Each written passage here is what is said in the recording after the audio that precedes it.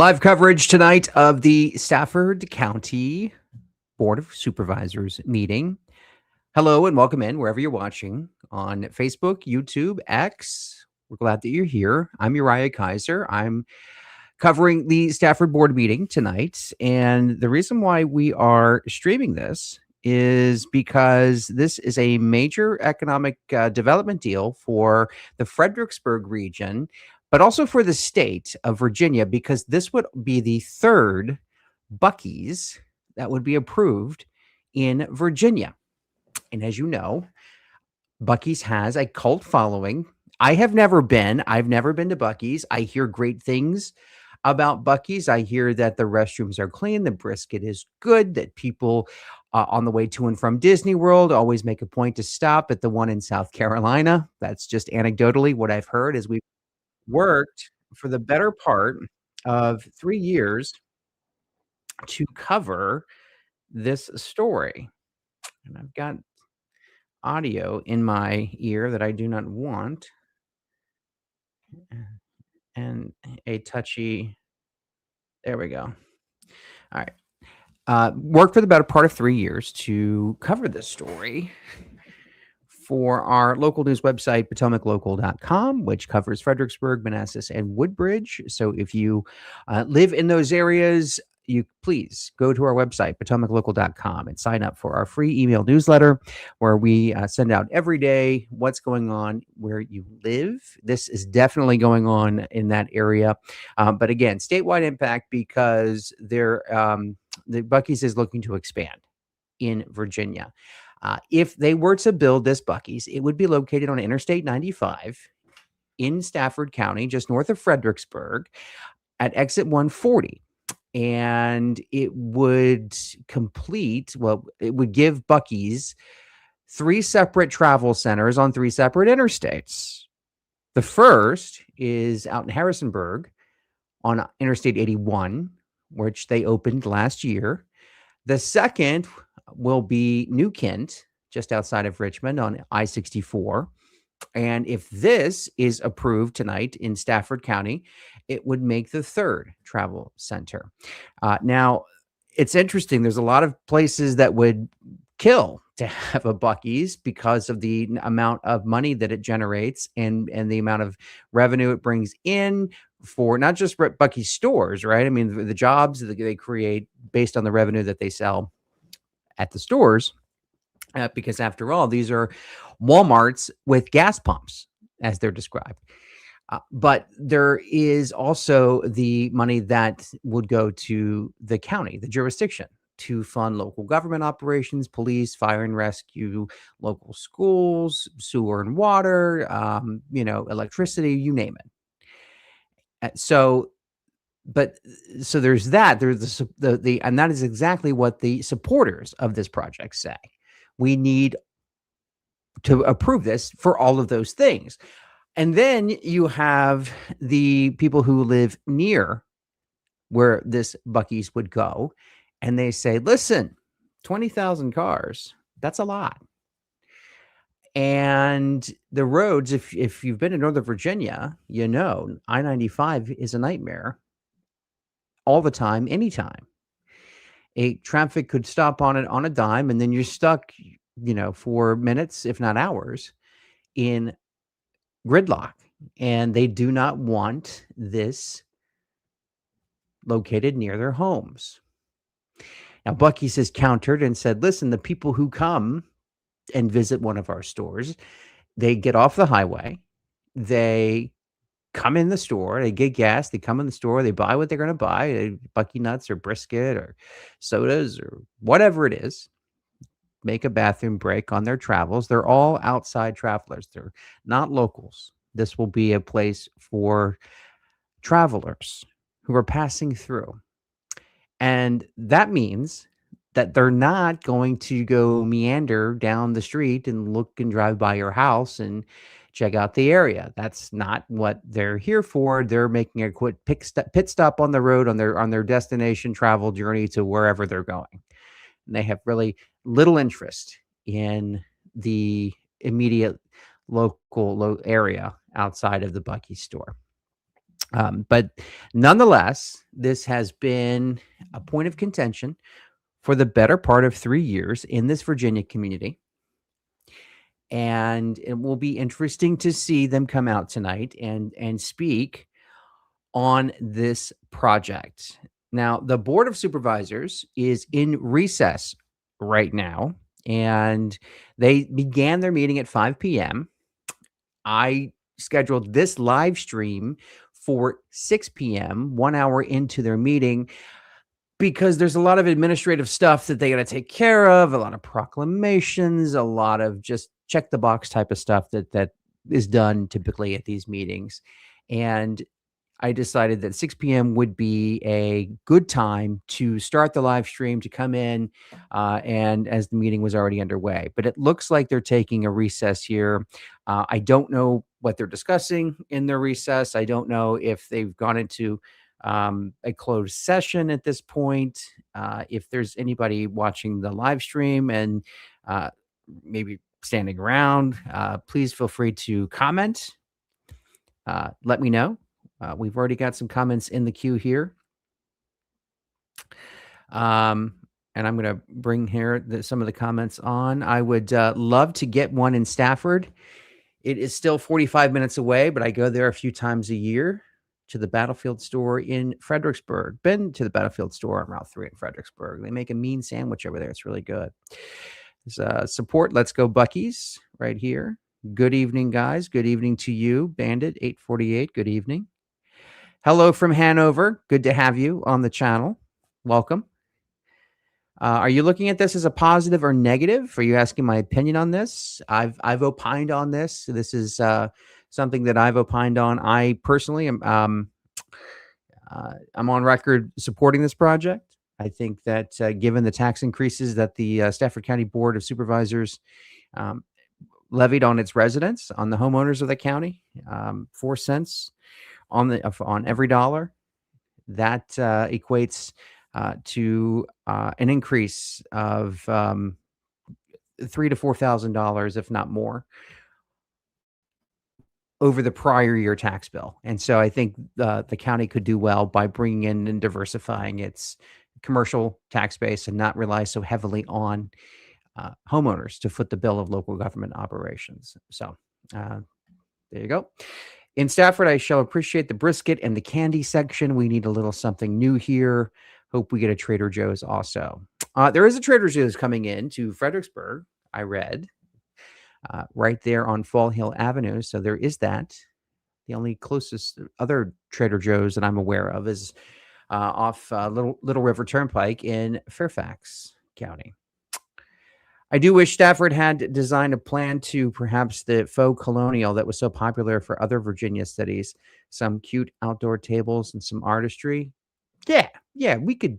We need more of that in Virginia. You go to Williamsburg, you see all these well done out. Even McDonald's looks like it was built in the colonial times. I mean, that's important to think about as we need to make our spaces, our public spaces, prettier, more aesthetically pleasing. We definitely need more public art. I mean, if you go to other places, especially out west, I mean, they have public art at interstate on-ramps, murals painted, statues, that sort of thing. And we are very devoid of that sort of thing out here. Is it like a Sheetz or a Wawa?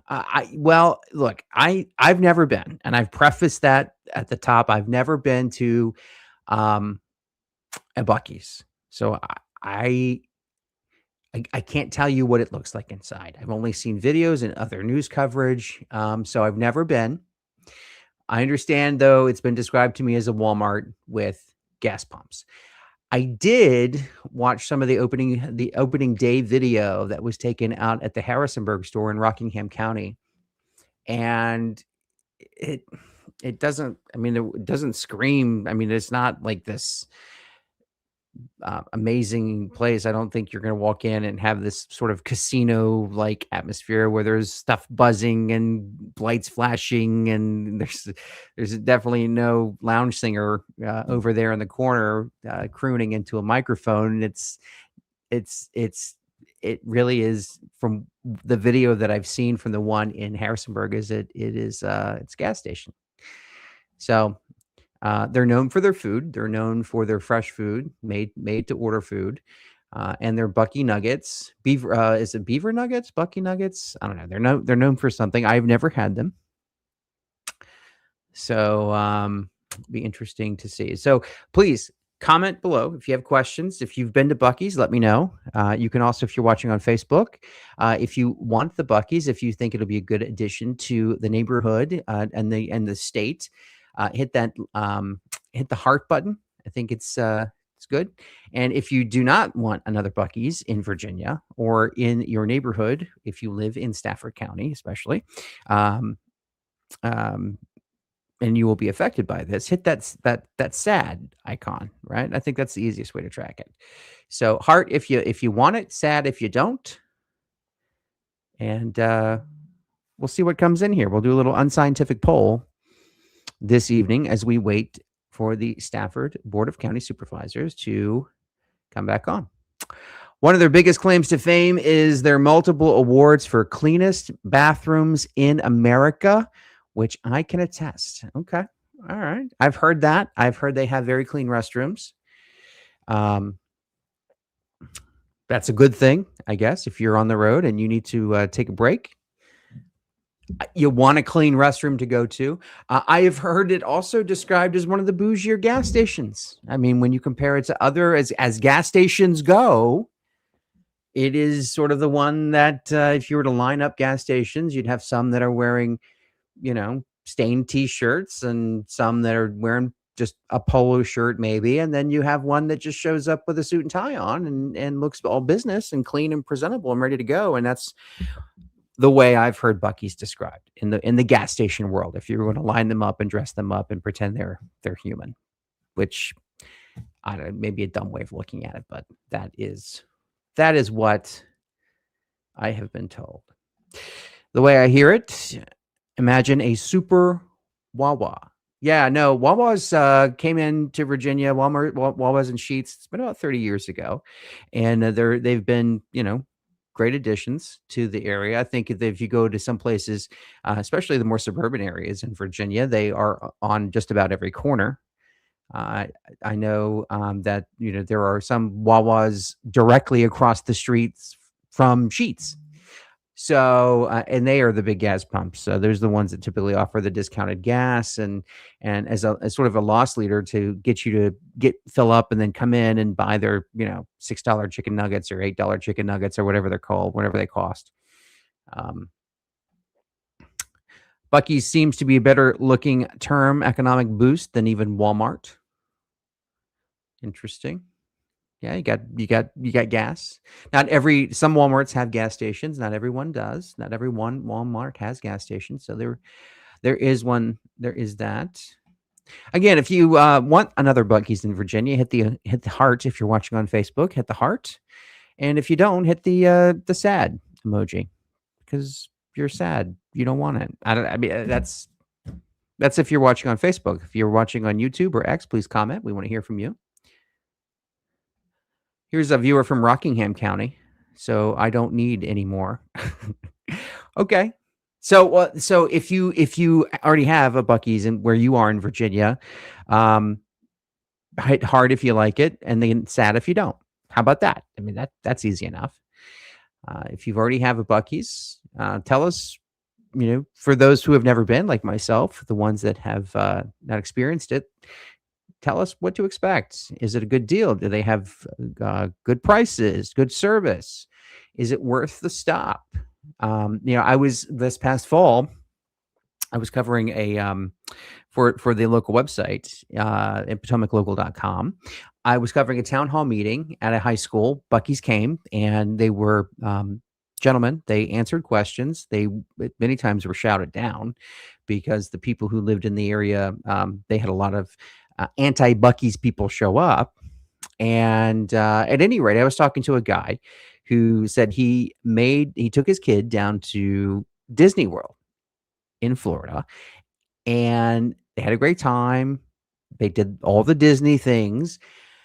And then on the way back, they stopped at a Buc-ee's in South Carolina, and the kid got out of the car, and the dad, he said, "It's crazy. I take my kid all the way down to Disney World, and they see Mickey dressed up, and they see all the characters, but for some reason, he was more excited about the Buc-ee beaver guy in the beaver costume at Buc-ee's. He got more excited about that. That's it was funny to me.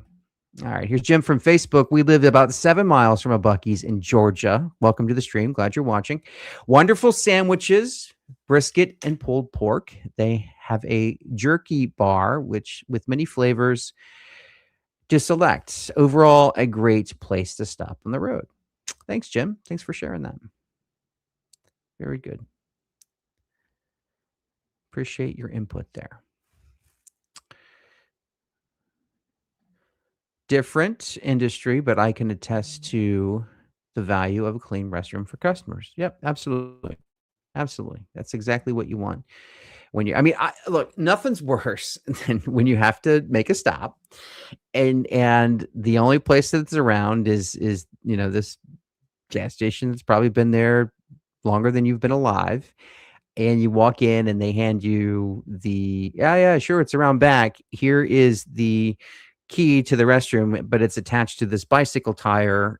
Here, go ahead. And at that point, you're not going to be walking into the most pristine restroom there. So it is good to have those clean restrooms when you're out. So yeah, appreciate you guys commenting in. We are still waiting on the Stafford Board of County Supervisors to get back. They're playing a video here, and I'm just waiting for them to come back online. If you are local and you enjoy knowing what's happening in Fredericksburg, Manassas, or Woodbridge, Virginia, go to our website, potomaclocal.com, and sign up for our free email newsletter where we send it out every day so you know exactly what's happening in your neighborhood, why the cops were on your street last night, what did the school board do, what new businesses, maybe like Buc-ee's, will be opening up where you are, what new restaurants, so on and so forth. We send that email out every single day at 4 p.m., and it's free. It is free to get, so please sign up and let me know what else we should be covering in your neighborhood. Please, the email newsletter, the potomaclocal.com is the website, and our email address, if you want to say hi, is news@potomaclocal.com. There you can send news tips. You can send a video that you shot of a crazy thing you just saw. You can tag us on X at Potomac Local, Facebook at Potomac Local. So we're pretty really available if you want local news. If you're just kind of hanging out and hanging with us, but you don't live in the area, that's cool too. I'm glad you're here. I really am, because we're going to have some talk tonight, some chatter tonight about the beaver and the Buc-ee's. As a Stafford resident that has been the Buc-ee's in the road, I really hope it goes through. Small, loud minority are against it here, though. Looking forward to the tax base other than our property taxes. Yeah, so that's going back to the fact that the local leaders in this county hiked property taxes on the homeowners, and yeah, it's really being felt across the board. And because it just makes everything just when a time when gas is already, I think gas here, we're talking about gas stations where this Buc-ee's wants to go in, gas is already $4.30 a gallon. And that comes amid high grocery prices, high energy prices, as data centers continue to flood Virginia, and Virginians continue to pay the cost to connect these new data centers to the grid, essentially footing the bill for the world's richest companies to connect to the grid, and Virginians continue to see their electric bills increase because they have to fund the infrastructure to connect the data centers to the grid. So come on, Stafford, Buc-ee's. Yep, there it is. Bring on the beaver. There we go. David is watching from the Shenandoah Valley of Virginia. Welcome from the Valley. Glad you're here. The development at Prince William Parkway in Minnieville is going to be a mess. And what you are talking about there is the Quartz District, where they are wanting to, that's going to be an interesting project because um, this is a new development at the intersection of Prince William Parkway and Minnieville Road in Woodbridge, Virginia. And yes, it's slated to have a Whole Foods market, which is something that community has been clamoring for years. Somebody already on here has mentioned Trader Joe's tonight on our live stream, and Woodbridge is no different. Woodbridge would love to have a Trader Joe's, but they'll do Whole Foods. But what is coming with this Whole Foods and this Quartz District project is a $70 million interchange at the intersection of Prince William Parkway and Minnieville Road. And that is going to disrupt traffic for years. It's going to be a multi-year project to separate the two roads and run traffic above and below and do all kinds of things. I think if you've been to Charlottesville and you've seen the Rio Road interchange in Charlottesville, it's kind of like the Rio Road interchange in Charlottesville, maybe beefed up a little bit. I won't say on steroids, but it is bigger. It is bigger. So, it's going to be a mess. So if you're watching from Woodbridge, give us a thumbs up. If you're watching from Woodbridge or like this video, wherever you're watching from, like this video, share this video, tell your friends that we're talking about these issues here, both locally and statewide in Virginia, as we wait for Stafford County to come back from their meeting. Stafford is getting a Harris Teeter. Yes, they are. We reported on that at PotomacLocal.com. This is going to be in the northern part of the county off of Garrisonville Road. It looks like they're going to demolish a school that's been empty, an old school building that's been empty for now 6 years. And it's interesting, that school, that Moncure Elementary School, where they've been, that's been empty since 2019. They built a new one. They moved the students and staff over to a new one. This one has been used for law enforcement training. And there have been many times we have called to find out, well, there were a few times, I won't say many, but in the beginning, when we started to see a heavy law enforcement presence in that area, we would call and say, what in the world's going on? This school's not being used for anything. What are you guys doing? Why are you there?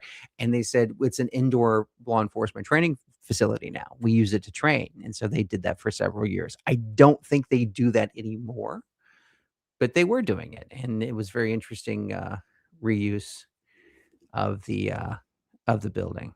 So now, so I assume David's watching from Harrisonburg. Tell us what you think about this Buc-ee's. Have you been to your Buc-ee's in Harrisonburg? Let us know what it's like, what you don't. Carla says she is against it. She is commenting here. Thank you for your comment, Carla. Shout out to the Stafford Sheriff's Office. Stafford Sheriffs are awesome. Thank you for sharing that. They are I will tell you, the Sheriff's Office is very transparent organization. As a reporter who's worked with them for many years, very transparent organization. Yeah, and they have always been responsive to my questions and to other members of the media who have asked. And so I've been covering them for since 2008, actually. And they, like any law enforcement agency, they've had their good days, they've had their bad. And as a reporter, I've covered both. One thing that Stafford does better than anybody else is National Night Out. When they go to the Stafford Marketplace and do their big National Night Out party.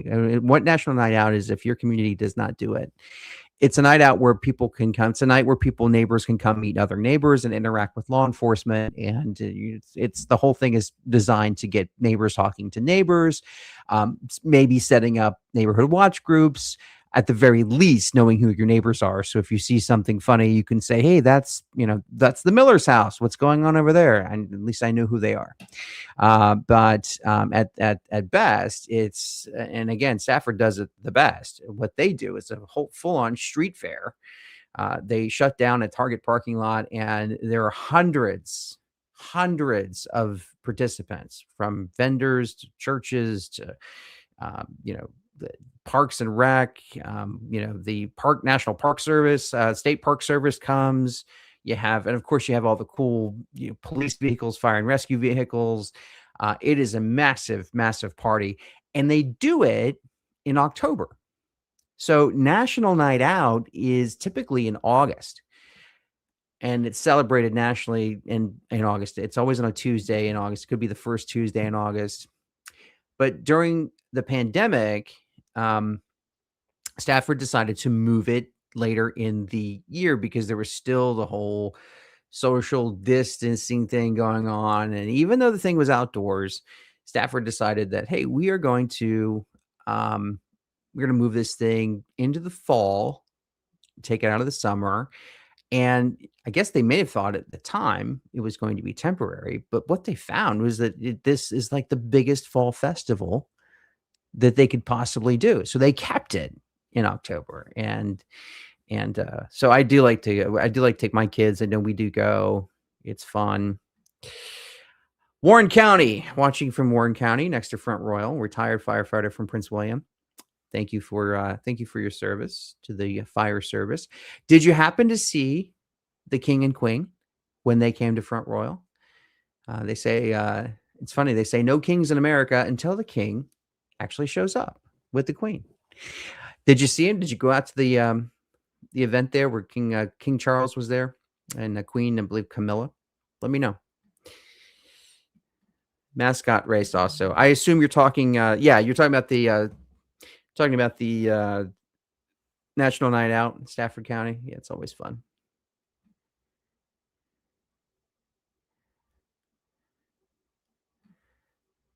Thanks for watching. 81 North by 50 miles. Thanks for watching. I feel so safe living here in Stafford. It's a hidden gem. It's a compliment to the Sheriff's Office and Public Safety. They do a good job. They are small but mighty when it comes to that type of thing. When we talk about this type of development, what would you? Let me skip to live here. Okay. All right. So we're talking about this kind of development. What would you like to see come to your town? So if you think you'd like to have a Buc-ee's, or if you'd like to have a certain restaurant, if you'd like to have, if you've traveled and you think, hey, wouldn't it be cool if we had this in our town? I really like going to this restaurant. It was great. It was maybe, I know one time we were in Florida, we went to a place called Buca di Beppo, and it was at this Italian restaurant. It was really good. It was a chain thing because I know they have one in Maryland, and I had never been, and so we really enjoyed it. And so I don't know, maybe tell us what town you live in and what you'd like to see come to your town. If you're, especially if you're in the Stafford area or the Woodbridge area. Matchbox. See the comment about Matchbox. Okay. We'll get into Matchbox in a second because the meeting. We're going to go right into the public presentations. Please remain courteous and respectful to members of the audience and the board. If you are here to speak about one of this evening's public hearings, please hold your comments until public hearings begin. Each speaker is allowed 3 minutes. Speak slowly and clearly into the microphone and begin by stating your name and district if known. Please refer to the lights on the podium to monitor your time. Green indicates the start of your remarks. Yellow indicates that you have 1 minute to summarize your comments, and red lets you know that your time is up. All right. So we're going to be listening in as they talk about the public comment time. I think they could be talking about a number of things. That I have a speaker card for is Miss Karen Fox. Could be Buc-ee's. It could be a multitude of things. But you can see the house is packed tonight, full of people ready to speak. And I'm told that this meeting could go hours this evening, well into the evening. So That's it. we will keep a watch on it and hear what people have to say. But you can see that every seat, there's not an empty seat in the House. Good evening, Karen Fox, Hartwood District. My family has lived beside the current Stafford airport property since 1877, nearly 150 years. We were here long before that airport existed. Families living near this airport are expected to trust that spreading biosolids, sewage sludge, near our homes is safe. This is not acceptable.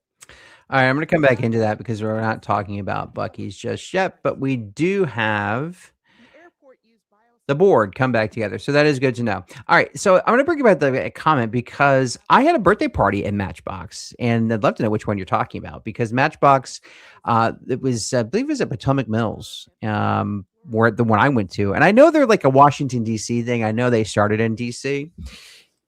So it would be, but the one at Potomac Mills is closed. It's either something else now or it closed down. And I tell you, it wasn't the best service. At least the one in Potomac Mills was. So it's good. Movie or bowling in Stafford. Yeah. Stafford County, you actually used to have both of those places. They used to have a movie theater at the old Quiet Town Center, which was raised back in 2015, more than 10 years ago, for the promise of redevelopment in that center. And we've yet to see anything happen in there. We've seen some office buildings, and of course, we've seen some residential pop up because, as you know, if you build apartments anywhere in Northern Virginia, they will fill up. People are always in need of homes in Northern Virginia. So those apartments filled up, but the commercial never came. And despite the fact that there could be the originally Harris Teeter over there, so it looks like that's going actually across the street to from the old Quiet Town Center. So, but yeah, and the bowling used to be on 610 too. I actually went there years ago. I think my wife and I, before we were dating, we went there. And it's since closed. It's probably a government contractor office like everything else in the area.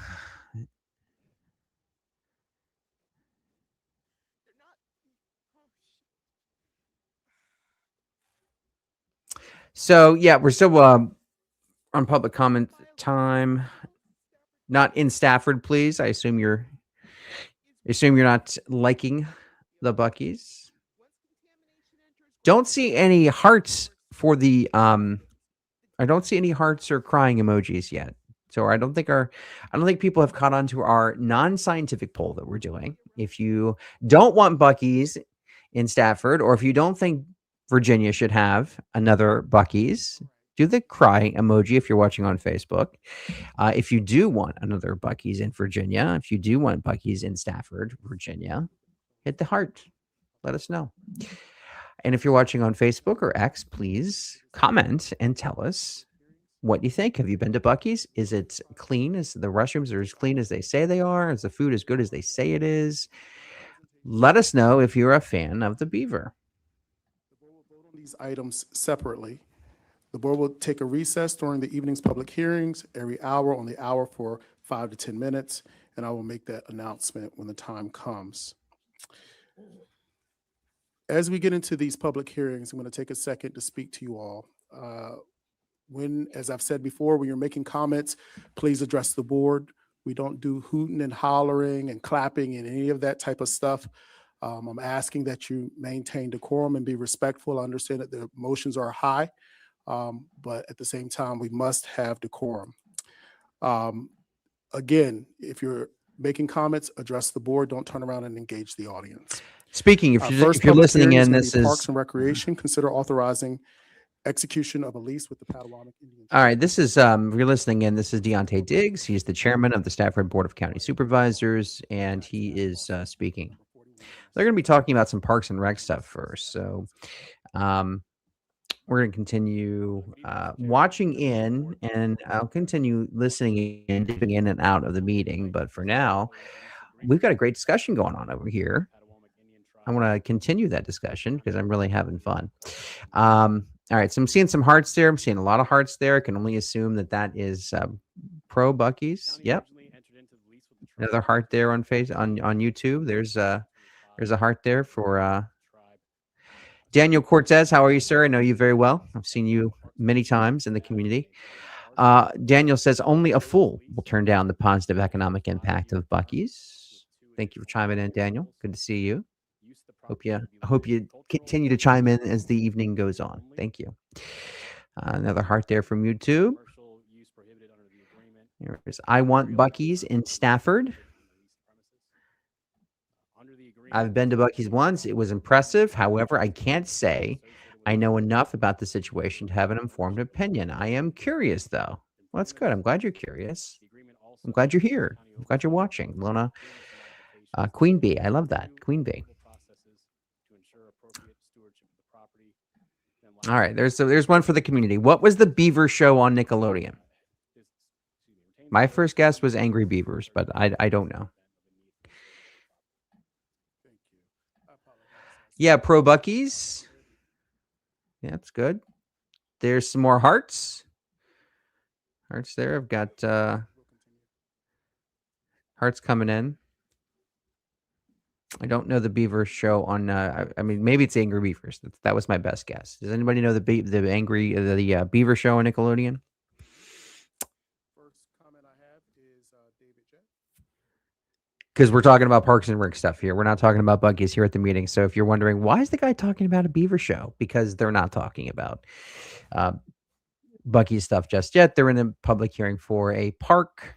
And so we are just listening in on this. Have you ever planned a trip around going to a place like Buc-ee's? It could be a Buc-ee's. It could be, maybe a roadside attraction like a Dinosaur Land out in Winchester or something like that. Something maybe like a Foam Hinge.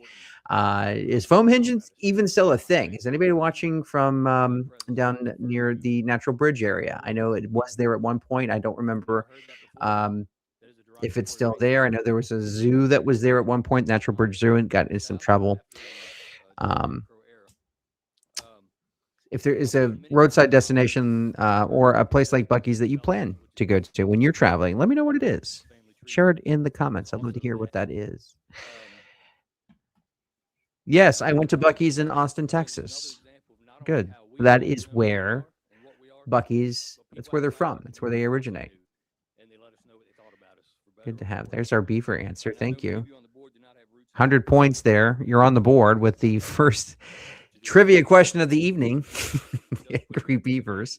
I like this. If we can keep this Beaver-related trivia going, be my guest. I will talk about it all night. There's Leave It to Beaver. I think it may have been on Nick at Night, but you're right. I do remember Leave It to Beaver being on Nickelodeon, Nick at Night. So that's good. I like that. More hearts for Buc-ee's there. Stafford can do better than. I assume that means this. I assume that they're anti-Buc-ee's. Thank you for sharing. Thank you for chiming in. Bring on the Beaver.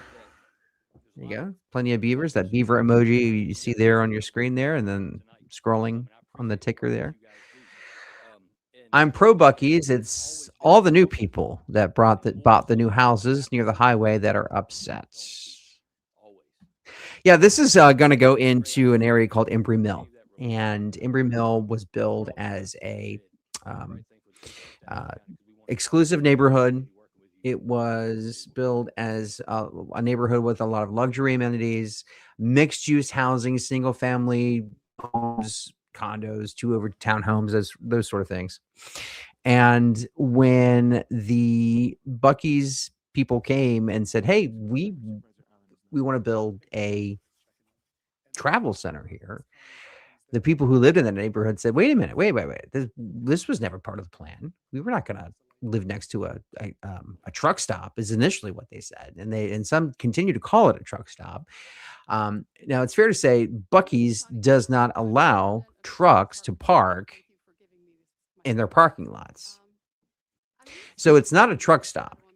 It is they allow cars and pickups and vans, but no semi trucks, no big trucks. They don't allow trucks. So it's not a truck stop. I will share with you the first time that I heard about Buc-ee's coming to this area. I was actually in a cop car, and I was doing a ride along with one of the area police in Stafford County, one of the sheriff's deputies, and we got talking, and as people do, especially cops talk. He's like, "Hey, yeah, no, I heard this is going to be a Buc-ee's here," and I'm like, "Really? I'm a reporter, and I've covered this area for." Then I did the. Well, wait a minute. You're telling a reporter something he doesn't know? What's going on here? I should know this. And at first, I didn't buy it, but yeah, no, it was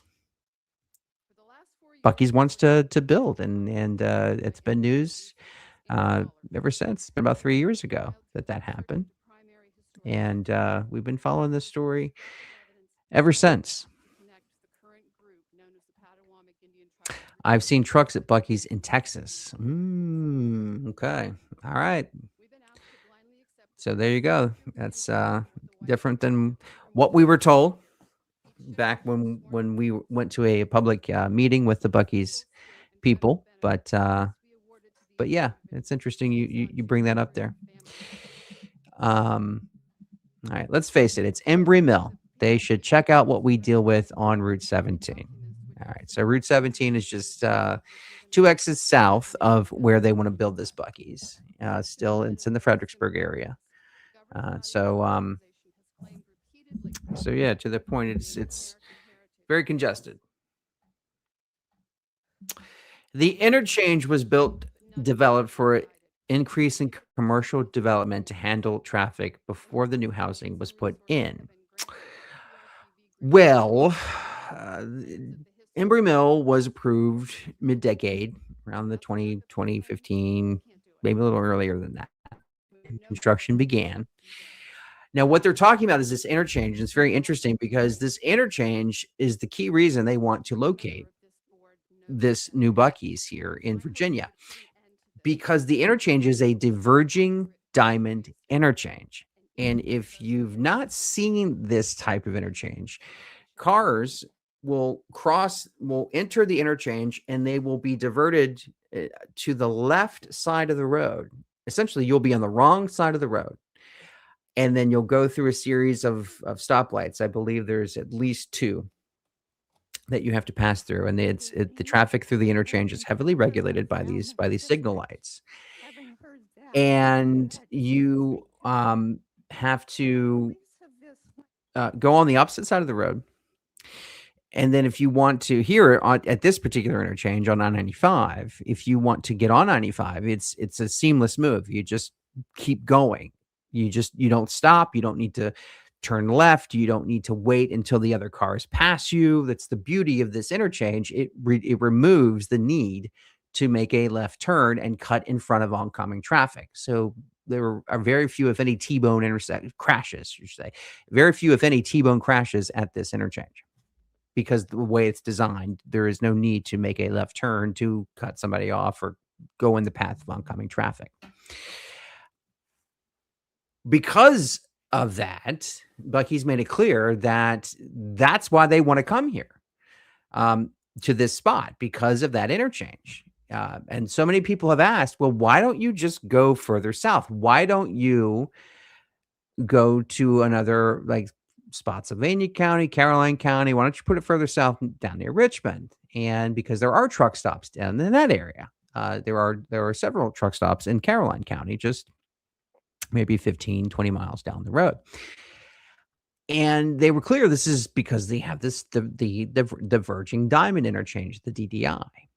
And so many people have pointed out that it's funny, you put this interchange, which opened in 2019, you put this interchange to improve traffic flow, and now you want to get more people wanting to build near this thing. And so if you build it, they will come. Just that simple. but the DDI was built and it has improved the traffic flow there, and has cut down on the number of accidents there. And this, as it stands today, is the only DDI on Interstate 95 in Virginia. There's about 180 miles, 180 exits, about 180 miles of road that makes up I-95 in Virginia. And this is the only DDI on that road. There are several others in the state. There's one on Interstate 66 at Haymarket. There's one on Interstate 64 at Zion Crossroads near Charlottesville. There's others in Roanoke. There may be some in Hampton Roads. If there are, let me know in the comments. Love to know. I'm really nerding out. This is the reporter would be nerding out on traffic stuff. But this is what we're going to be hearing about tonight. So get ready. All right. Buc-ee's not a truck stop. Trucks are not allowed at Buc-ee's. Okay. Well, that tracks with what we were told. Thank you for chiming in. Thank you for letting us know. The same people that are complaining about Buc-ee's are the same people that will throw a fit if you raise their taxes. Okay. Watching from Indianapolis, thank you. Thank you for being with us here on the stream. Thank you for taking interest in what happens in our great Commonwealth of Virginia.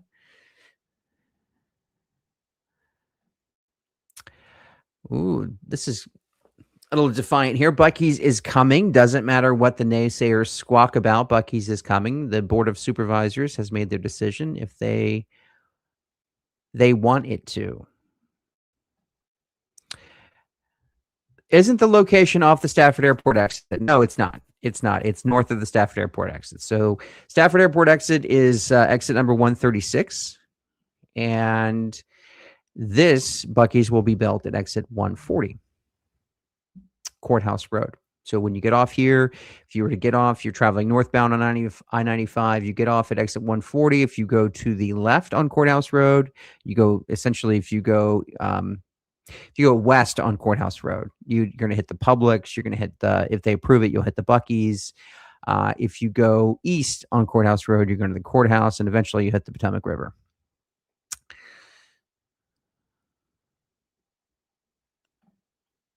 There is no overnight truck parking. Buc-ee's will bring in huge tax revenue and employ hundreds. I hope they don't screw this up. Lord knows the county board of clowns have screwed up enough. I'm about to go to a Buc-ee's to refill and get some good jerky. All right, cool. Let us know. Take us with you. Stream us in the car. Let us know how your trip is when you get back, and take a picture and show us the jerky you got. I'd love to see the jerky bar. Everyone says how great the jerky bar is. I'd love to see the jerky bar. Never seen it before.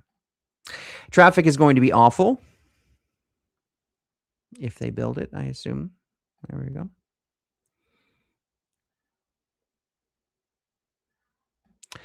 Buc-ee's bring high-paying jobs. Buc-ee's store managers make six figures. Yeah, that's true. Buc-ee's store managers do make six figures. Many of those have been there a long time. They've worked their way up through the ranks, but it is a company known for taking care of its employees and being a fairly decent place to work.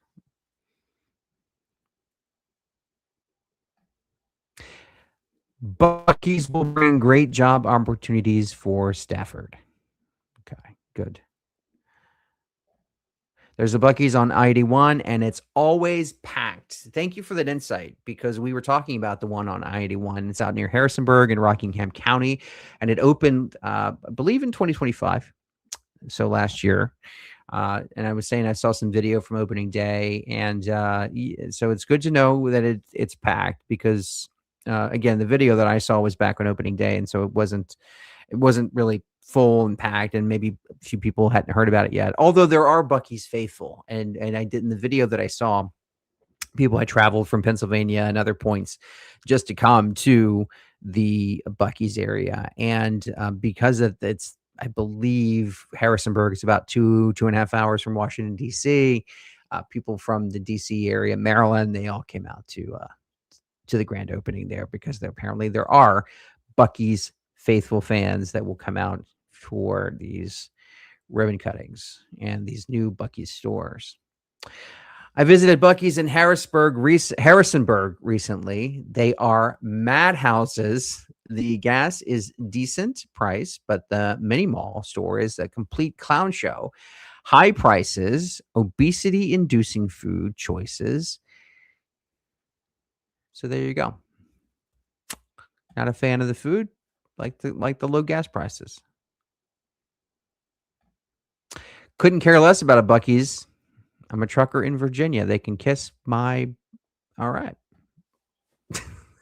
All right. Thank you for chiming in. Thank you very much. I can check back over here. Appreciate the comments. Please keep them coming. Subsequent emails were ignored, so on May 20th of last year, we came to see you. That night, this board dared to do what few will do. They asked for the proof that the tribe said they had. All right, we're still talking about a Parks and Rec issue there, so we're going to let them have that discussion, and we are going to keep talking about traffic. Now, one of the things that I asked you to do is think about one of these things you'd like to see in your town. Is it a restaurant? Is it a new movie theater? Is it something that you think would get the kids off the streets and indoors doing something constructive? Let me know what you think. Comment in the comments. Tell us where you are and what you think would be a great addition for your town. And if you're watching from a town that has a claim to fame, if you already have something awesome, let us know in the comments what your town is known for. Maybe we can guess your town. Maybe just put the name of a place without naming your town. Maybe we can guess what your town is in the comments. Going back to the Buc-ee's comments here, traffic is already awful. No. I was there opening day and 3 other times, and people have said they want a Buc-ee's along the 95. I assume you're from out west because you called it the 95, and back east, we always put I in front of it, I-95. But I've noticed that people who from out west, they call it the 5, the 405, the whatever. They put the in front of the road. I think that's funny. So when people come out here to Virginia and then they say, yeah, I was just on the 95. I was just on the 1. I was just on the 66. It's a dead giveaway. But we're glad you're here. That's fantastic. We're glad you're here.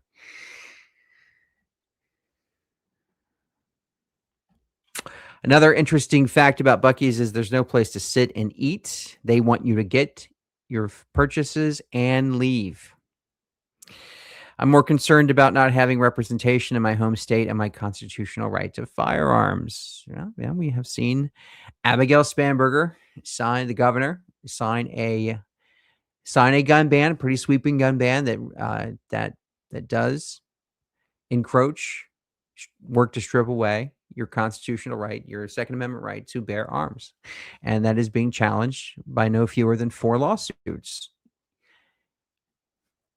So we'll see what happens. And of course, we'll keep a watch on that and continue to update you on that. Interesting. People complaining about the issue have no issues with the auto auction, 1 exit south. Far more trucks going in and out of there. Crickets.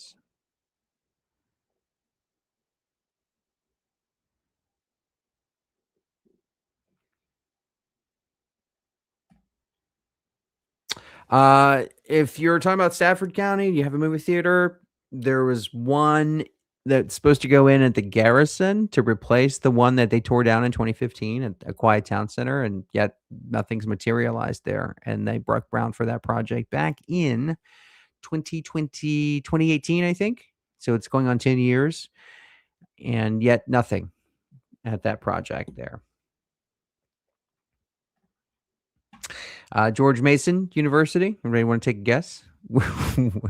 and to be fair, there are 2 campuses of George Mason University. To be fair, only locals will know. So, but the main campus definitely want to take a guess without looking it up, without Googling.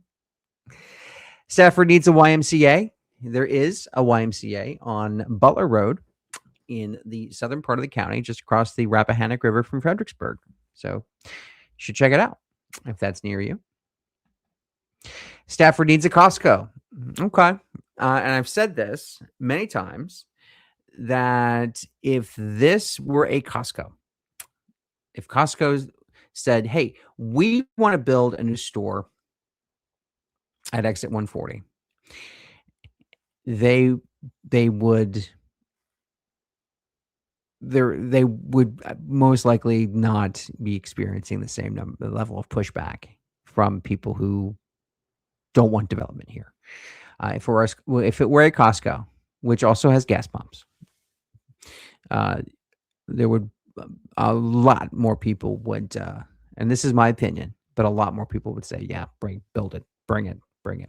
And the other thing that's important to note here about this Buc-ee's that they're talking about building on I-95 in Virginia, in Stafford County, Virginia, is that what's happening here is the Board of Supervisors is being asked to rezone 76,000 square feet, the building, to create 76,000 square feet for gas pumps, retail, parking lot, all the stuff.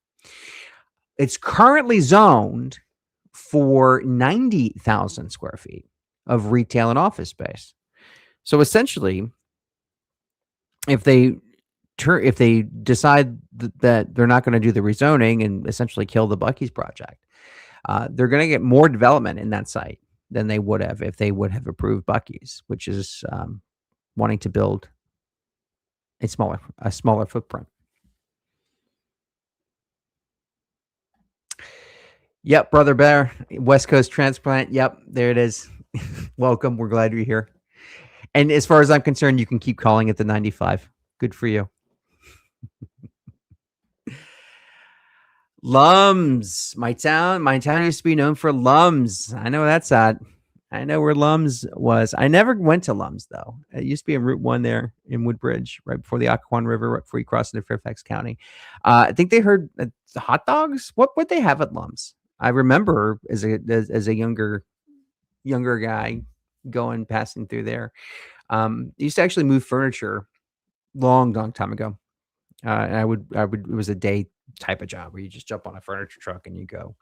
And the furniture places were the home bases, the warehouses that we'd go to back and forth. We'd pass by there all the time, but we never stopped at Lums. So never got the chance to eat there.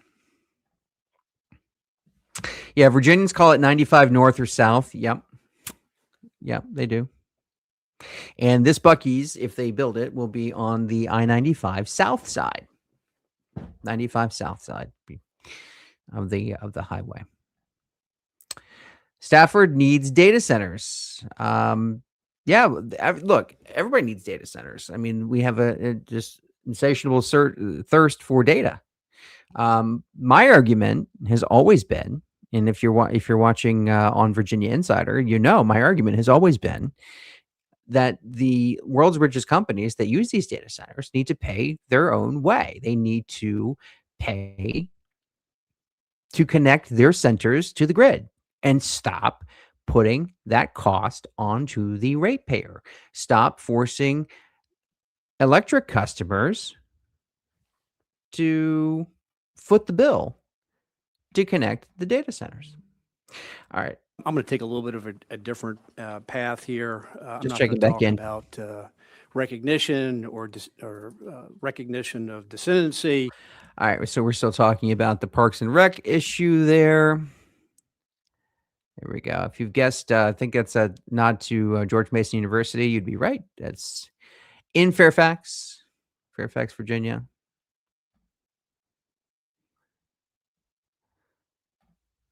Where we learned that 1 in 5 residents in Fairfax County are in the country illegally.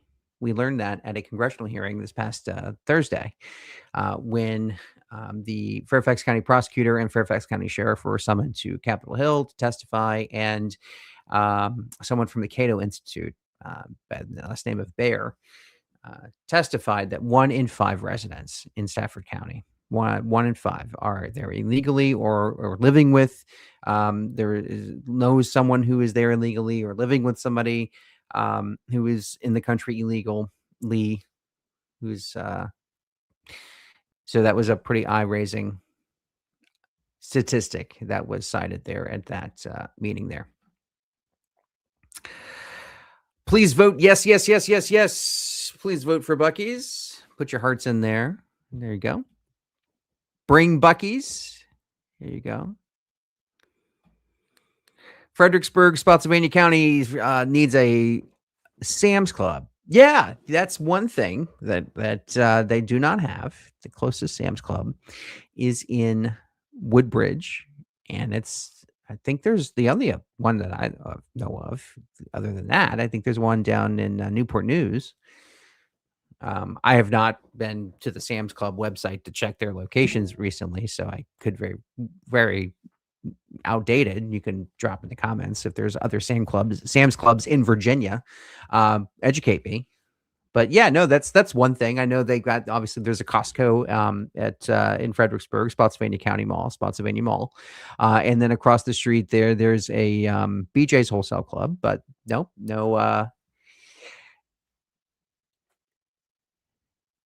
Sam's Club. Thanks for chiming in. That's cool. Appreciate that. So Right. that passes 5-2. All right, they're voting on this Parks and Rec issue here. We'll see what Six is more? the next I issue can they're going to be count. I do talking basic about. math. All right.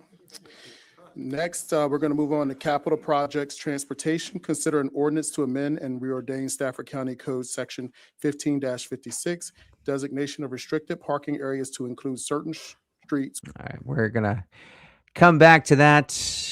Bring on Buc-ee's. Did I show that one already? Well, if I did, I did. Bring on Buc-ee's. More nail vape shops. As a trucker in Virginia, Spanberger wants data centers more than Buc-ee's. Yeah. The data industry has supported Spanberger. They were a big donor to her inaugural fund. And she has been reluctant to remove taxpayer subsidies, essentially tax incentives to data center companies. Democrats in the House of Delegates in Richmond, the General Assembly, and Spanberger are reluctant to remove those tax breaks, whereas Democrats in the Virginia Senate under Louise Lucas, who is now being investigated by the FBI, that was big news, big international news, but she is actually for removing those tax breaks and making data centers pay the full way. Spanberger says that if the tax breaks were removed, it could lead to fewer data centers wanting to locate in Virginia, which already has more data centers than anywhere else in the world.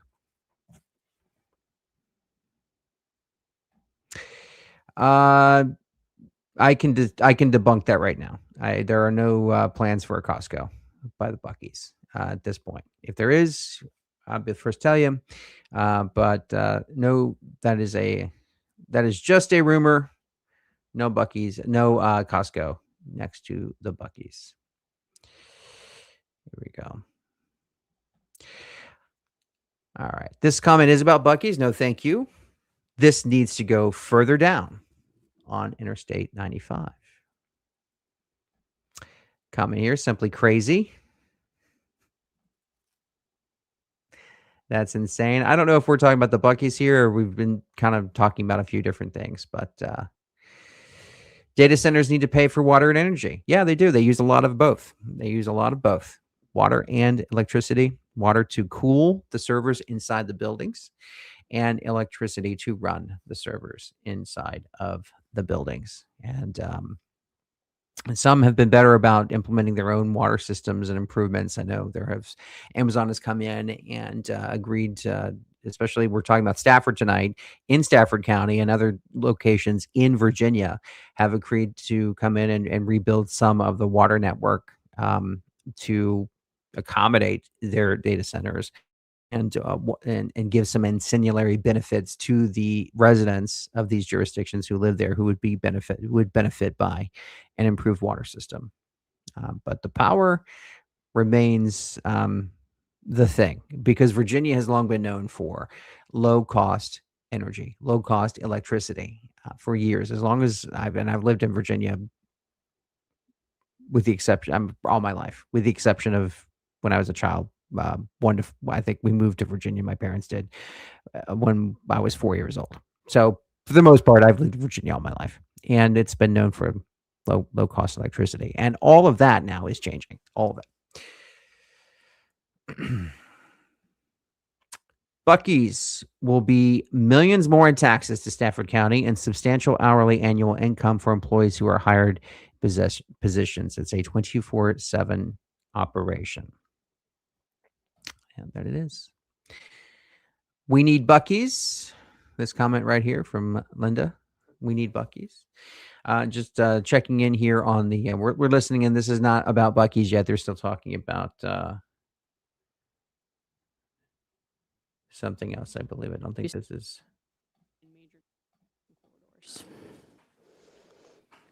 The Yeah. site plan anticipates a All sub. right, so that's another project unrelated. Fairfax County is a very big county. It is. It's the largest county in Virginia by population. I believe it has 1.2 million people that live in Fairfax County.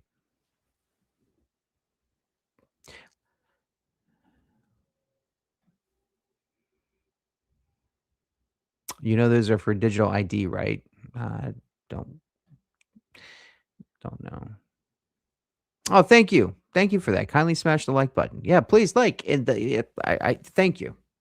I think it's my job as the host to remind you to do that. Sometimes I forget to do that, but please like this video, share this video if you want more local news from Potomac Local News. If you live in Fredericksburg, Manassas, and Woodbridge, share it. If you want more Virginia news about what's happening across your Commonwealth, you want more information about how to take back your Commonwealth and connect with your community, please like Virginia Insider on YouTube, wherever you're watching this video. We're streaming to 2 different channels tonight, and I'm grateful to have all of you along with us. Please vote no on the Buc-ee's. Sam's or Costco for Stafford, please. All right. So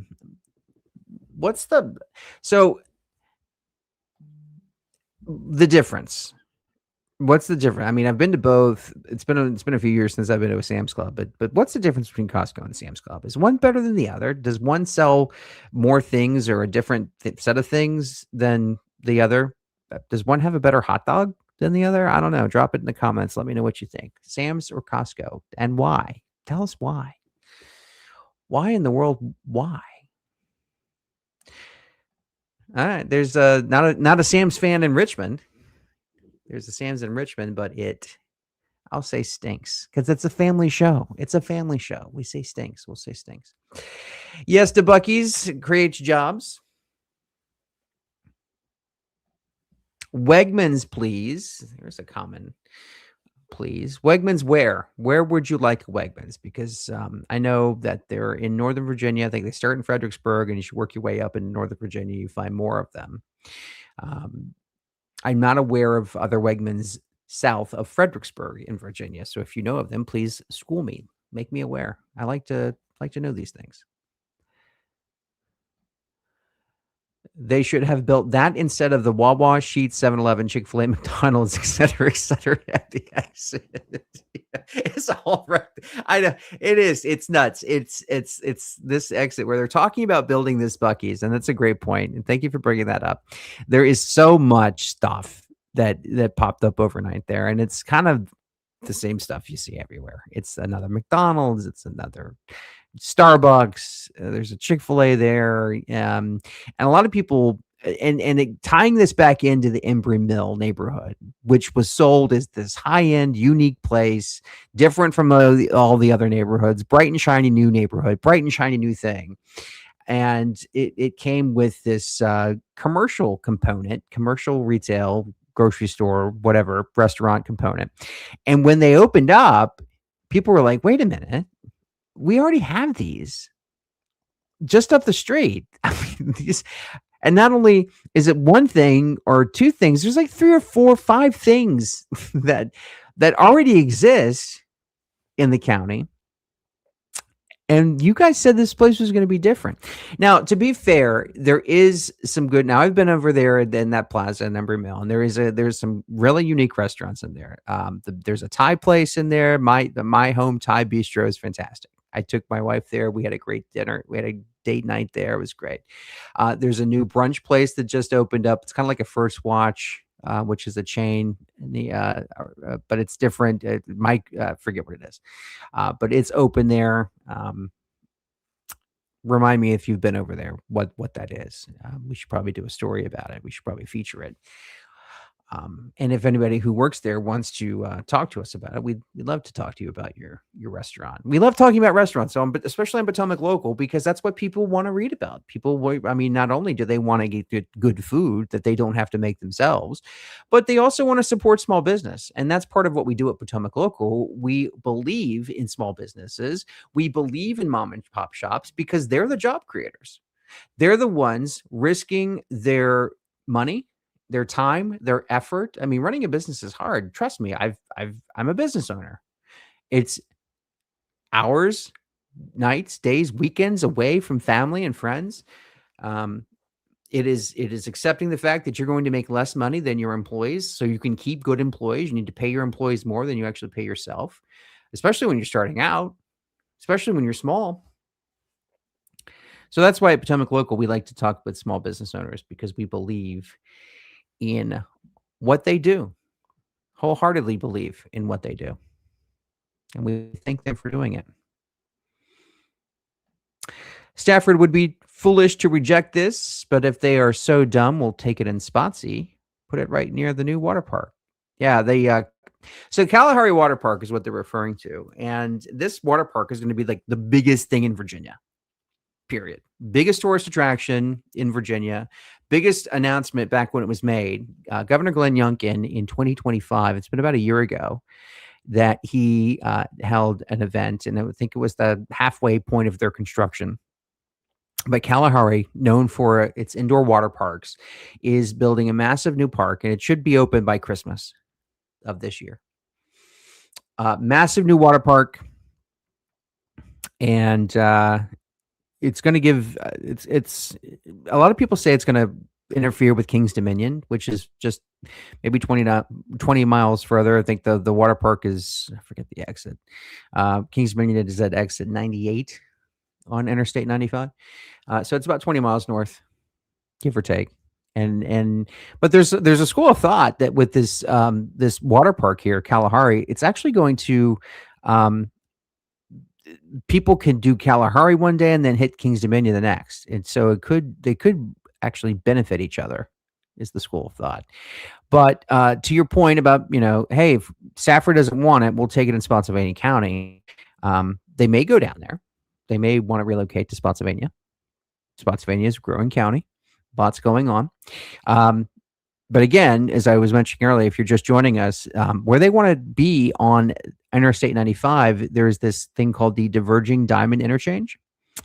And Buc-ee's has said publicly that that's why they are wanting to locate here, because of that unique interchange design that moves traffic to the left side of the street, left side of the road as you enter the interchange.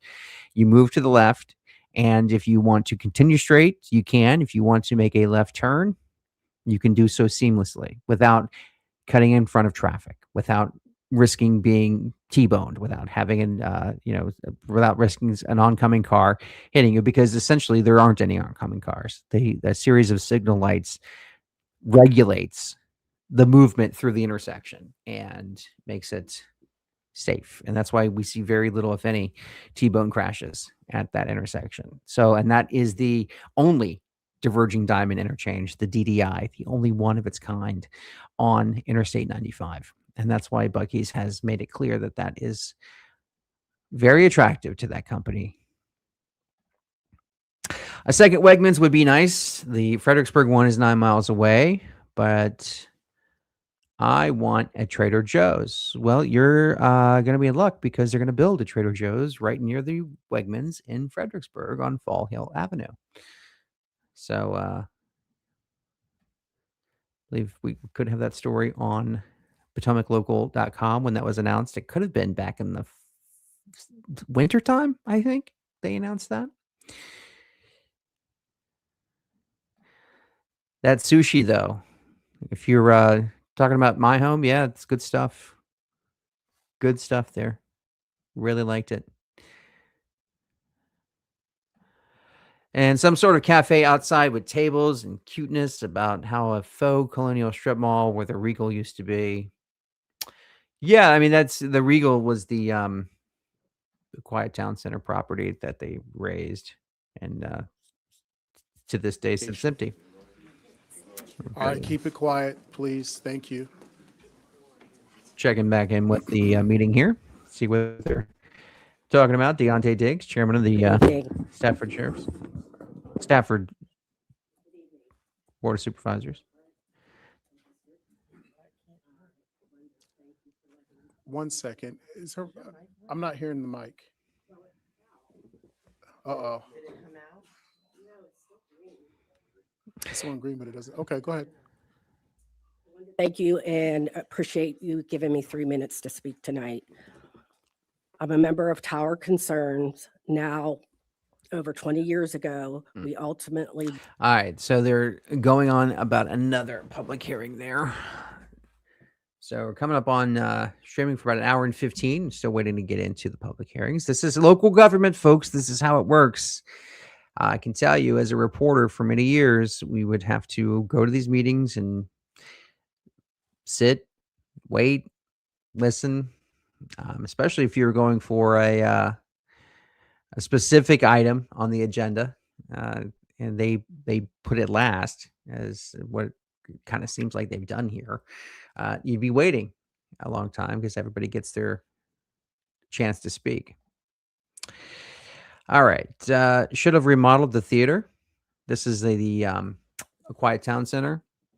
Yeah, so the plan for that was to, I think there were maybe, I forget, 10 theaters there, I think. The Quiet 10, I think is what it was called at one point.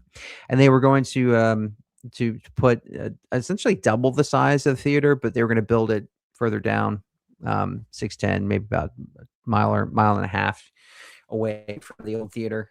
And project broke ground, called the Garrison, broke ground in 2018. And nothing's happened there. Nothing, despite all kinds of discussions and all kinds of back and forth from the developer, the Pence Group, Northern Virginia, Washington, D.C. area developer.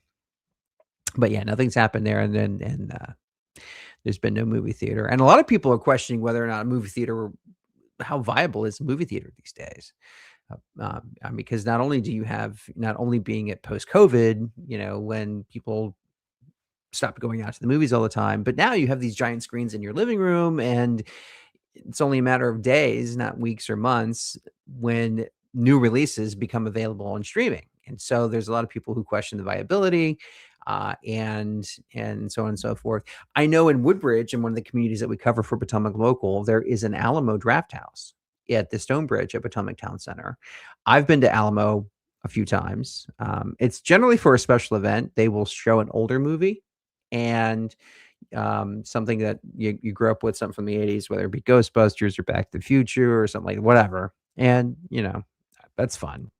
They typically, it's because going to the movies is a, believe it or not, going to the movies is a shared experience. Yeah, you're not talking the whole movie. You're not, having conversations and doing your own thing. It's not like going to a mixer or, going out to a networking event. But it is a shared experience because you're watching the same thing. You're experiencing the same thing all at once. And, if it's a scary movie, when people scream and get scared and go, oh, that's fun. And, if it's, if you're cheering, if you're laughing, if you're crying, it's a shared experience. And that's the cool thing about a movie theater.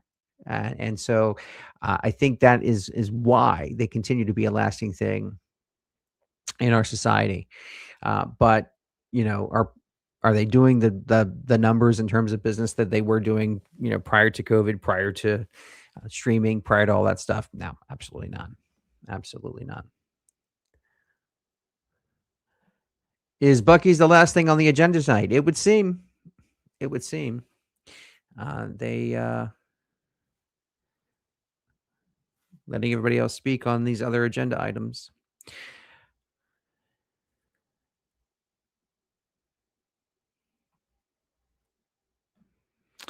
All right. We have a Starbucks there and a condo all sold as well, but it's not a pretty spot as it could be. They promised so much. Yep. They're talking about a quiet town center. Yeah. There's a lot that could be done there. There's a lot that's not there. Could be done better. A lot that can be done better.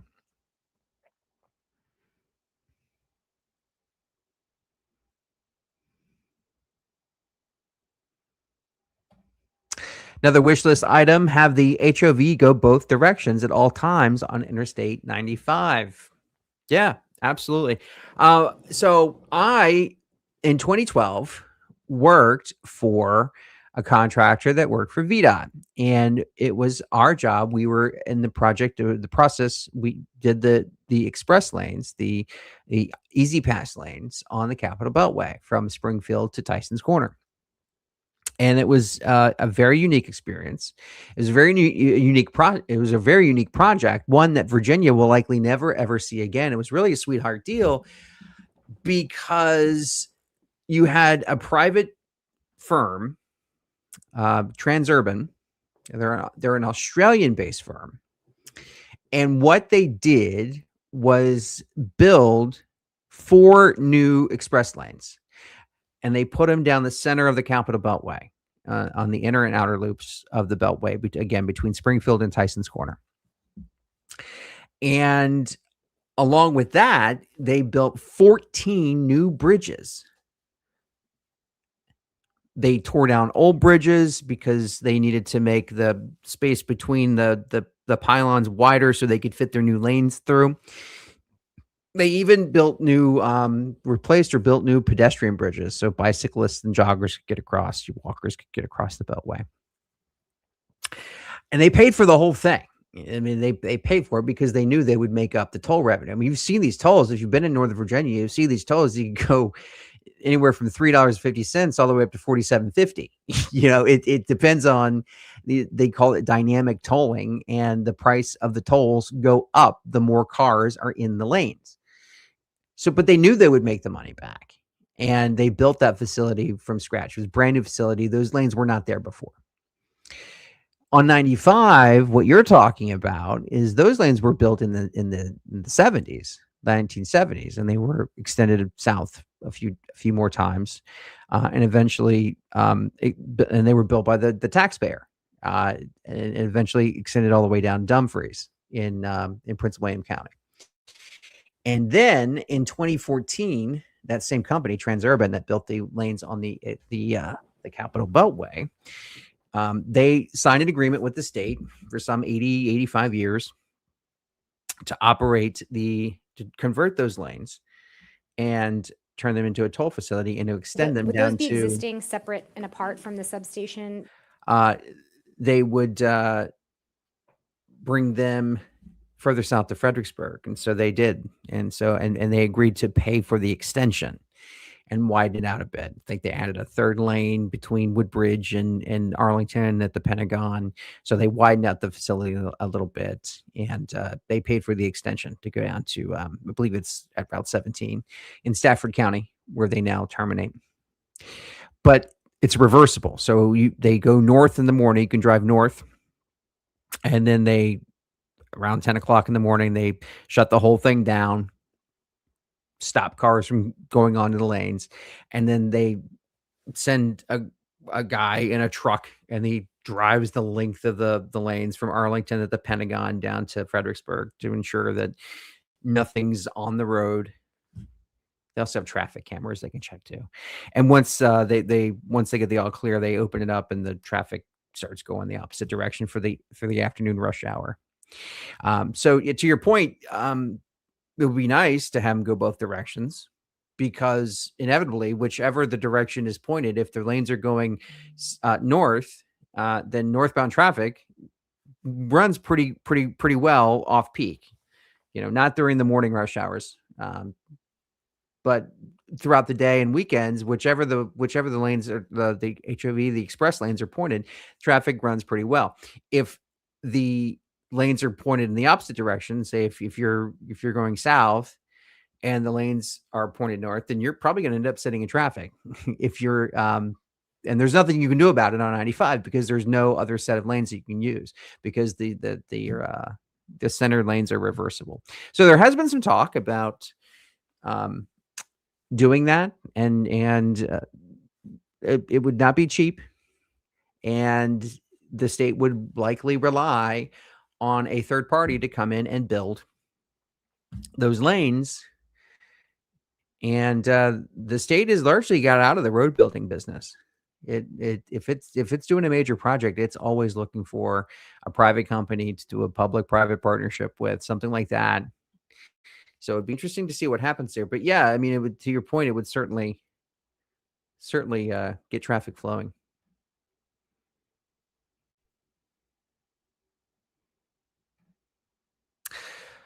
Our property assessment went up $210,000 just this year with no improvements. They raised our tax rate. I support this. I assume she's talking about Buc-ee's solely for the tax revenue. And if they vote no, it could send a message that Stafford isn't open for business. They haven't asked for any tax breaks, unlike the numerous data centers in the county. That's true. They've not. To your point, Buc-ee's has not asked for any tax breaks, and 29-60D, 29-60E, 29-60F, 29-60G. just going to pull this back up here. Proposed ordinance 026-17. We also going to be doing item number 5, which is planning and zoning. Consider a request for a conditional use permit to permit vehicle fuel sales, high-intensity commercial retail, and a comprehensive sign plan in the B1 Convenience Commercial Zoning District on tax map parcel. All of the ones that I stated before. That's proposed resolution R26-131. And item number 6, planning and zoning. Consider a proposed request to vacate a portion of a plot, specifically undeveloped right of way between Austin Ridge Drive and Courthouse Road. Proposed ordinance 026-23. So there are 3 different items that we're going to be voting on as a board, but we're having one presentation and one public hearing. Mr. Zaraf. All right, thank you, Chairman Diggs, members of the board, Mike Zaraf, Director of Planning and Zoning, to provide the staff presentation for these 3 items. All right, now we're getting into Buc-ee's, So folks. as, This is it. It's already been summarized by the chair. There are 3 requests for consideration: a reclassification to rezone 38 acres from B2 urban commercial to B1 convenience commercial zoning. The second is a conditional use permit for vehicle fuel sales, high intensity commercial retail, and a comprehensive sign plan. And the third, a vacation of dedicated public right of way within the limits of this project. And this, in combination, would allow for the development of a Buc-ee's travel center. The subject parcel and parcels are located on the northeast corner of the intersection of Courthouse Road and Austin Ridge Drive off of exit 140. It consists of multiple parcels, including a portion of right-of-way that is the former alignment of Austin Ridge Drive. The current B2 zoning is shaded in pink on this zoning map. The surrounding zoning districts include B2 to the north, south, and east, and you have PD2 plan development to zoning to the west, where Embry Mill is located. The B2 zoning is part of 3 different zoning actions from 2003, 2015, and 2020.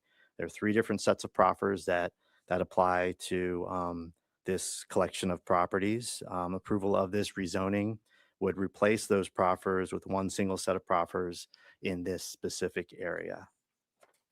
The site's currently undeveloped with a mix of trees and underbrush. It was previously rough graded and includes several stormwater basins. Topography is gradual across the site and slopes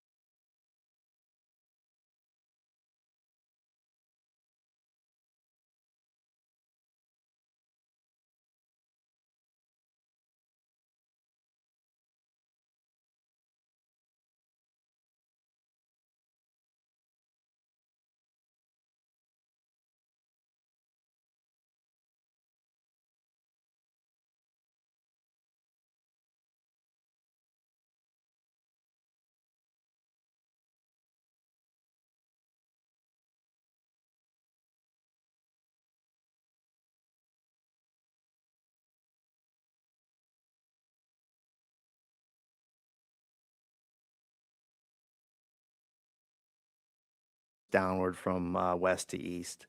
There's a drainage channel, buffers and parking lot landscaping that are shown that have to be in conformance with the zoning standards. And then there's a proffered 15-foot evergreen screening buffer along the north side of the property with 2 rows of evergreen trees. The applicant has provided several proffers that would require development of the site, buildings, We're not and fixing this signage to be audio in issue. Do conformance apologize about with the that. general development plan, building elevations, and signage plan that was provided.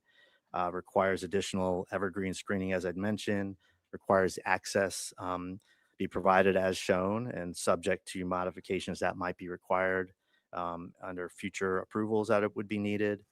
Requires the project being contingent on receiving other transportation approvals, and I'll get into that. And it requires the applicant provide a construction mitigation plan as well.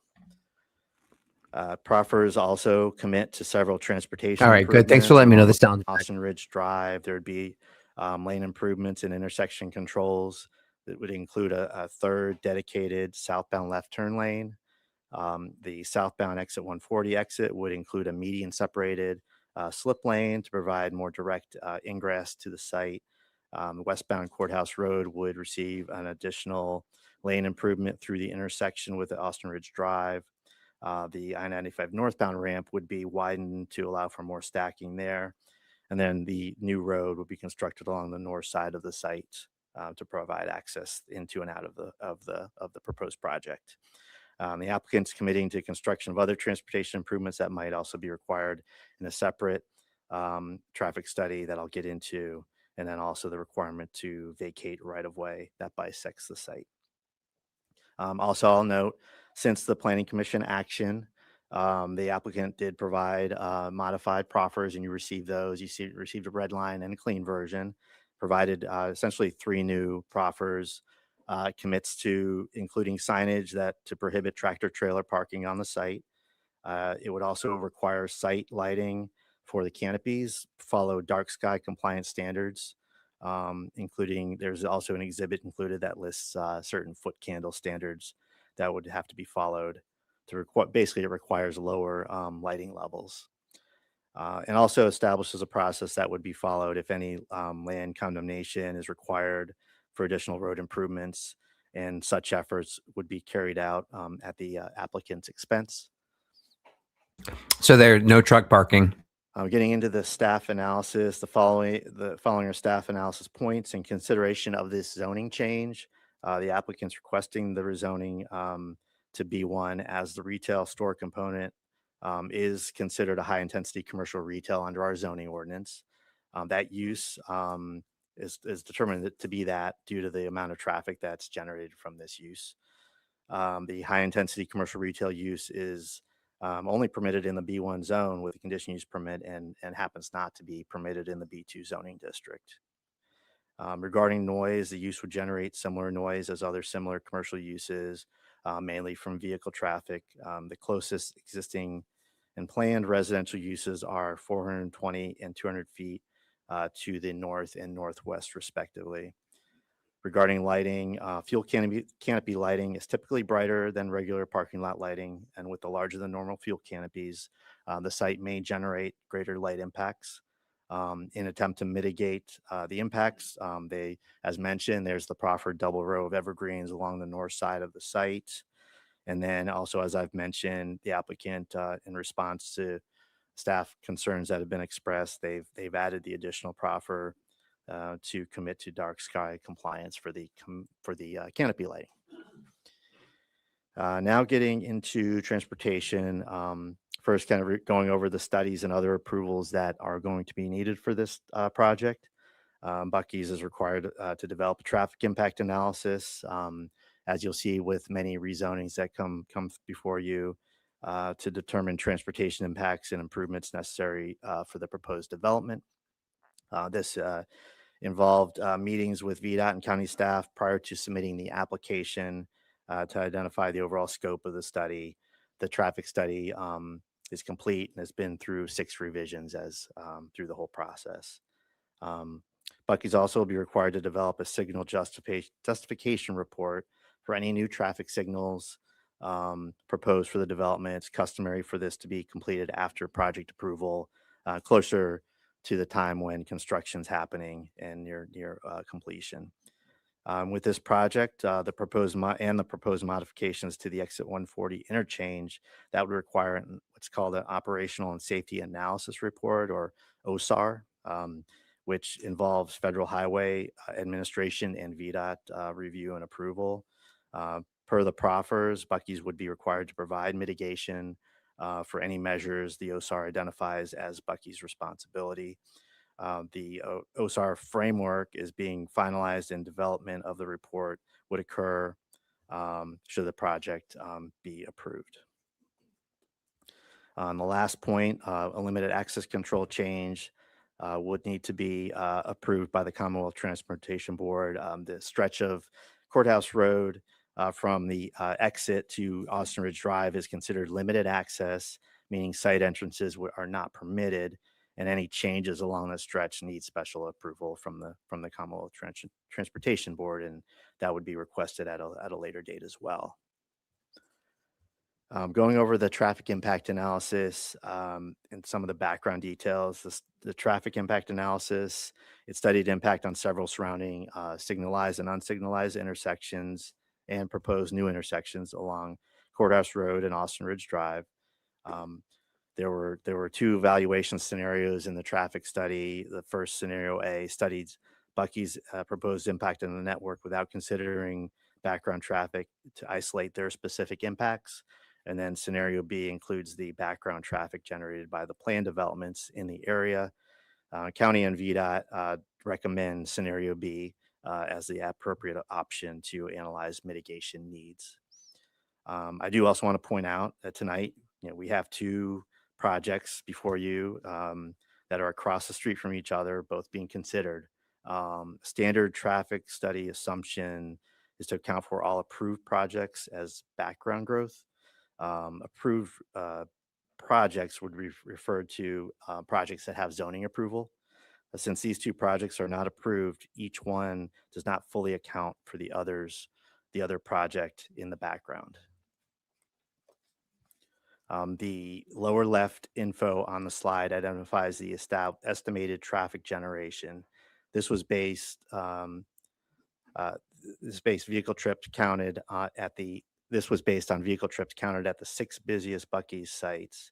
I will point out, in comparison to the 20,940 trips estimated for the Buc-ee site, the by right B2 commercial development that could happen on the site would generate roughly 8,278 trips per day.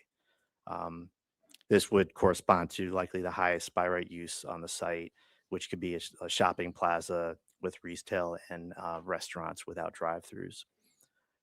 The middle and right table identifies how traffic has grown in this location over the last few years and how much would be added with Buc-ee's. The recent increase can be attributed to all the development that is occurring with the Embry Mill site and Burns Corner commercial projects. And all this growth is accounted for in the traffic study in the background. Now looking at the results of the traffic study, first I'll point out the county's comp plan policy that we look to, policy 7.7.7. It recommends development projects maintain level service C for impacted intersections and or road segments. Where achieving a level service C is not practical given existing transportation deficiencies, improvements should be designed to not further degrade the level of service. This is tested by identifying the level of delay. This slide points out the intersections that are not in conformance, as a project would cause level of service impacts to degrade below level service C, or if already below C, would experience increased delays with the project. To explain further, the first intersection on the left column, the Courthouse Road eastbound, westbound intersection, it's hard to see. That's the western crossover intersection in the divergent diamond intersection. In the morning peak hour, it anticipates that in 2032, the intersection without Buc-ee's would have a delay of 28.3 seconds, and with Buc-ee's, the delay would be increased to 46.7 seconds, with a corresponding level of service reduction from C to D. These are intersection averages. The traffic study looks at different movements through the intersection. You have a whole series of data in these studies that provide scoring for through lanes, left turn lanes, right turn movements, identifies level of service and delay for each movement through an intersection, and generates an average. And that's what you see here. This means some movements may be impacted more negatively, others may be less, and some movements show improvement. Intersection number 4, point out the Courthouse Road at Austin Ridge Drive results in the highest average increase delay. Looking at that intersection, the weekend peak hour conditions anticipate a 24-second overall delay. Staff report identifies the specific transportation movements that would experience delays that contribute to this average. The study also estimates vehicle queuing or stacking resulting from these delays, and the study shows on the southbound Austin Ridge Drive on the weekend a queue length of 1,900 feet in the worst case scenario. This is illustrated in the image with the red shading and extends along the frontage of the site. The report does find that in the morning and afternoon peak hours, the project with improvements would reduce overall delays, however still create increased queuing lengths.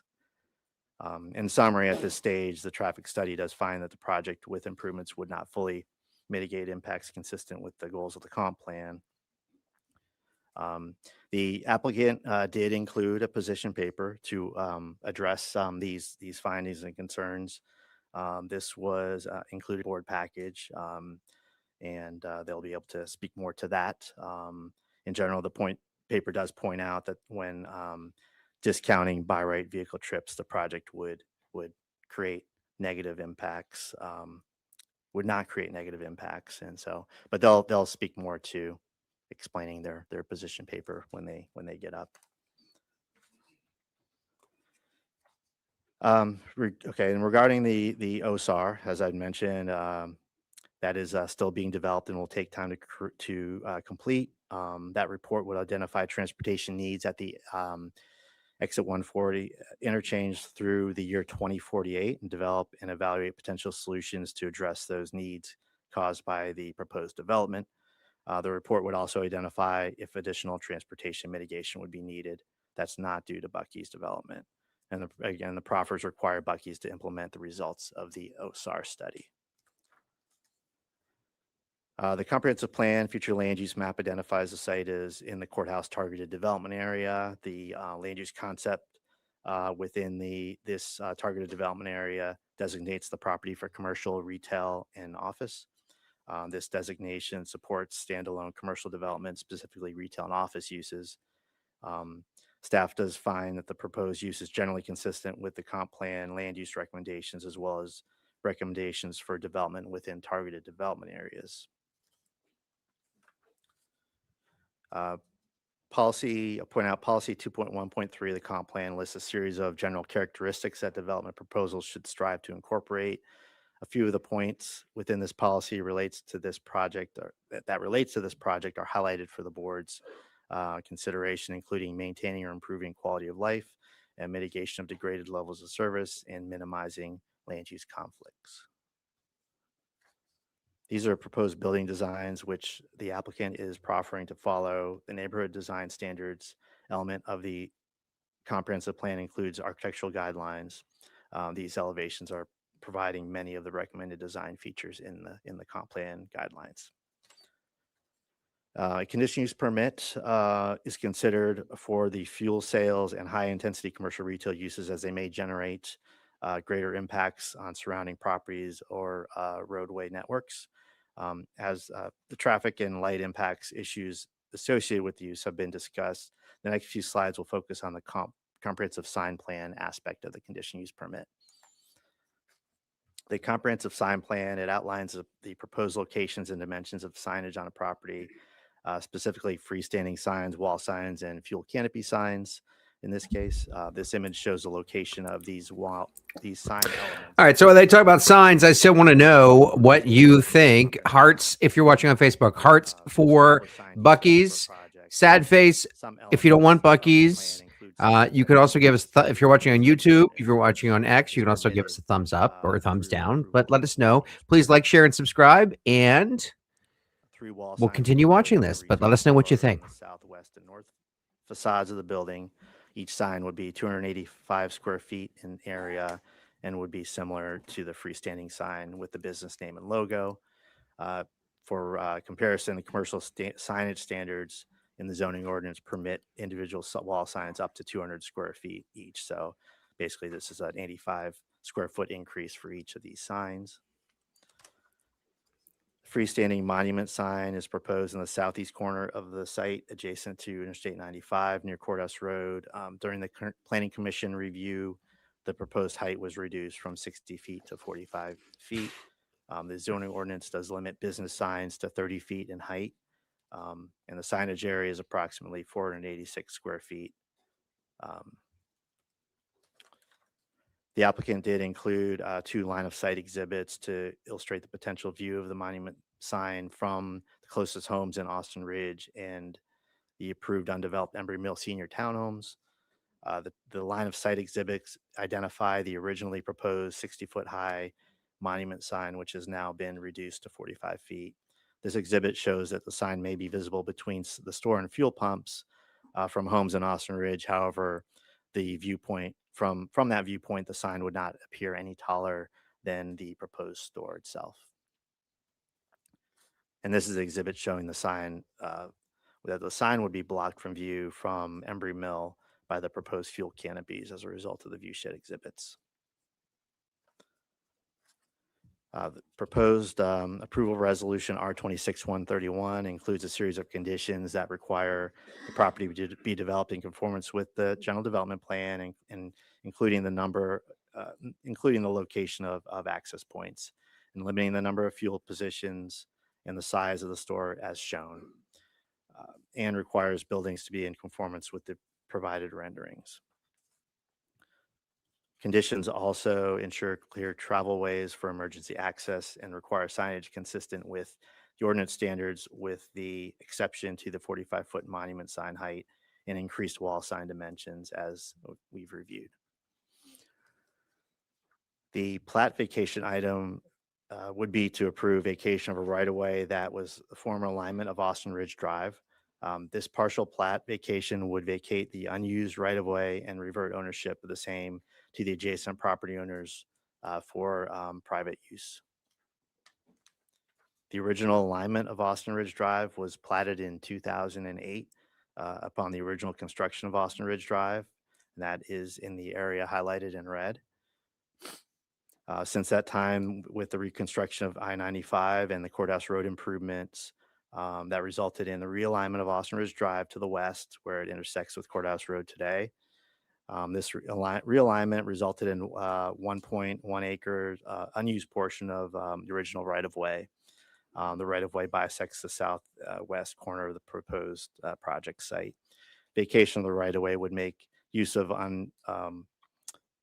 underutilized right-of-way and avoid fragmented parcels that may be difficult to develop. There are several positive aspects to the applications. In summary, the uses are consistent with the land use recommendations in the comp plan, consistent with commercial development pattern in the surrounding area. Building architecture is consistent with the comp plan guidelines. Pedestrian improvements would help address needs identified in the comp plan as well. Proffers would ensure the development be consistent with what is envisioned in the application.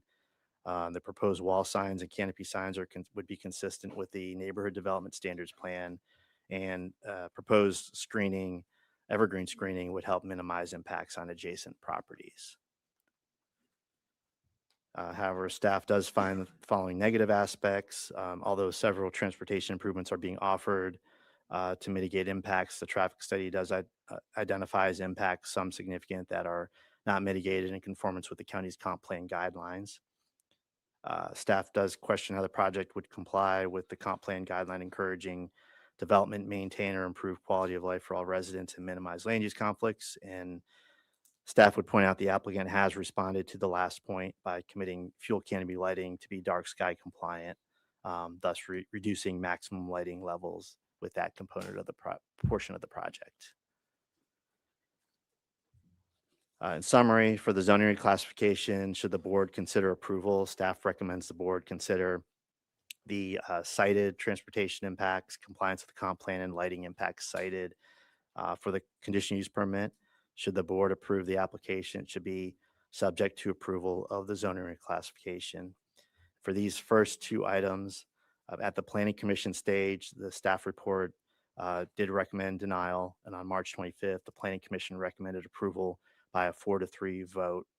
And as has been noted, the applicant has submitted new proffers and the position paper to attempt to address and respond to the negative points that were made. So that what he's The saying there is that the application staff in approval Stafford County says, no, this is not a good idea. And the planning commission there, who are appointed by members of the members of the board of supervisors, overturned the staff's recommendation and said, you know what? No, we like this. We're going to recommend this and send this on to the board of county supervisors for final approval.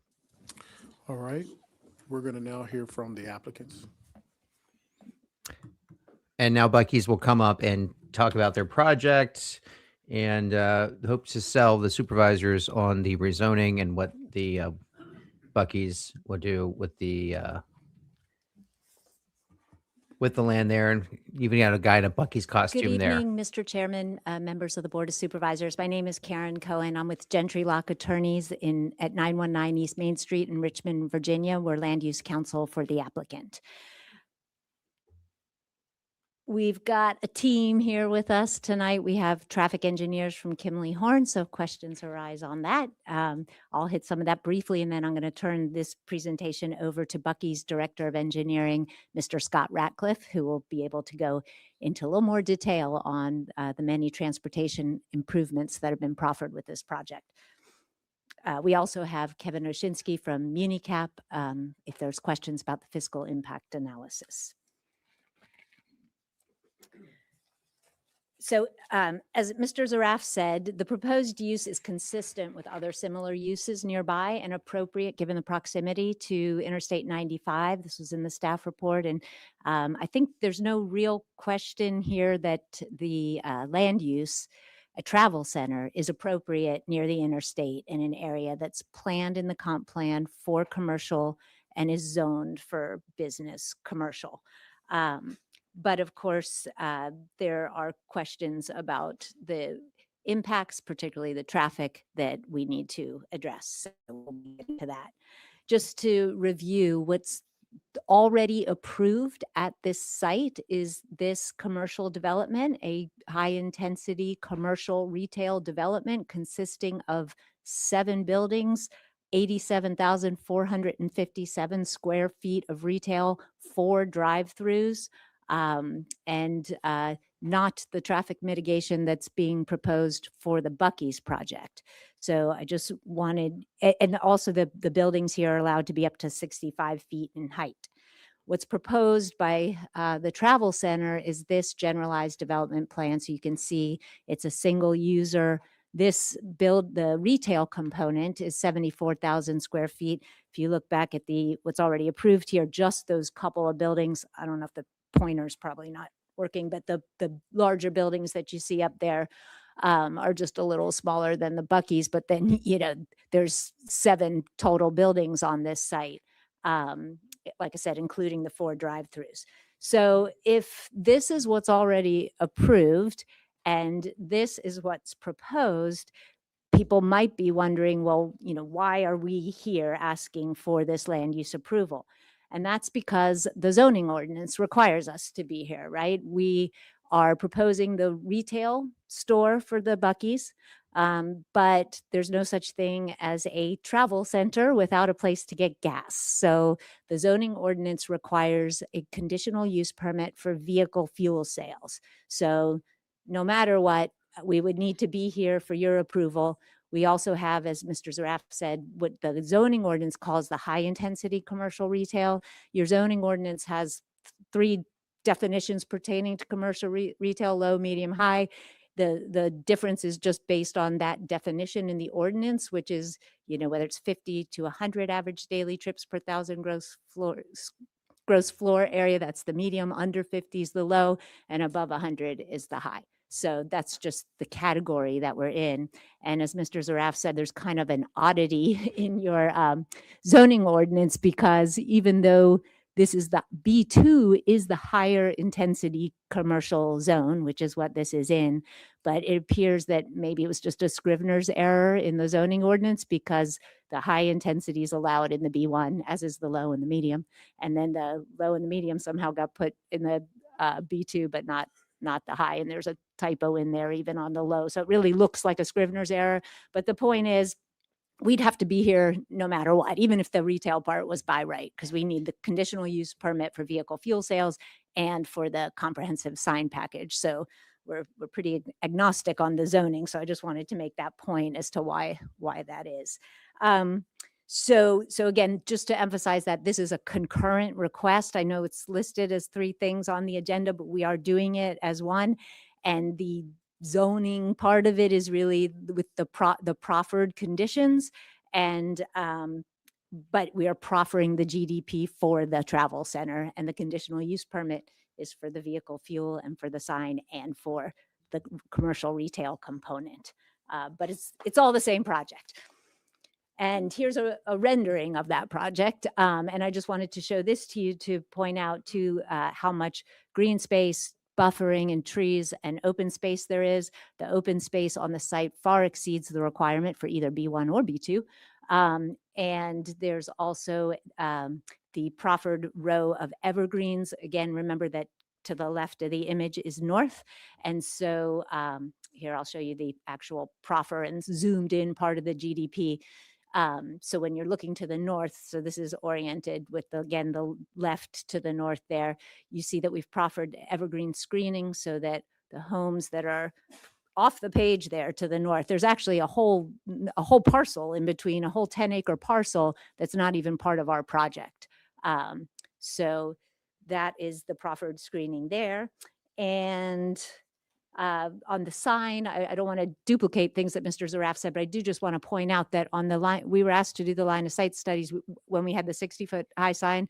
So what you saw was with the projection with the 60-foot height, and you saw that was barely visible and from as far away as it was. But even so, we reduced it to 45 feet. So it's really barely higher than the store itself, which is only 40 feet to the highest decorative element, and the fuel canopies are like 30 and then 35 to the highest decorative element. So there's no visual impact at all from the sign. And I did just want to point out, I guess I can't really point, but do you see above that stormwater pond, the little yellow mark? That's where the sign is going to be. This is not like a monument sign in front of a busy shopping center that's going to be on a main street. It's over there off by the interstate, so that people, do you see the yellow above the storm pond, so that when you're coming off the interstate, you can see the sign. So again, there's no visual impact there. And then just new proffers, things that are new from Planning Commission. As you know, the Planning Commission recommended approval of the project, but they did want us to address some lingering concerns, and some of them were these. So we put in a new proffer that Buc-ee's will post signage prohibiting tractor trailer parking on site. I mean, this is something they do anyway, but the signage will be there. And I won't go into the lighting issue. Seems like we've gotten that under control, but if you all have any questions about that, the engineers can answer. If there's anything further you need us to do on that, I'm sure we can accommodate. So just before I turn it over to Mr. Ratcliffe, I just want to mention a couple things here that are important. So the transportation improvements, we're going to go into these in some detail because I think it's really important for everyone to see how much this project is going to do for the road network. And this picture shows the darker gray is all new roads that the Buc-ee's will be putting in and paying for. So I also just want to tackle this OSAR issue a little bit more to try to help explain it a little better maybe than we've been able to in the past. So because this project involves a change to an access point from an interchange. That's what puts it into this realm of requiring these federal approvals. I mean, this is part of the Code of Federal Regulations with the FHWA, Federal Highway. So this is what they require anytime you're kind of messing with the interstate, right? So the TIA is mandated by the state code, and the county, we work with county transportation and VDOT to review TIA. That's one level of analysis, right? And you do that even for projects that have nothing to do with the interstate, right? Just a development of some kind that doesn't affect the interstate. You have the TIA if there's enough traffic generation that you're probably used to seeing. But in this case, because we're modifying something with the interstate, that's why it's going through this other process. So whenever you are doing something affecting access from the interstate, it goes through this level of analysis and produces what's called an access report under their laws and regulations.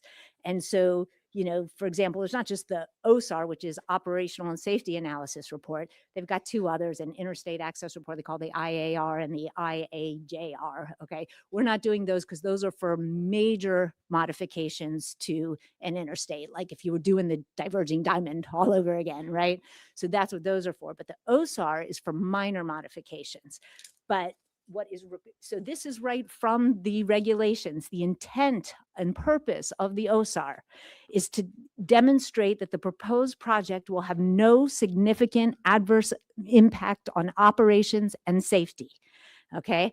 And it is required that prior to proceeding with a detailed analysis report for an OSAR, somebody requesting it must validate two things. First, that VDOT supports the request and that the local government, the municipal government, supports the request, which, I mean, if you think about it, makes total sense, right? Why would the feds put in all their resources to do this OSAR analysis if it was a land use that wasn't even permitted, right? They wouldn't do that.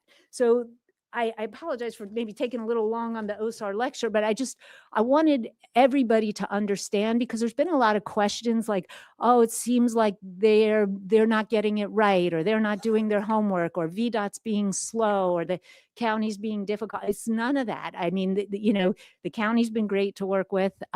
We really appreciate it. And I assure you, it is not because anybody's not doing their homework or not doing their diligence. Far from it.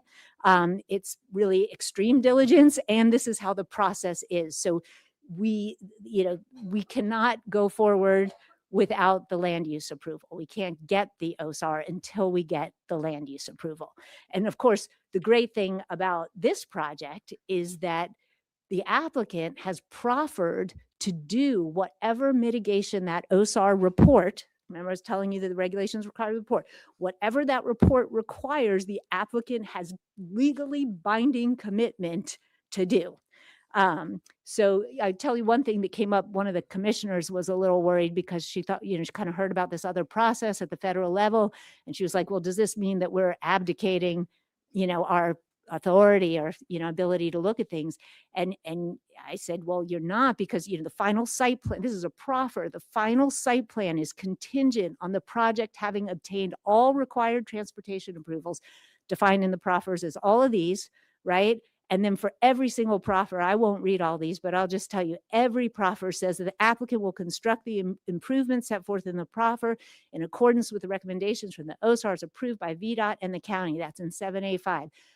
7B, same thing, approved by OSAR by VDOT and the county, 7C, and the county, 7D. So there is no abdication of county authority or abdication of anything. If anything, it's kind of fortunate that a project like this, as it should, is getting this extra layer of scrutiny because of its impact on the interstate.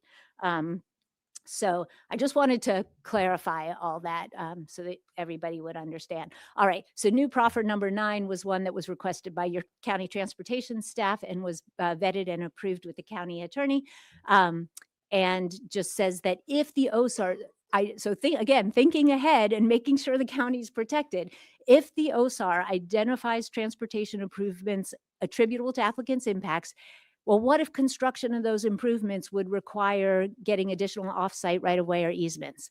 This proffer ensures it will be paid for. All of that will be paid for by Buc-ee's. Even if the county has to exercise its eminent domain power, all that is put into the proffer, was vetted by your county attorney, that Buc-ee's will pay for that. All right, and then the traffic position paper that you received from Kinley Horn, just want to highlight, a couple of things.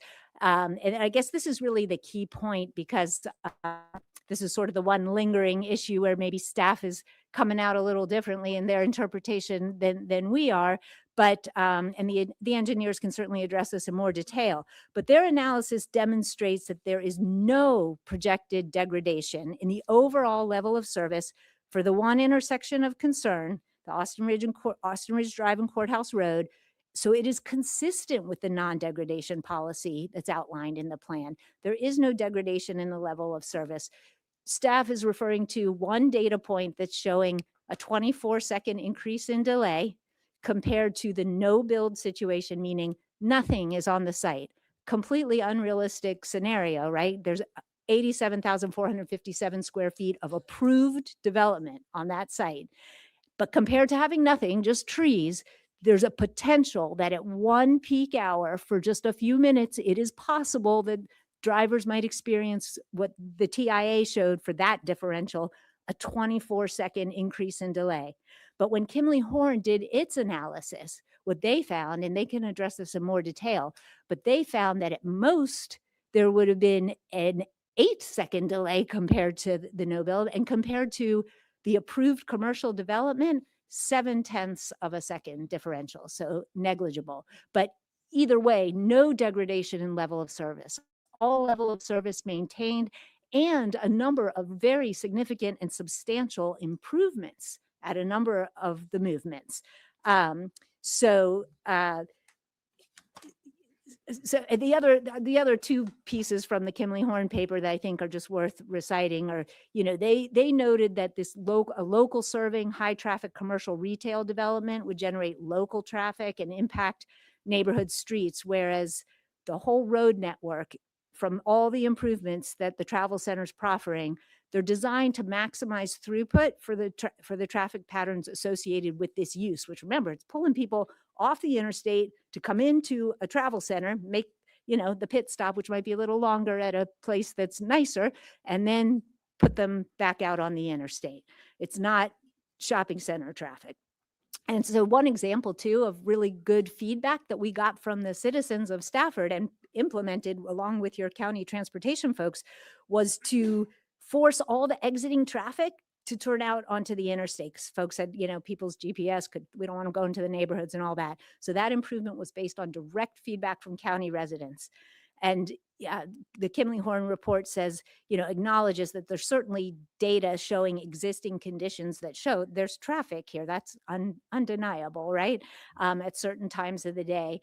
But that data cannot be looked at in isolation. It must be viewed holistically by looking at the quality of the assumptions used, analyzing appropriate comparative scenarios, and without ignoring positive findings that show not only effective mitigation, but overall improvement. So, so that was the position paper. I'm going to turn this over to Mr. Ratcliffe, but just wanted to, I think Mr. Zaraf gave you enough on the right-of-way vacation. I just put in there kind of housekeeping to make sure that we take care of that. That too has been vetted by your county attorney, the ordinance that would need to be enacted to vacate that right-of-way. Again, that's if you approve the project, that would just be a piece of it. So again, this rendering is showing you the proposed Buc-ee's, and this is what's already approved. I just want to emphasize one thing that I think is very important from sort of the legal analysis of a land use case. Some people might look at this and say, I would prefer a travel center, and I might go to the store. I might pick up brisket there for dinner. I might use it, but I like having this use a travel center. Somebody else might say they prefer a busier shopping center with a lot of drive-throughs. I mean, it's, sort of a matter of taste when it comes to that kind of thing. But from a legal land use perspective, I think the public ought to know too, that your decision as supervisors can't be based on that, on who likes what. It's got to be based on the law, right? And every land use case presents a tension between private property rights and the rights of your neighbors. But this, if an applicant has complied with the ordinance, has taken every step to mitigate every concern that's been raised by proffering or accepting a condition that's been imposed. There are conditions with the conditional use permit that staff prepared, and we're accepting all of those. If an applicant is doing all that, then they are permitted to develop the property. I mean, this is someone's property. It belongs to them. They do have property rights. And so as long as they've complied with the ordinance and mitigated any adverse impacts, then it should be approved. I mean, even the staff report has far more positives than the negatives, right? At this point, the lighting issue's gone. Really, the only other one was a general thing about the quality of life, which I know is related to the traffic. And as I said, the Kimley Horn report shows you that there is no degradation in the level of service. So Buc-ee's knows how to they know how to make their stores work as far as traffic goes. They wouldn't have a very good business if the traffic didn't flow properly. Here's 3 of those stores on the left are in Texas, New Kent being developed up top. And then that's our site below. And so, again, I think that while people can have different views, I just want to point out that there is a lot of local support. These are just positive comments. But again, it really doesn't matter so much about just, yay, I love Buc-ee's or whatever. It's a land use decision. But I think some of these comments are worth acknowledging, that people understand that it's going to bring in tax revenue and jobs. And especially, I just want to point to, somebody says, I prefer this to other alternatives where we could just get more vape shops, in a shopping center. This, you know who you're getting here, and you know what they're bringing in the way of improvements. And in the last comment says, I like the idea of a Buc-ee's versus alternative options. My only question is a concern for tax breaks, what you're asking for the county and state to pay for. The answer to that is nothing. And then the person says, I feel like if Buc-ee's is willing to pay for construction, I'm 100% on board. Well, they are willing to pay for all that construction of all those improvements. And so I do think that warrants your approval of the project. And I'll turn it over to Mr. Ratcliffe to just walk you through those transportation improvements. Yes. Mr. Ratcliffe, you have about 10 minutes left. Yes, sir. You're watching live Appreciate it, coverage Chairman. of Board members, thank you Buc-ee's so much for this hearing, opportunity. Scott Stafford County. Ratcliffe, Director of Engineering. Just wanted to bring up a couple of points as it relates to some of the misunderstandings, perhaps, with regards to transportation, and talk on those briefly.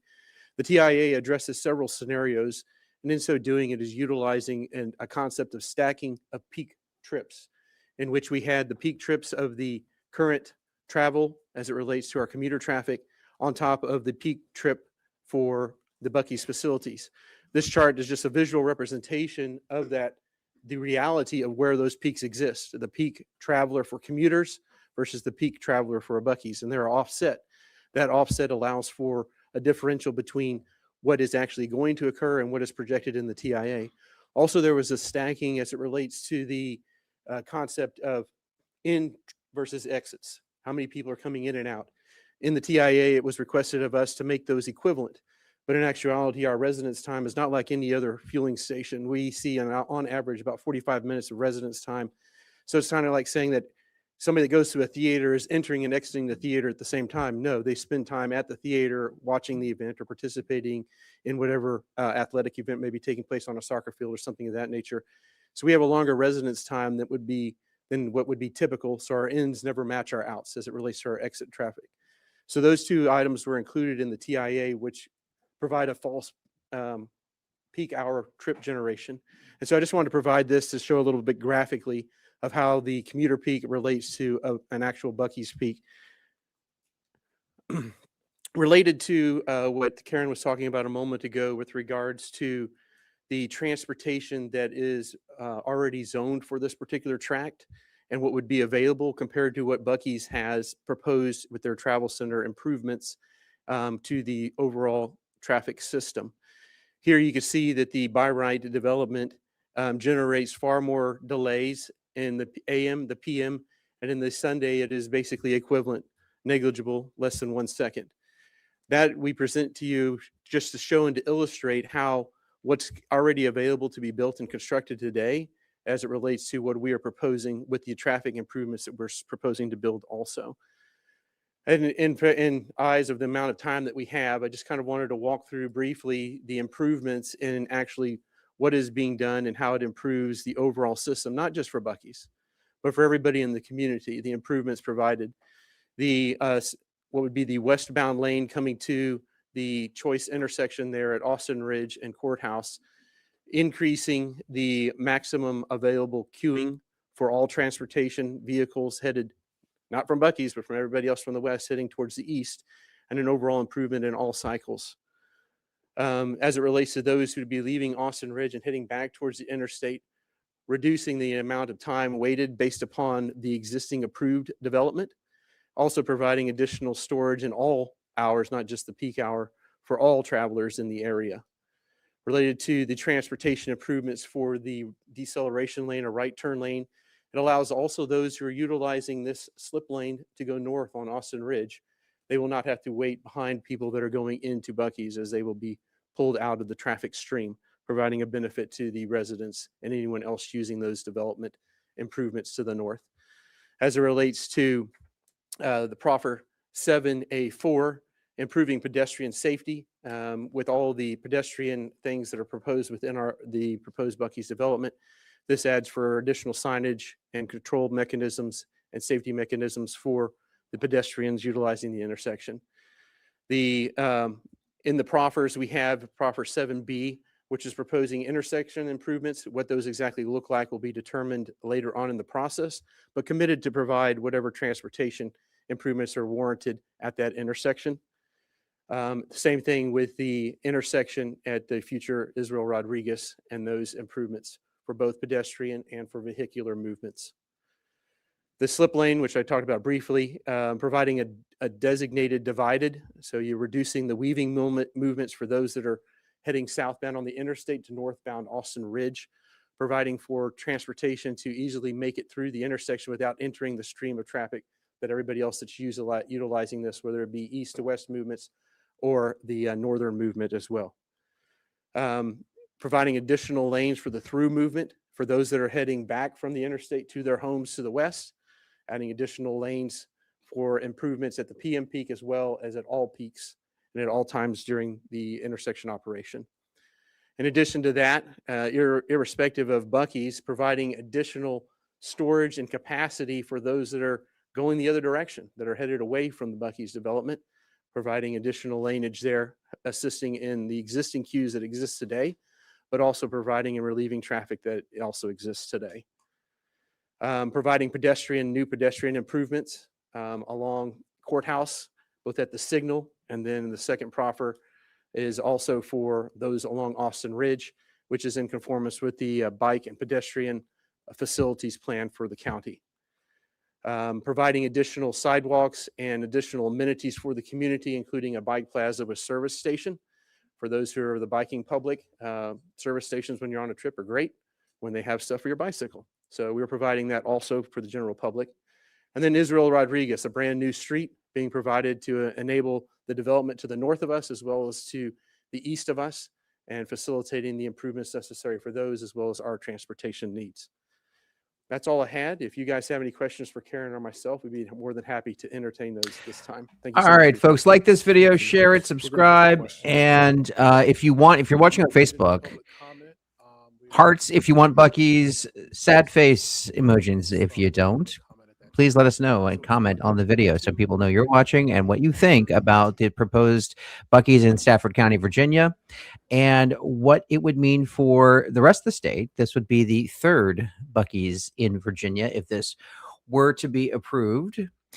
What we just watched there, we just wrapped up the presentations from both Buc-ee's corporate and the county, Stafford County staff there, talking about the development, which would be located at exit 140, just off Interstate 95 in Stafford County.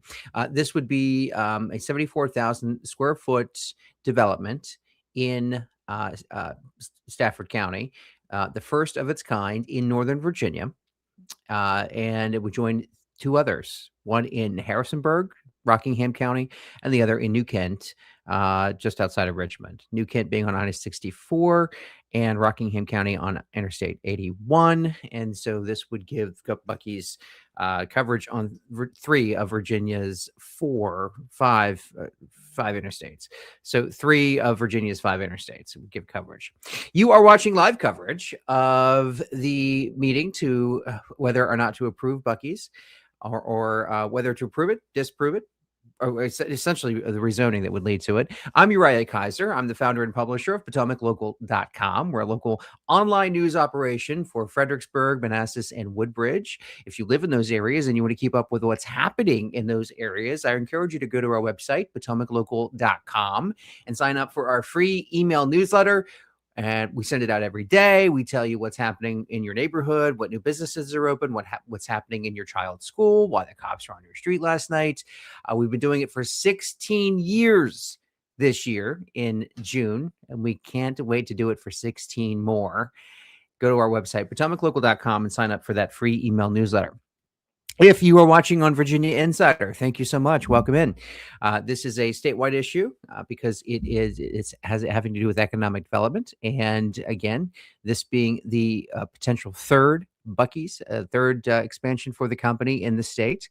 So and if you travel up and down I-95, I-81, and soon to be I-60, when New Kent opens on I-64, these locations are something that you will be seeing.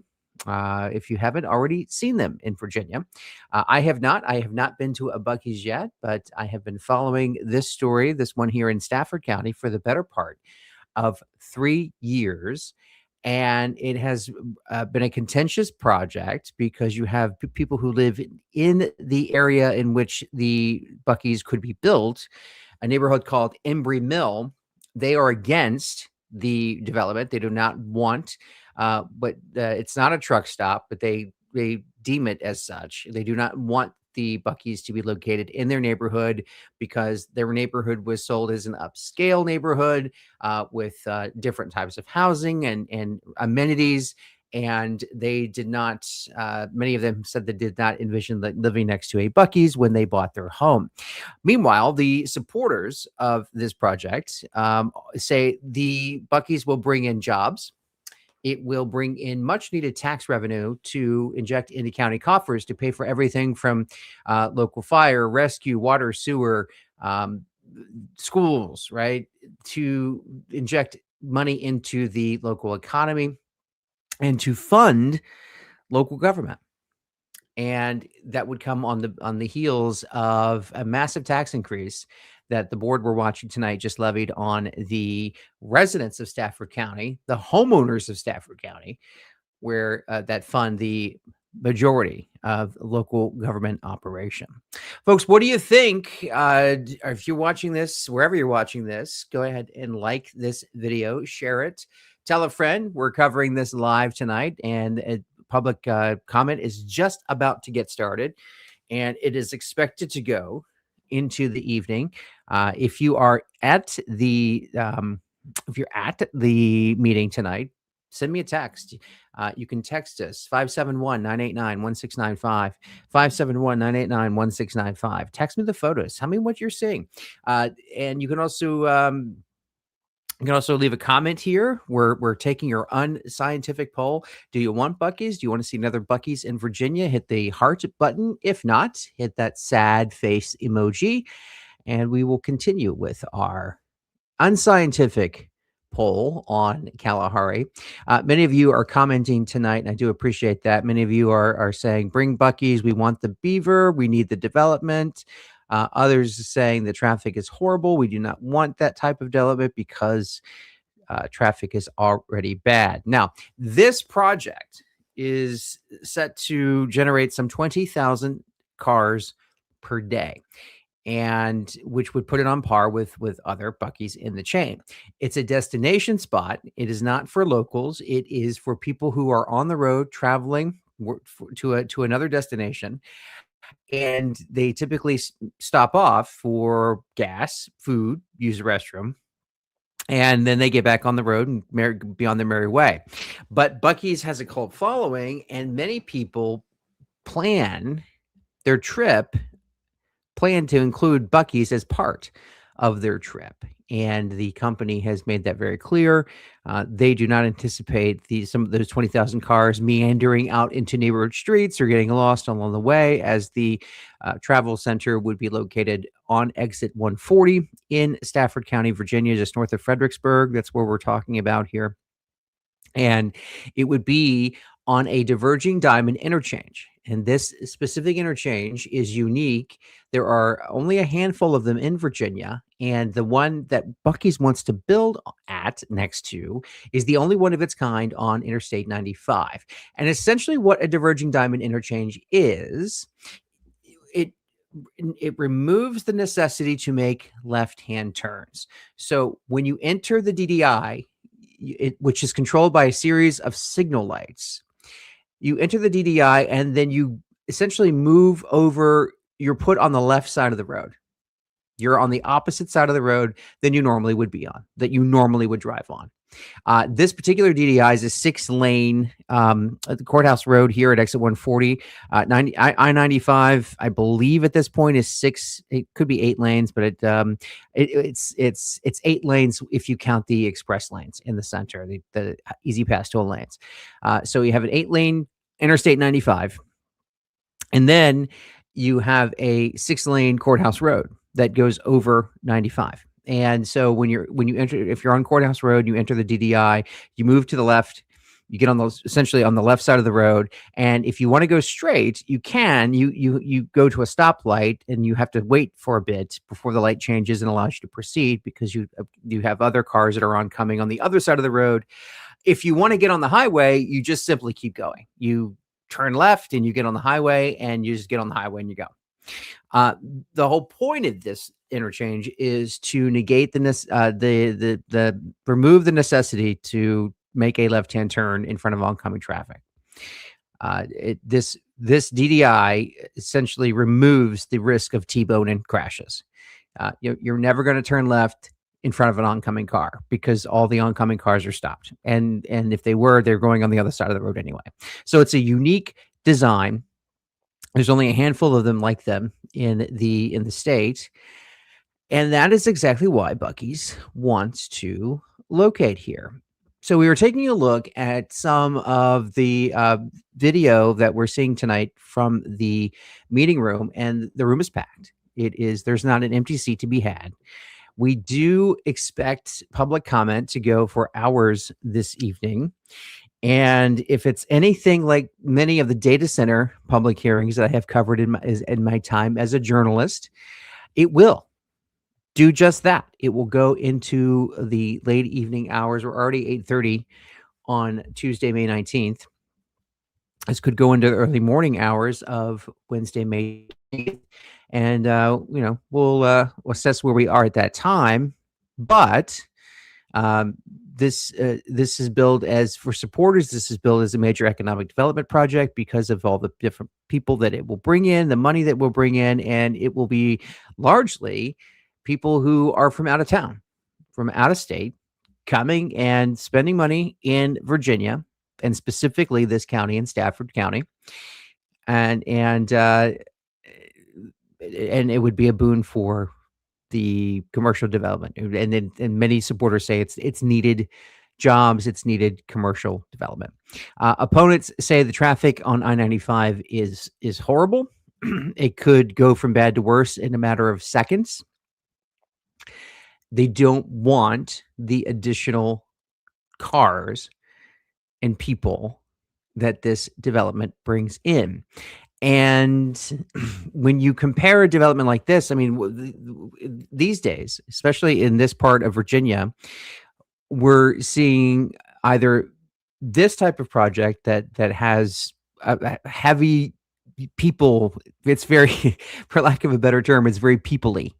Many people will come here, and you have to account for traffic improvements and public safety and all the types of things that comes when you build something with people. Data centers do not have that need data centers while they use massive amounts of water and massive amounts of electricity.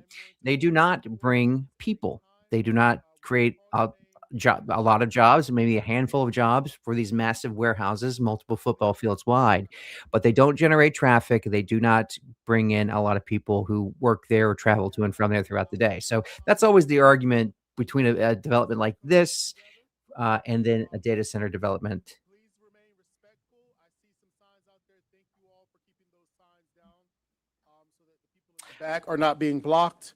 All right, we're gonna go back in here. This is Deontay Diggs. He's the chairman of the Stafford Board of Supervisors, and they're gonna start. All right, the on first time. 4 is Ignacio Esteban, Janice Withrow, Alexander Saavedra. Thank you. I needed some help there. And Judith May. All right, so just line up down an aisle and one after another. Yes, sir. I have a video for you guys. Okay.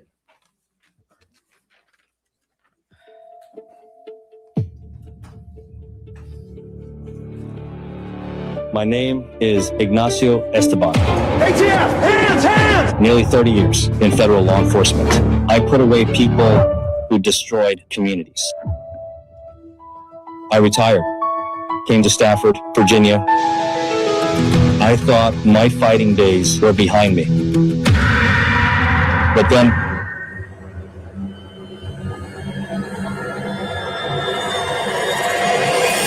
the beaver came to town.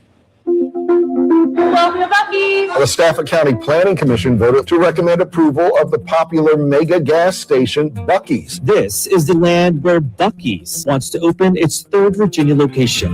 You've seen the ads. Lots of space, tile floor to ceiling, very spacious, very private. Cleanest bathrooms in America. John Brisket on the board! Brisket and billboards. The beaver brings a different kind of energy. The Stafford plan, which planning commissioners recently advanced, includes 120 gas pumps and more than 800 parking spaces. But I'm an investigator. Buc-ee's is known for their amazing bathrooms and millions of gas pumps. But at Buc-ee's all across Texas, 33 of them are rated F by the Better Business Bureau. Turn it off! You all! Hey. This happened all outside a Buc-ee's. I started pulling records. You are looking at Ohio's first Buc-ee's. Local news from every town the beaver has opened in. Traffic backed up for miles. Gentleman hit me on my trailer in Buc-ee's and took off. This is the second fatal crash at this Buc-ee's in just the last 2 months. Police reports. Paramedic infant unresponsive. What I found wasn't on the brochure. A jury found Palmer guilty of murdering his son. He dropped the boy on his head while parked at Buc-ee's. It is here where this triple murder suspect drove into the building before trying to take his own life with a gun. Right, If approved, the Buc-ee's site will be home to a 24/7, 74,000 square foot store. Do we really need 120 gas pumps here? No. And we don't need a Walmart-sized convenience store. And remind you More that visitors than Disney World. This is a significant. they've only got 3 minutes It's here. potty So if time. the video is any Stopping longer the than pee 3 ban minutes, since the board will most 1982. likely cut it Buc-ee's off. wants to turn Stafford into one big toilet. I've spoken at every hearing. Buc-ee's historically have had high crime, a lot of robberies, abductions. When we have a business that chooses Virginia, we want to say thank you. So I'd like to present you with a flag that represents a future together. Buc-ee's has contributed over $50,000 to the governor's fund. The real issue that I have with this is how non-transparent this has been. Buc-ee's is turning neighbors. This is a referendum on whether or not you want Buc-ee's in Stafford. Period. Okay, I'm going to stop everybody here real quick. I understand there's high emotions here. Against neighbors. I'm for you to approve the building. Economics. 120 fuel stations emitting wood oil, flushing into the wetlands. It's going to be an unmitigated disaster. I'm 100% supportive of bringing Buc-ee's to Stafford County. No one stops at a Buc-ee's, looks around and says, hey, this is a town I want to live in. They come back out to their car and they say, what did these people do to deserve this? Looking at the revenues of $1.9 million a year, this would make Buc-ee's the top 10 taxpayers in the county. And then how much of that did we get? I mean, all of it. Buying silence from the people we elected. Thank you. Thank you. Hello, my name is Alex Saavedra. I live in Embry Mills, previously lived on Valdosta Drive for almost 10 years, and I'm here to ask the board, please not approve this project. I moved from Valdosta Drive in 2015 because too often it was difficult to leave our home due to the backups on Route 1 and Bells Hill Road. This project is just going to bring more traffic onto Austin Ridge and Courthouse Road. Also, when 95 is backed up, Buc-ee's traffic will bleed into 610, which is already a nightmare, Mine Road, and through neighborhoods. I have no issues with Buc-ee's. I frequently visit the Florence location due to work. For spring break, my family visited the Rockingham location while vacationing at Massanutten Resort. I'm talking from experience. The first time I visited Florence Buc-ee's was about 3 summers ago, and it took us almost an hour to park from the exit and another 45 minutes just to leave and get back on the road. Neither of these locations are in a high traffic area or in the backyards of residential homes. This Stafford location is not appropriate for a project that is not a gas station, but a tourist destination attraction. People will argue that this will not bring traffic, but how can we say that we're basically adding a Walmart with 120 gas pumps? If it doesn't attract traffic, why do we need 120 pumps? Why does a gas station need shopping carts? Look at the social media sites like TripAdvisor, Reddit, and one of the major complaints is parking and getting in and out of Buc-ee's. I'm sorry, but the minimal gain of revenue we would gain for Buc-ee's is not worth the mess it's going to bring us. Buc-ee's is not for Stafford residents, but for travelers. You can't predict the traffic here. I think you were late. Somebody here was late due to the traffic going on right now. It doesn't move the needle as we're still spending our money up north and down south. I hope that you guys do the right thing for the Stafford residents and not for out-of-towners. I know Buc-ee's has sent care packages to people to show up today. Worries me what they're doing behind closed doors. I've also seen non-Stafford residents being encouraged to speak up for approval of the project and leave official comments for the record on something that has zero impact to them. For Stafford residents talking badly of Embry-Mill residents due to this project, take a look at our contributions to the infrastructure here through our hefty CDA fees. I don't get the bashing of neighborhood residents' concerns, but want a project to welcome outsiders that won't be spending any money outside of Buc-ee's. Just here today, right now, somebody posted, rather see the beaver than hundreds of new homes with hood rats during this meeting. I'm also very interested in what Ms. Crystal is going to say here. During your time on the planning commissioning, you try to impact a project that had used by right land by changing an ordinance because you didn't want it in front of your home. Stafford was sued, cost the county nearly $1 million in legal fees and settlement. Potomac Local News, 2 November 2020. This land is not zoned for high travel center and fuel sales right.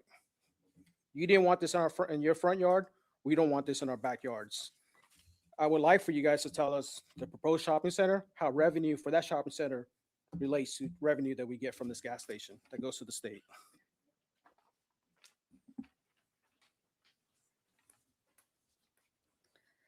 Good evening, members of the Board of Supervisors. My name is Janice Withrow, and I live in Hartwood District, and I've lived in Stafford County since 1989. Could you speak into the mic, please? Thank Yes. I-95 is one of the busiest travel corridors in America. Millions of people travel this highway every year between New York and Florida for vacations, military moves, work travel, college visits, and family trips. Stafford sits directly in the middle of that corridor. Along much of I-95, travelers can find modern travel centers designed for families and everyday travelers. But here in Virginia, there is a noticeable gap. The larger stops closest to Stafford are primary traditional truck stops focused on commercial trucking operations. There's a major difference between a truck stop and a family-focused travel center. Truck stops are designed around freight traffic, diesel fueling, truck parking, and commercial operations. Buc-ee's is different. It is designed for families, tourists, family members, seniors, and everyday travelers looking for a clean, safe, well-lit place to stop.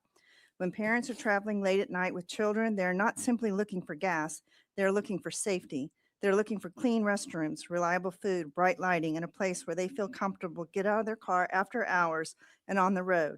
This project would also bring significant economic benefits to Stafford County. Buc-ee's is expected to bring up to 300 permanent jobs in our community, making it one of the larger retail employers in Stafford County.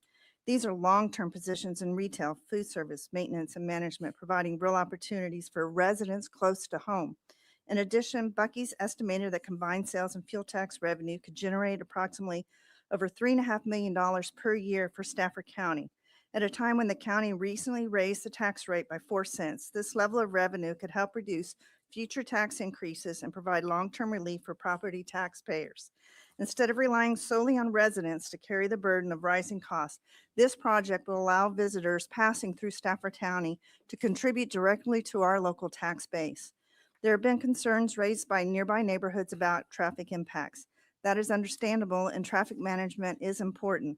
But this area sits directly on I-95, and over time, Stafford and VDOT have planned and invested in this corridor precisely because it is a major interstate gateway. Growth here is not unexpected. It is part of the long-term function of this interchange. Denying a project like Buc-ee's would also be inconsistent with a pattern of commercial development already approved in this corridor, which has included gas stations, restaurants, and other highway-oriented businesses over time. Stafford has an opportunity to provide a service that is currently missing along one of the busiest highways in America. But beyond the revenue and jobs this project benefits Virginians and millions of people traveling throughout our state every year, it makes Virginia safer and more convenient for travelers and families. I believe Buc-ee's would be a positive addition to Stafford County, and I respectfully support and ask for your All right, support. thank you. As you come down, Ms. May, we're going to have Doreen Almond, Cindy Simpson, Michael Stafira, and Farshid Hakimar.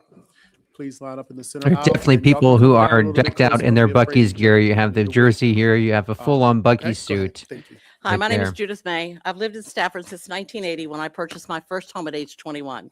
In the 46 years I've resided here, I've purchased 3 homes, all in the Rock Hill district. When I moved here, I truly made Stafford my home. My company, J&J Upholstery and Drapery, is also located in the Rock Hill district since 1993. I've watched Stafford grow as we went from a small community to part of Northern Virginia. Our taxes continue to rise to cover the cost of the enormous amount of people that have moved here, so that the infrastructure and the schools that have to be built to handle the amount of people that have moved here. Income stated at planning meeting stated that Stafford would be getting 1.9 million on the conservative side in gas tax and another 1.9 annually in general sales and food tax. That was at the planning meeting. That 1.9 in gas and the 1.9 would stay in Stafford. It is needed to fund schools, fire and rescue, sheriff's offices, and roads. A huge portion of that tax money will come in from travelers that are already stuck on I-95. Buc-ee's gives them a place to rest, get gas, use clean restrooms, and spend their money in Stafford County, creating much needed tax income that will stay in Stafford. The unskilled labor jobs will also benefit young adults or older people who still want to work without traveling. It starts at 18 an hour and goes up from there. Medical benefits and retirement match to 6%. Find any job in Stafford County that's unskilled that's going to pay you any kind of benefits like that is almost impossible. I posted yesterday a reminder about this meeting today. At 4:35 this afternoon, there were 286 likes for Buc-ee's, 61 loves for Buc-ee's, and 3 angry faces. That tells me a lot about what Stafford really wants for this community. As a final note, people love Buc-ee's so much that they're Buc-ee's shoppers who go into Buc-ee's at night and shop the products and ship them to areas that don't have Buc-ee's. It is not a gas station. It is a shopping destination where travelers can stop, rest, spend money, and sometimes get gas and charge their cars and charge the batteries on their electric vehicles. I believe that all the traffic issues, especially after hearing changes that have been made tonight, and Buc-ee's willingness to pay for only all the road improvements needed, I respectfully ask that you say yes and allow Buc-ee's to be allow Stafford to be part of the Buc-ee's family. Thank you very much. And thank you for the job you guys do. It's hard every day.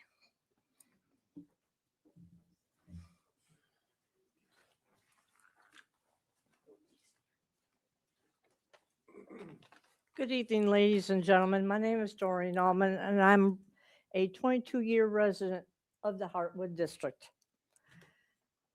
In those 22 years, I have seen a lot of growth in this county, some good, some not so good. I've also seen a lot of businesses come and go. Buc-ee's, if you approve it, is here for the long haul. Buc-ee's is not asking for a single cent in tax breaks, unlike a lot of other businesses that have come to this county. Buc-ee's will bring a huge tax revenue to this county, which we desperately need, along with road improvements and good paying jobs, which will turn into more revenue for other businesses in this county. The naysayers are saying, not in my backyard, are also the same ones who bought homes that back up to commercial property in the first place. They're the same ones who say, do better for our children. Yet where in this county can an 18-year-old get a job that pays a minimum of $18 an hour with benefits? Nowhere. The same ones who swear that this neighborhood will be run over from traffic from Buc-ee's, yet hundreds of vehicles a day already cut through from Courthouse to Route 1 and Route 1 to Courthouse. That's documented every day. Yes, traffic will be crazy for the first 30 days after Buc-ee's opens, as with any new business anywhere in the United States. It draws in the traffic. But after those 30 days, it will subside. I ask you to please, please vote for I-90, for the Buc-ee's in Stafford, and I-95 will be I-95, regardless of whether they come or not. But at least the people on I-95 would have a place to stop and get refreshments and go to the bathroom. You all have a blessed evening. Thank you for your time. All right, so she's saying there that the homeowners in this neighborhood that bought knew that this was a commercial development and knew they were going to put some sort of commercial development there, and it is zoned, currently zoned for Good evening, 90,000 Chairman square feet Diggs of and members commercial of the board. development. Buc-ee's wants to My build name is Cindy less. Simpson. I live in the Garrisonville district, less than a mile from the proposed Buc-ee's site at exit 140. I've lived in this community for 27 years. I'm not here just as a neighbor, but as a part of a group of citizens who have spent years studying this project, attending every public hearing, and doing the work that due diligence requires. I want to begin by thanking Supervisors English, Evans, Young, Guy, and Allen, each of whom made time to speak with me either by phone or in person. That kind of engagement is exactly what residents deserve, and I'm grateful for it. I look forward to meeting you, Chairman Diggs, in probably about 2 weeks. Now to the project itself. The proponents argued jobs and revenue, but traffic is precisely why your own county planning staff recommended denial, and why VDOT issued 86 comments on the traffic plan, 86. Those issues have not been fully resolved. This interchange cannot safely absorb roughly 21,000 additional vehicle trips per day, with more than 2,100 during each peak hour. On revenue, the numbers being cited do not tell the full story. The state gas tax goes to Richmond. The wholesale fuel tax collected here in Stafford goes directly to the Potomac and Rappahannock Transportation Commission, restricted by law to transit and transportation purposes only. It cannot fund our schools. It cannot fund public safety. The proponents cite $1.9 million in annual general fund revenue. That is less than, and listen to this, 0.4% of Stafford County's $497 million general fund budget. And not $1 of that projection accounts for the road improvements, public safety demands, and infrastructure costs this facility will place on the county for years to come. Exit 140 is not a remote highway interchange.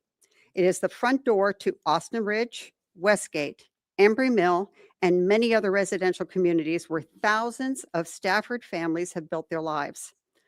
Those residents have watched Stafford County grant exception after exception to its own comprehensive plan. This application is asking you to do it again. The plan exists for one reason: honor it. This is your chance to get it right. I respectfully ask the board to deny this application. Thank you.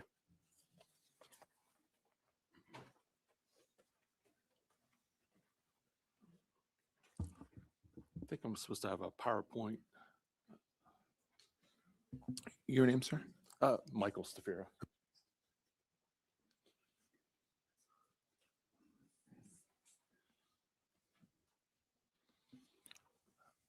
Slide, please.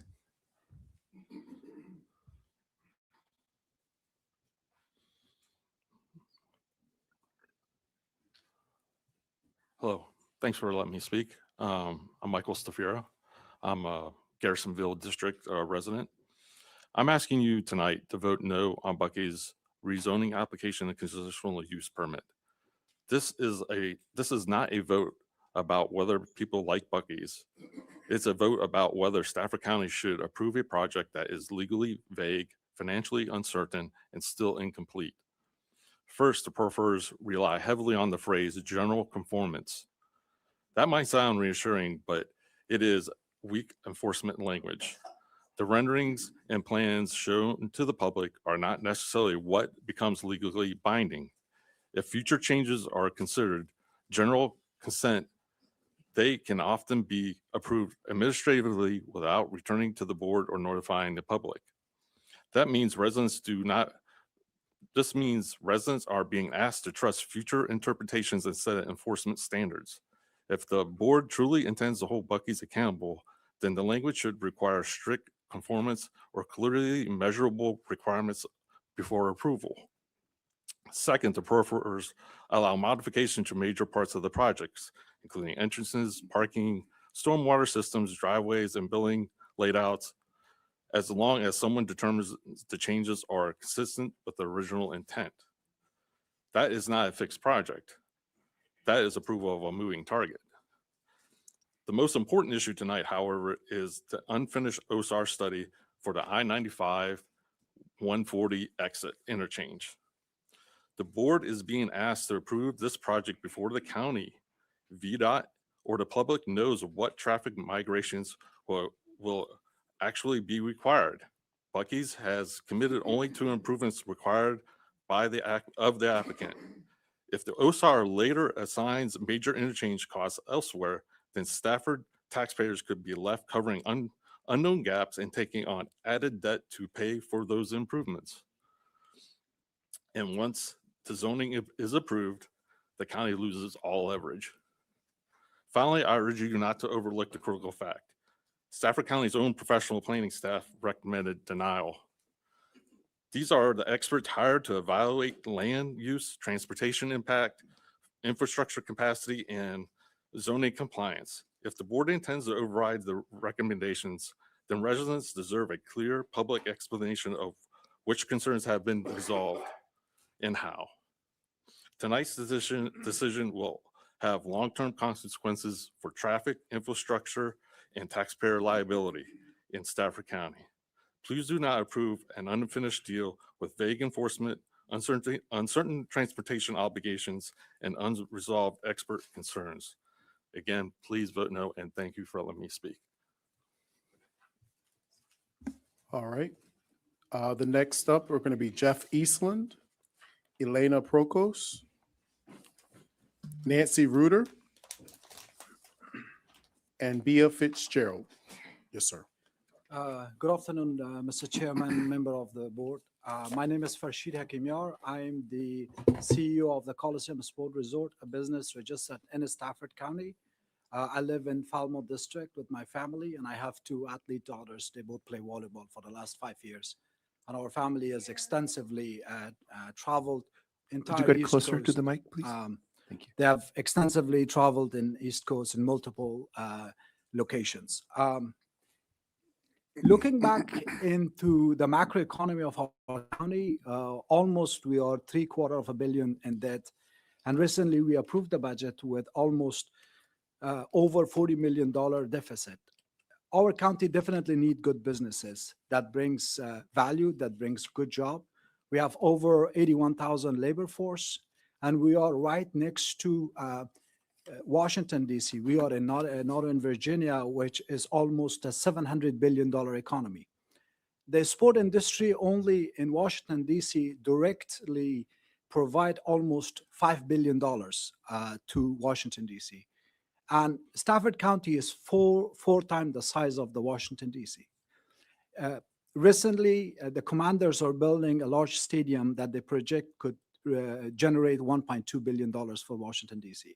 I'm not advocating for building multiple large sport, an athletic basis that could bring 100,000 people, that would create a huge mess.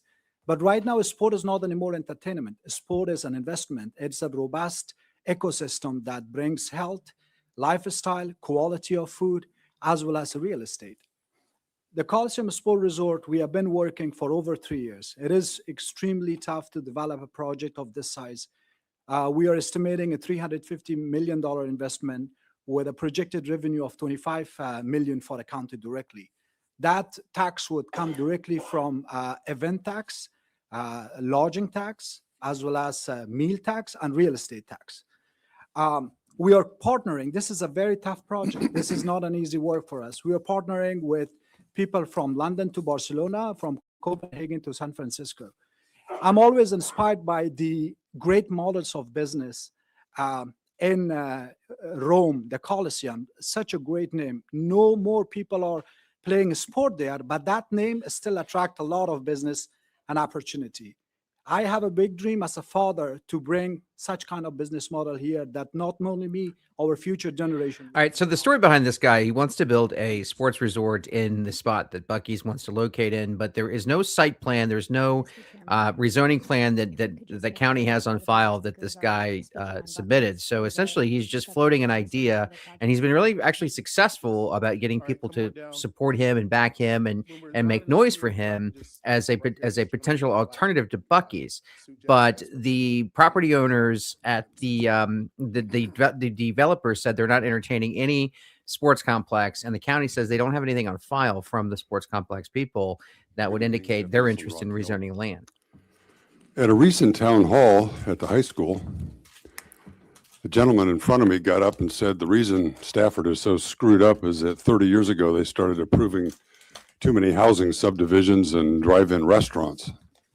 And I thought to myself, well, he's not wrong. But then he said the solution was we needed Buc-ee's and more data centers.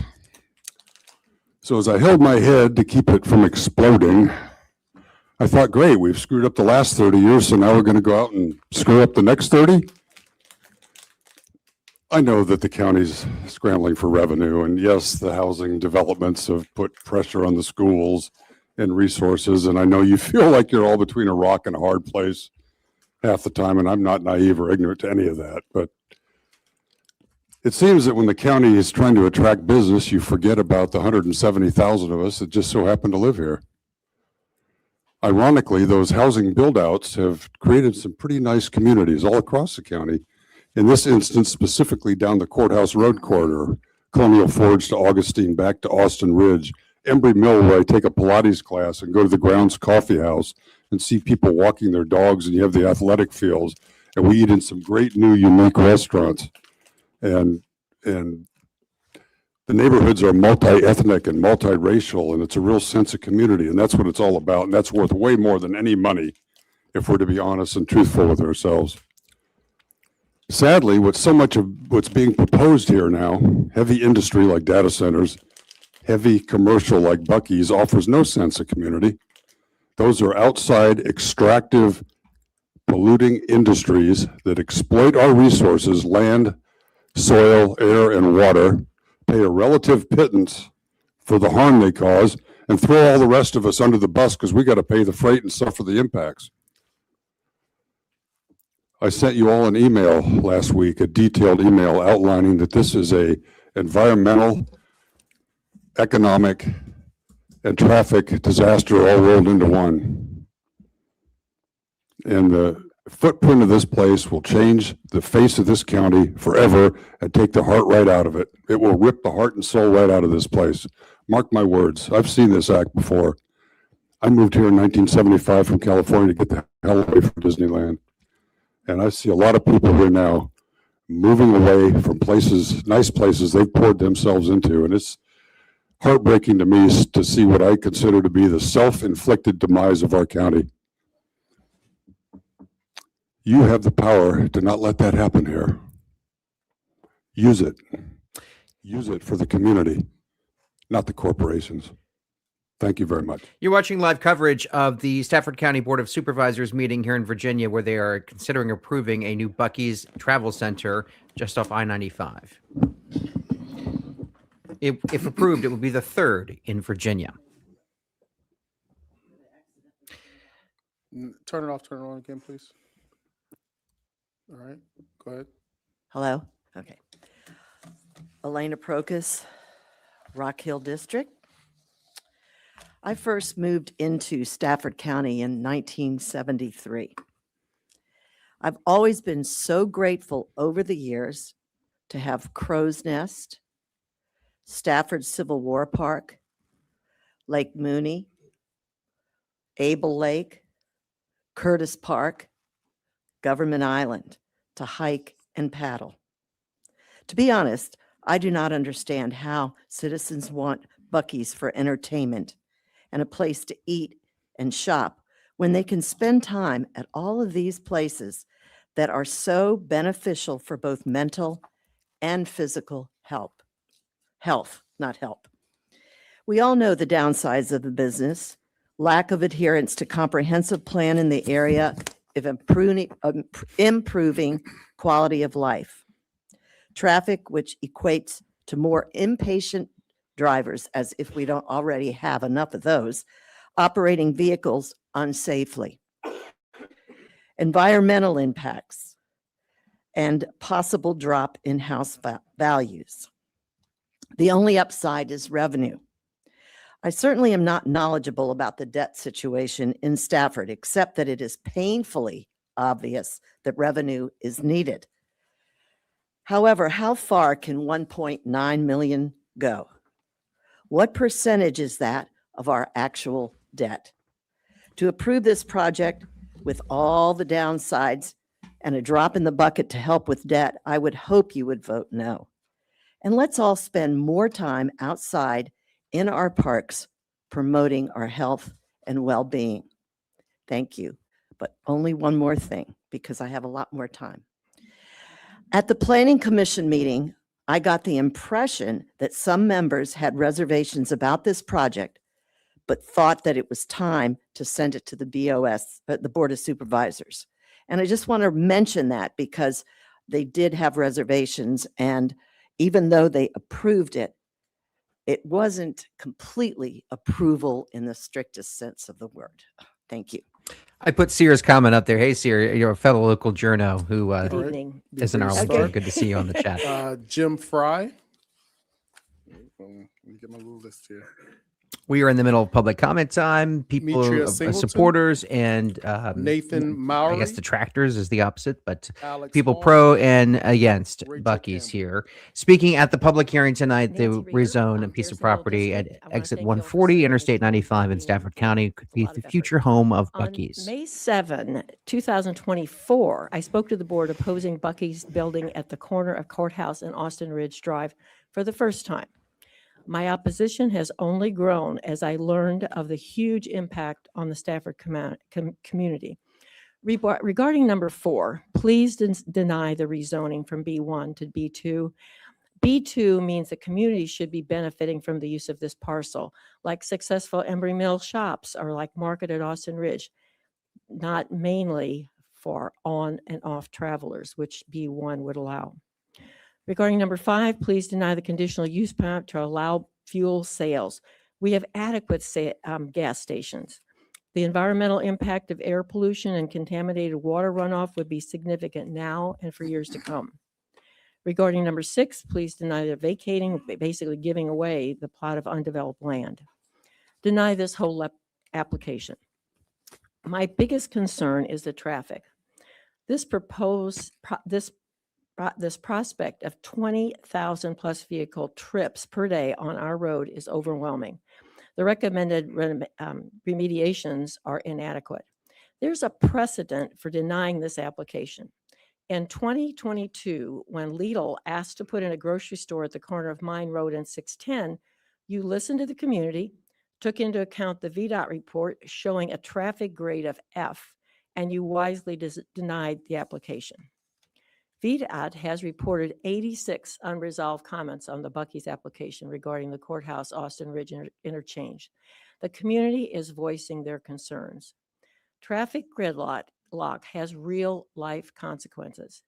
EMTs are slowed in reaching critical patients, Sheriff's duties are slowed in their response time. Parents are late picking up their children from school or daycare. Commuters are late to work or catching their rides. Students are late to school and miss instructional time. And bus drivers have to do overtime to complete their routes. The board denied a grocery store in 2022 because of traffic. A grocery store, not a 74,000 square feet travel center with 120 gas pumps generating 20,000 plus vehicle trips per day. A grocery store, which by any traffic measure generates a fraction of what Buc-ee's would produce. How can you approve their application with so many unresolved issues? I respectfully request that you deny this application. You have the right and the privilege to protect Stafford. Please do it. So again, the traffic argument, it reigns with the no Good evening. crowd. My name is B. Fitzgerald, and I live in Austin Ridge in the Garrisonville district, and I have done so for the past 32 years. I support the proposed Buc-ee's development, and I ask that you do the same. Let me start by saying Buc-ee's has a positive sentiment from about 98% of Stafford County residents, and we desperately want Buc-ee's here. Don't let the opponents from Embry Mill and Austin Ridge decide what the whole county wants. Tonight, you have heard concerns about traffic. Of course, there will be traffic, but we already have traffic. Traffic on 95 is always going to be bad regardless of who we place here. That's why the diverging diamond interchange on Courthouse Road was built, because of the massive residential growth that we have, not because of Buc-ee's. It's about time we begin taking advantage of traveler-generated revenue, and Buc-ee's would help make that happen through the estimated sales of roughly $3.5 to $5 million annually. Here are the facts. Revenue from the gas, general sales, food tax can help to fund our schools, fire and rescue, sheriff's office, roads. It can help close the $40 million deficit that we're facing. Buc-ee's are not asking for any proffers from Stafford County. I repeat, they are not asking for any proffers, unlike many of the developments that we've had approved. Buc-ee's have committed to making all road improvements that VDOT will require and address the traffic concerns. They have specifically addressed the OSAR, and they cannot proceed unless they get approval from Stafford County. I respectfully ask that you give this approval to them so they can move forward. Tonight, we heard that they are willing and they've committed publicly and in writing to paying for those road improvements. I hear that we have traffic issues. I live in Austin Ridge. Don't let everyone else who oppose it dictate what is best for Stafford County. In addition, I would like to say Buc-ee's is not the monster that all not in my backyard are making it out to be. To me, this is a no-brainer. Please, please vote yes for Buc-ee's. It's a win-win for Stafford County. We need the revenue. We need good neighbors. We need Buc-ee's. Thank you very much. So she lives very near in Austin Ridge, very near where this gas station could go, and she is saying that a projected $3 to $5 million in sales, what she means is tax revenue that would go to the county. We've reported about $2 million annually at Potomac Local. I live in the district.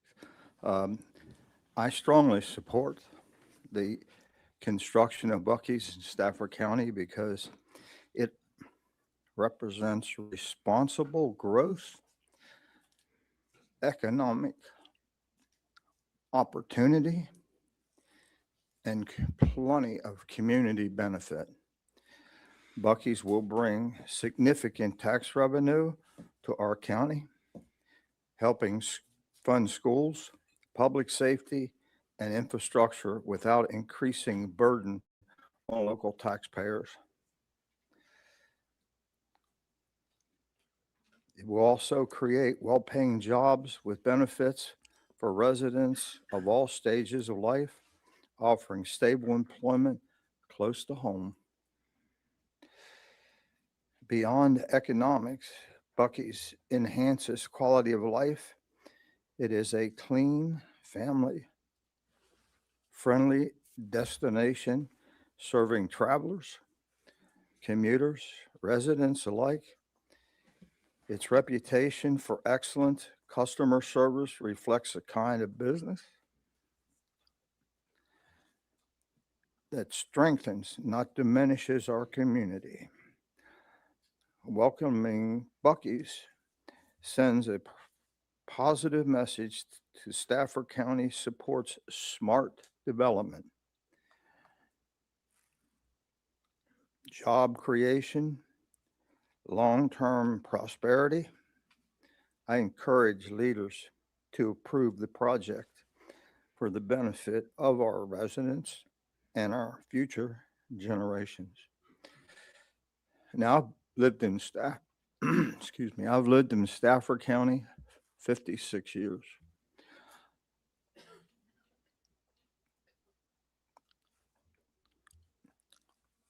When I came here, there was probably a half a dozen roads, and they were all single lane. I remember 20-year plans. I probably have 2 or 3 of the 20-year plans where we want to see ourselves in 20 years. Every one of them talks about having a business in Stafford County that, offer exactly what Buc-ee's offer. So I just can't see why we would not approve Buc-ee's. It's a golden opportunity. Stafford County has about 170,000 residents, and it is one of the fastest growing counties in Virginia. Good evening, Chairman Diggs, Madam Vice Chair Guy, and all the Board of Supervisors assembled here. My name is Metria Singleton. I'm in the Rock Hill District. I want to start by saying that I support economic development in Stafford County. However, I believe we need to be selective about the types of businesses we approve. We should choose quality over simply accepting any opportunity that comes our way. I have nothing against Buc-ee's itself or Beavers. I just want it located at an exit where I don't live. And for those supporting it, especially anyone who does not actually live in Stafford County, I imagine many of you would not want this traffic attraction near your homes or exit either. How many people here have actually been to a Buc-ee's? I know I can't speak to the audience, but I have, and I purposely went to a Buc-ee's so I could speak intelligently about it. And I wanted to share my personal experience. To me, it felt like an upscale indoor flea market. Apology, no disrespect. It was overwhelming for me. I couldn't get gas because every pump was occupied. And I never got to experience those famous clean bathrooms because the line was so long that I left Buc-ee's and went to a gas station down the road. Stafford is already known as a drive-through county. Do we really want to become known as a pit stop county simply because Buc-ee's has clean bathrooms and travelers see Stafford as a convenient place to stop off of I-95 and use the bathroom? Instead of building a massive gas station, I would rather see Stafford attract fine dining restaurants and more upscale businesses so residents like myself don't have to drive north, south, or west just to enjoy those experiences. Additionally, as a business owner myself in Stafford County, I give thousands of dollars up north to other counties to host an annual event that I have. Due to the lack of space that we have for entertainment in this county, we would love to see more venues too. So for me, Buc-ee's is a no, no, no. I would like to see the county I've proudly lived in for nearly 40 years aim for something greater than another gas station, especially when there's already a Wawa across the street and the Sheets down the road. Both have clean bathrooms. Thank you for your time. All right. I want to know who wore it best, the guy in the blue coat, red tie, or the guy in the Buc-ee's costume. Let me know who wore it best. Drop in the comments, guy, red tie, or the Buc-ee's costume. My name is Nathan Mowry. I live in the Harrisonburg district, and I'm a resident of Embry Mill neighborhood. I want to thank you all for taking the time to address this matter today. It undoubtedly is going to have long-standing impact on the residents. I want to address 3 main points.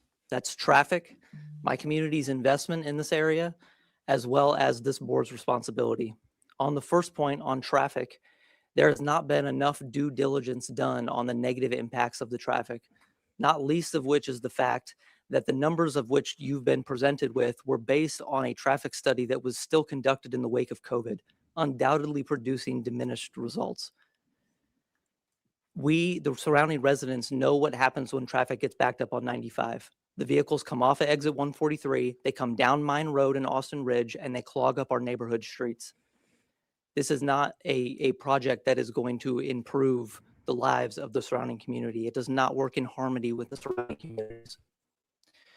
So the question I ask of this board is, why would you rush through to an approval on a project that creates such massive traffic without doing the proper due diligence on the traffic? Number two, the investment my community has made in the surrounding area. I live in Embry Mill. Our community has 1,800 homes, just about.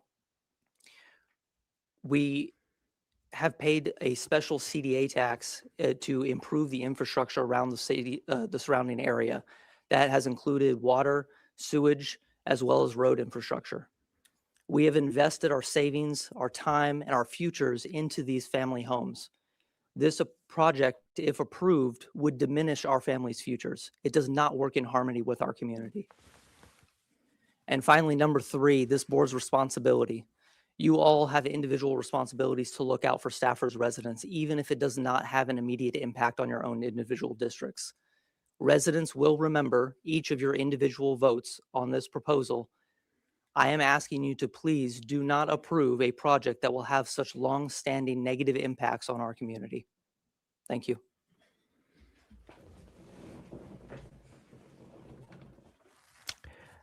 No one said blue tie. Blue coat, Alex red Hall, tie. It's all Harrisonville Bucky's District. costume.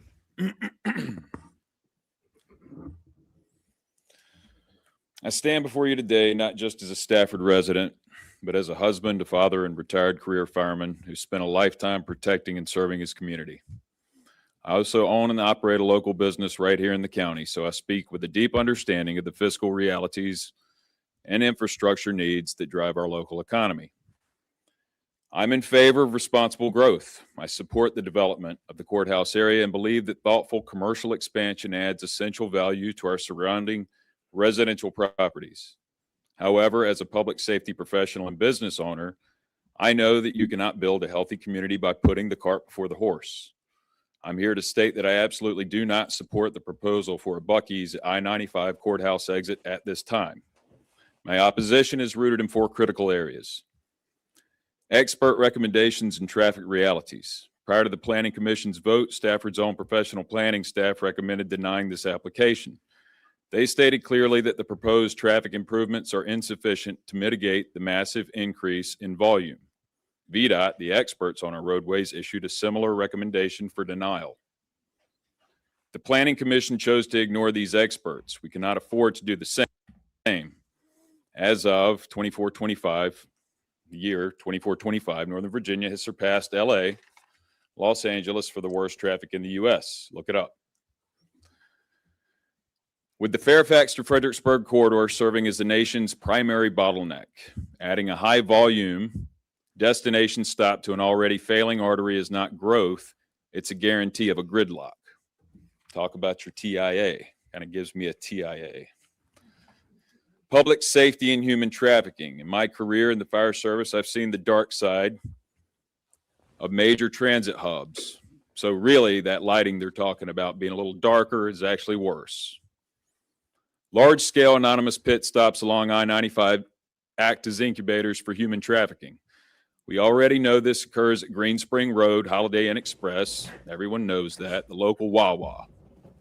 Adding a facility of this unprecedented scale provides the exact kind of anonymity that traffickers exploit. This is a documented public safety risk that our current infrastructure is not prepared to police. 3, infrastructure versus sprawl. We're currently failing to build infrastructure prior to development, like Prince William County. Courthouse Road has only been widened to Winding Creek to the west. When I-95 inevitably backs up between exits 140 and 143, motorists bail out. Everyone knows it. Everyone sees it. Everyone gets stuck in it. and flood our residential neighborhoods. Even if you don't live in those neighborhoods, you face that impact. You get stuck in it. I almost get hit walking my dogs. Thank you, sir. Thomas. And the economic misnomer. All right, before you speak, we have next up Wanda Grayson. So everybody gets 3 Steve minutes on Beck, this. You get to come up, talk to the Brandon board, Stevens, you speak whether you're for or Eric against it. Vitro, Everyone gets 3 minutes Jennifer Stratton. to Yes, speak ma'am. to that. And yeah, traffic on 95 is pretty bad, board members. especially in the. My and name is the- Rachel Campbell. You get north and of I live in the Fredericksburg, Rock Hill especially. District. I come before you as a lifelong resident of Stafford. I have watched it grow and watched how the longtime residents pay for the growth. While by all means, I welcome and support healthy growth and healthy revenue growth. However, when I look at this through the lens of for economic growth and jobs, Buc-ee's claims the project would create about 200 jobs with hourly wages of averaging $16 to $19. So the annual salary will be somewhere between $32,000 and $39,000. Not a terrible income, but will it be enough to sustain a household? Will it sustain one? Will it sustain two? Will it sustain three? And it goes on. And what about that income compared to the pricing of houses here in Stafford? The actual median price of a home here in Stafford is $580,000, and the median residential rent is about $2,550 per month. The wages Buc-ee's list is not lucrative enough, but just above minimum wage. And let's look at infrastructure. Is Buc-ee's going to pay Stafford County the billions of dollars needed to help maintain the roads, the water, the sewer, the fire protection, the stormwater management, waste disposal management, electricity, to help the county maintain its infrastructure? Probably not. Those costs will not impact the travelers, not the visitors. The impact will be on us. You, me, and all the residents of Stafford. Look around now at traffic congestion. With navigation devices such as Waze, Google Maps, etc., we are already experiencing heavy traffic on I-95, Route 1, on our local roads, cutting through our back roads, as well as our residential neighborhoods. Notice I said experiencing. The ing means continuous and ongoing. At the congestion, the congestion is not for a day, it's not for 2 days, it's continuous. So you might think congestion gonna be bad today and better tomorrow. No, it's ongoing. Is Stafford County prepared to support and absorb the effects of such increase and change? Buc-ee's is a very large scale development. Consider the proximity to our homes and communities. All that gas and fuel near our home, 120 gas tanks. Come on, y'all. Is that really necessary? It's so disruptive. Will it decrease our property value? And what about our safety? All right, How do thank you plan it? Time up. Thank you.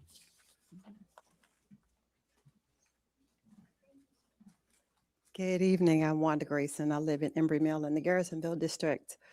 I don't envy your position. I fully understand it, having managed billions of dollars myself. So you're in a rock and a hard place. And so I'm not here to ask you to vote for or against Buc-ee's, but I am here to ask you to consider a couple of things. 3.8 million, what is it, 1.9, 3.8 million doesn't fix the $40 million deficit. So I would hate for Buc-ee's to come and give the 3.8 and the taxes still go up, because it just seems like people are believing that the 3.8 is going to rescue us. It's not. It's not even 10% of what the deficit is.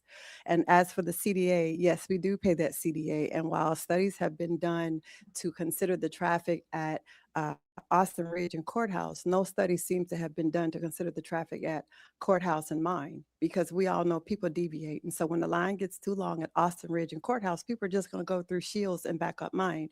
And that is where that CDA is covered by the residents. So if we're going to expect or promote an opportunity of economic development that promotes about 20,000 cars a day, which is about 7.3 million cars that might go through Shields up to mine, then it'd be nice if somebody could mitigate some of that CDA off of the Embry Mill residents as well, since we didn't ask for that increase in traffic. And the only other thing I would just ask is, I really want to live in a community where there is maybe a higher end restaurant or a higher end grocery store or movie theater or more quality of life opportunities, because with the traffic, we're going to end up trapped here. We can't get in, we can't get out, and then we're here stuck with nothing to do. So if whatever the next project is, can it just be something that we universally have asked for? Different grocery store, entertainment center for families, so that we can all of a sudden collectively, both you and the constituents, be a community that look like we want development. Because right now, everything that seems to be coming promotes Stafford residents don't want development. It's not that we don't want it. We just want the right kind of development. That's all. Something that benefits us, not just people passing by, not just people stopping through, but the right kind of development so that we can benefit from everything that's being levied on the community that we actually live in and love. Thank you.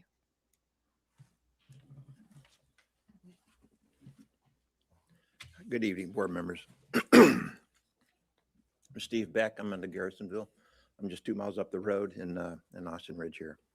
I believe there are better, smarter ways of using the property to generate revenue that would actually benefit the residents of Stafford County.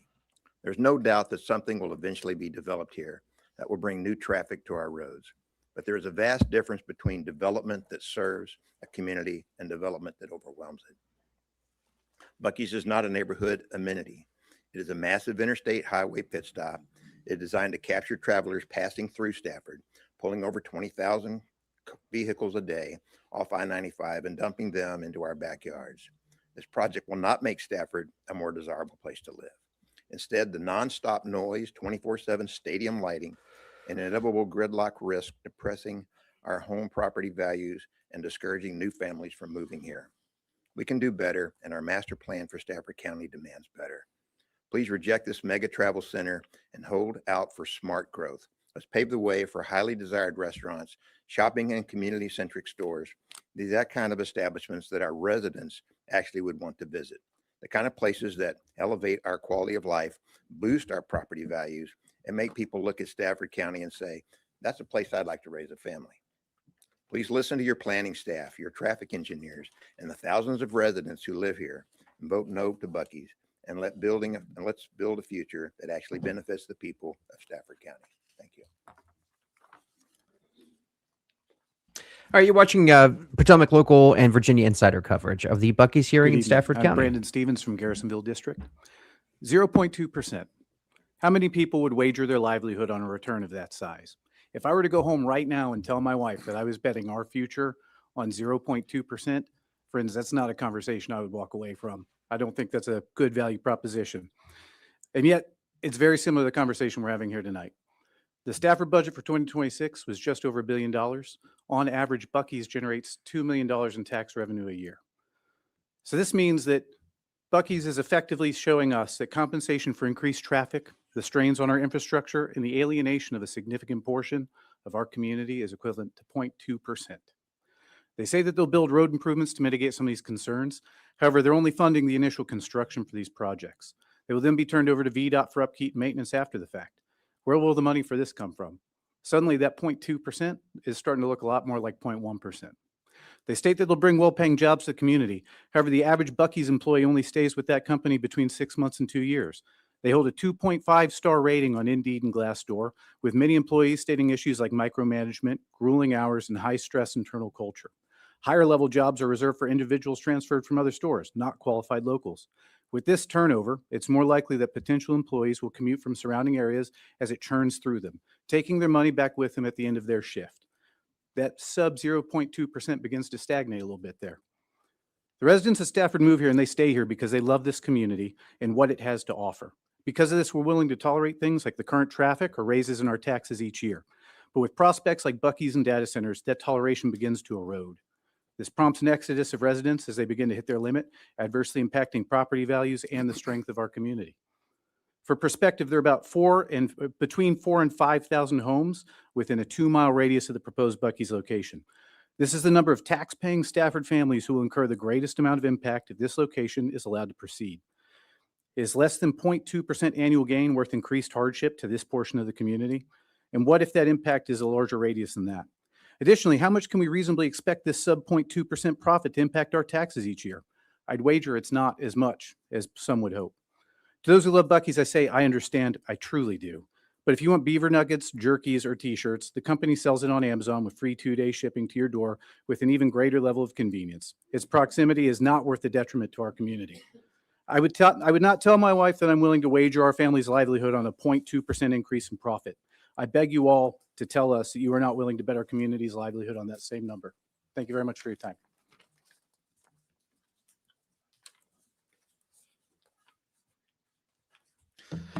All right, thank you very much, ladies and gentlemen. Thank you for your time. Eric Vetro, moved here 5 years ago from Prince William County. We came down here because this had a quality of life we were looking for. It had the feel we were looking for. And we've been happy the last few years, but now we're all of a sudden, like a shock, starting to feel it. Data centers, power lines, now Buc-ee's. How much can one community absorb? On top of home price and the taxes, we paid a CDA to improve roads, sewage, a school, which was never built. And now those roads are being used to support this. Now you could say it's on different roads, but we all know the reality. Traffic studies have not been addressed. You've denied other businesses for significantly less. And now there's a lot more questions on the table that aren't answered that you're just going to look the other way. Kind of find that hard to believe. We talked about the traffic study, but nobody's talked about exit 143, what it's going to do to Garrisonville, Mine Road, Austin Ridge, when people, human nature, go around. Nobody's talked about eastbound traffic on Courthouse Road. Right now, only 5 cars can maybe get through, turning left towards 95 on Austin Ridge. Eventually, that traffic light's going to have to be longer to get these people out. So what's that going to do to the people eastbound on Courthouse? There's going to be a lot more delays. What about the trucks? Oh, wait. Delivery trucks, fuel trucks that have to go to Buc-ee's, and the trucks who inevitably, like Dr. Young pointed out, just like to park down the street so they could walk there. It's bad now. It's going to get worse then. 1.9 million. Have you done the analysis? What could be offered if we actually even brought small business in here, maybe address that root cause and making Stafford more small business friendly?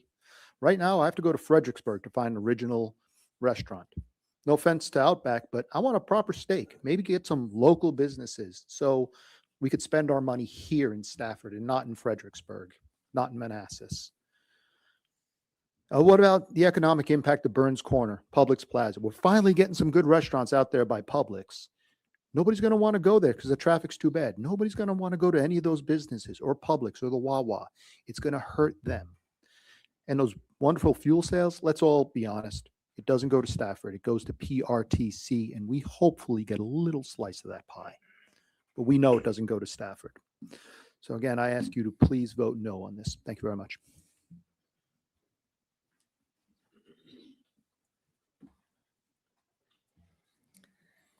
One second before you start. Latoya Caldwell, Mark McLeod. Yeah, I get the guy's point about having small mom and pop businesses in a community.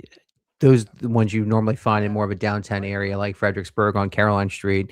Not too many of those in Stafford County versus Fredericksburg. And so for a lot of things, people who live in Stafford County do have to travel to Fredericksburg, Spotsylvania County, or into neighboring Woodbridge and Manassas, like the guy just said. But Stafford County, what they do have, they do have a handful of small businesses, mostly chain restaurants. Jennifer Stratton, Garrisonville. Tonight, let's talk about your legal and ethical obligations to the citizens of Stafford County. When each of you took office, you swore an oath to uphold the U.S. and Virginia constitutions and faithfully perform the duties of your office. These duties are not symbolic. They carry real obligations to Virginia law and Stafford County's planning and zoning ordinances. Virginia law is clear that zoning decisions should be based on the public welfare, long-term planning, transportation impacts, compatibility with surrounding properties, and protection of existing communities, not the pressure, popularity, or the size of a corporation. Your obligation matters tonight. Years ago, Stafford County intentionally planned this area for smaller scale commercial development. That was not accidental. The county understood this land sits directly beside neighborhoods and directly beside Interstate 95. Decision makers recognize that development near homes must protect residents' quality of life. So the county created limitations, not one massive interstate destination, but smaller retail spaces intended to balance commerce with livability and compatibility for nearby residents. The original intent matters because ordinances and zoning classifications are supposed to mean something. If carefully planned limitations can simply be set aside whenever a larger commercial applicant arrives, then residents and business owners lose trust in the process. The board's responsibility is not to ask whether Buc-ee's is popular. Your responsibility is to determine whether this rezoning is consistent with the county's ordinances, planning principles, infrastructure, realities, and the welfare of the citizens who already live here. That is the standard. The surrounding area is already showing what responsible development can look like. Near the Publix corridor, we are seeing smaller scale businesses, walkable areas, restaurants, gathering spaces, and development that integrates into the community instead of overwhelming it. That type of growth improves quality of life. A massive interstate travel center does the opposite. Buc-ee's has repeatedly described itself as a destination business designed to attract extremely high traffic volumes from I-95. This board must decide whether that belongs beside neighborhoods, homes, schools, and growing residential communities. The citizens of Stafford are asking you to honor both the spirit and the letter of the ordinances that were put in place to protect the community. The oath you took was not to developers. It was not to interstate commerce. It was to the Constitution, to the citizens of Stafford County, and to the faithful and impartial execution of your duties under the law. So tonight I close by asking you, as sworn officials of Stafford County, are you going to follow the law? Earlier, you were discussing the violation of the Virginia Constitution with the redistricting vote. Your concern also applies here. Please don't open Stafford to future litigation. Yeah, the Please do comment not. from Nessa Hart, the most bizarre comments, get us this business, get us that business. The supervisors so I have no don't do control this over what often. businesses come in. They My just name is doing what they're Latoya doing Caldwell. now, I'm a registered rezoning nurse land so a business and a can choose nursing to build. educator, as well as a board certified psychiatric mental health nurse practitioner. I hold a master's of science in nursing education and a master's of business administration. I teach clinicians to make decisions based on evidence, because when you work in healthcare, the cost of ignoring evidence is measured in lives. So tonight, I'm going to show you the evidence, and I'm also asking who is responsible. The applicant's own TIA projects 20,940 vehicles per day at this site, 2,174 cars per hour at peak. I want to be precise because those are their numbers from their engineers. VDOT's own April 2024 review used the words worsening, degrading, and failing to describe the Courthouse Road and Austin Ridge Drive intersection. They identified a significant safety issue at the primary entrance and called the U-turn frequency problematic. VDOT's words, not mine. Stafford County Fire Rescue holds an 8-minute response standard. The Journal of American Heart Association tells us that every single minute of EMS delay reduces a cardiac arrest patient's survival by 6 to 10%. My analysis on this project is 5 to 9 additional minutes of delays on this corridor at peak hours. This is not a traffic inconvenience. This is a difference between life and death. Here is something this board has not yet heard. This is not just about Embry Mill. This affects every district in this county. When Buc-ee's generates a call, a fuel fire, a parking lot accident, a cardiac arrest, in a 74,000 square foot building serving 2,174 cars an hour, Stations 2, Station 13 has to respond. The moment those units leave, they're out of service for Embry Mill, for Courthouse Road, for every community in this coverage zone. A second call comes in, dispatch cannot send Station 2. They have to send Station 9 from Aquia Harbor. And if they cannot respond, they have to get a third call from Station 10 from Potomac Hills. So this is what I need for you guys to do. I need you to picture one family, a grandmother in Embry Mill. It's Friday evening, Buc-ee's at peak hours. Her family calls 911 because she cannot breathe. Stations 2, 13, and 15 at this time does not exist. This is not a projection, this is math. My question is, who is responsible? Thank you.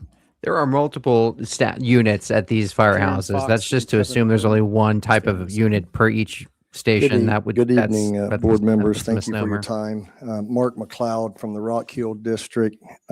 Me and my family have lived here in Stafford for 23 years. I want to start by saying that we are big supporters of Buc-ee's. It's an incredible company that will bring jobs, tax revenue, tourism, and recognition to Stafford County. It's exciting to think that one day people traveling I-95 will proudly say, take the Buc-ee's exit on I-95 in Stafford. That's a big deal for our county, and we truly hope tonight is a successful night for them. But at the same time, tonight is also bittersweet for us. If Buc-ee's is approved tonight, it will be because they went through a process of obtaining a rezoning and a conditional use permit. Meanwhile, our family and project, Crow's Nest Outdoor Adventure, have spent nearly 2 years in litigation fighting Stafford County and this board over a campground use that is by right. This should be alarming to every property owner in Stafford County, because if this can happen to us in a by right project, it can happen to anyone. So tonight, while we support Buc-ee's and what it means for Stafford County, we also hope this board reflects on how differently projects and property owners are treated in this county, especially when a project is already by right under the law. Thank you so much for your time. That's Mark McLeod. We interviewed him last week. He's got a property in Southern Stafford. He wants to make a campground, and the county continues to stonewall him and sue him to prevent him from developing that by right project that he's got. You can find that interview on PotomacLocal.com on our YouTube page Did at everyone Potomac Local. see that if Buc-ee's doesn't come in, 7 other properties are going to come in? It's already approved for that. There's going to be traffic no matter what. I'm here to support Buc-ee's. I have lived in Stafford since I was 11 years old, more than 60 years. When my parents moved here to get away from the hustle and bustle of Northern Virginia, they purchased property 8 miles down 610 off a dirt road because they didn't want to be around all the hustle and bustle. Back then, there was one high school that I graduated from. A new high school wasn't built till 1981. Today, we are building our 6th high school due to all the housing construction. Many residents today may not be aware that if you have more than one child in the school system, your real estate taxes don't even pay for their education. It costs about $5,000 for each child. So we need more revenue. And the way to get that is through Buc-ee's. So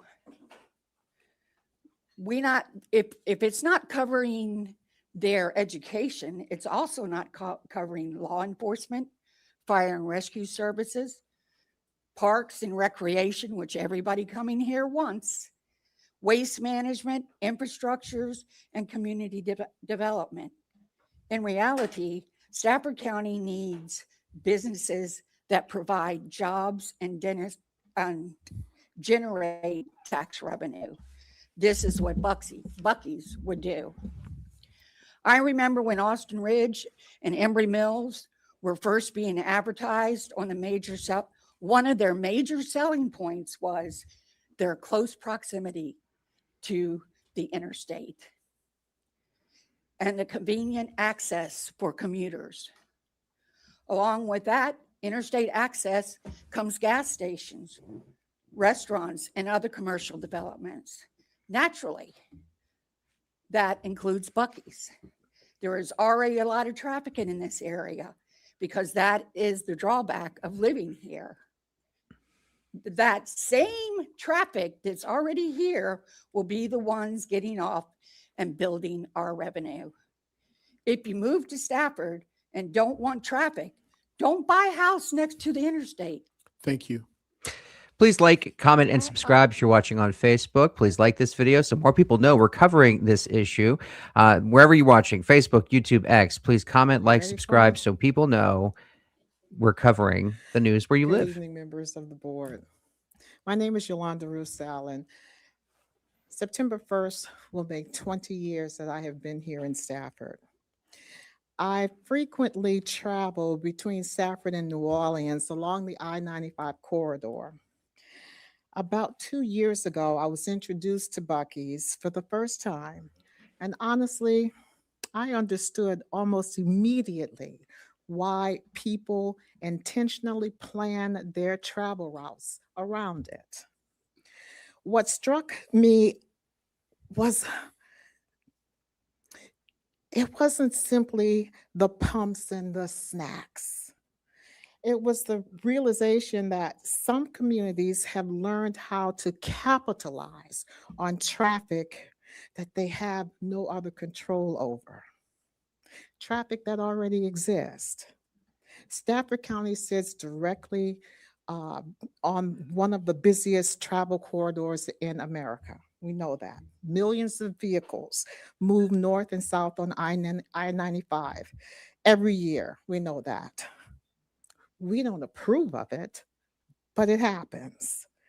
We don't have control over that traffic, but we can decide whether Stafford benefits from it or whether those dollars continue flowing past us into other communities. Families traveling long distance, they're only looking for more. First of all, they're not looking for more fuel. They're looking for clean and safe facilities. They're looking for quality food, convenience, rest, and a place that feels welcoming. Communities that understand this are turning highway traffic into economic opportunity.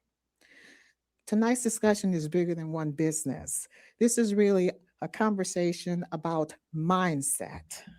Do we see Stafford as a county that merely experiences growth and traffic? Or do we see Stafford as the county that strategically positions itself to benefit from realities that already exist? Because the traffic is already here. The travelers are already here. The spending is already happening. The question is, will Stafford participate in that economy or continue watching neighboring regions capture revenue, jobs, meal taxes, fuel taxes, tourism dollars, and business opportunities? Are we going to just continue seeing that just go out the window? I absolutely understand the concerns of the residents and the concerns that they've Thank you. raised here. Y'all know where I stand. You're watching about live this? coverage of the Stafford County Board of Supervisors meeting where they are working to hear from residents on a proposed Buc-ee's Travel Center on I-95. Good evening, Karen Fox, Heartwood District. I'm asking the board to decline Buc-ee's application because I do not believe it conforms to Stafford County's comprehensive plan. This is not about whether Buc-ee's is a successful business. This is about whether this project at this location fits the long-term vision Stafford County adopted for itself. The comprehensive plan exists for a reason. It guides growth, protects infrastructure, and helps ensure compatibility between projects and nearby communities before approvals are granted. Tonight, I do not believe that standard has been met. The proposed 74,000 square foot facility, 24-hour operation, 120 fueling positions located next to established residential neighborhoods. That is not a small commercial project. It is a very large highway use. The county's own planning framework talks about compatibility, transition between commercial and residential, and coordinated development within the courthouse targeted development area. I do not believe this project aligns with those principles. I am also concerned about the transportation issues. The traffic impact analysis already shows worsening congestion at key intersections, while major transportation questions remain under ongoing VDOT and federal review. Those are not minor details. They directly affect whether this project can function responsibly and safely in this location. Approving the project before those questions are resolved means approving first and dealing with the consequences later. That's backwards. There has also been a great deal of discussion about revenue. However, the projected fiscal benefit is minuscule when compared to the county's overall budget.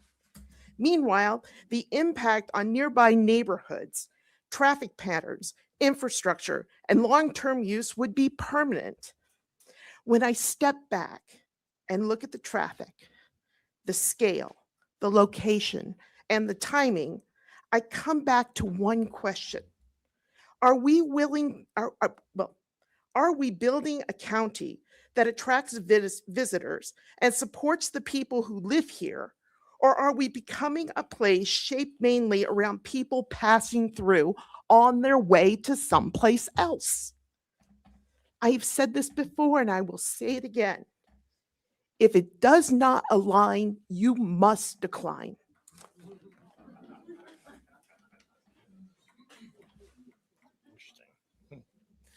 You have to bear with me. I've been up for 24 hours and so.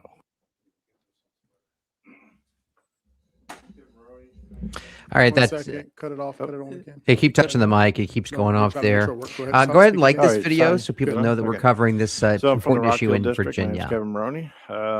I'm a truck driver by trade. That's what I do. I can tell you right now that the issues that have been brought up tonight are kind of redundant to me. They're kind of a joke. The reason why I say that is because we're taught as truckers to look for trafficking. Okay. Traffickers are going to look for truck stops. They're going to look for your regular stops for roadside sleeping, rest areas. Buc-ee's has tons of cameras. They have immense amount of lighting. And quite frankly, you can have traffickers right in your back doorstep. I mean, come on, you guys are saying Wawa and all this other stuff. Okay. So that being said, I'm tired of hearing about the traffic.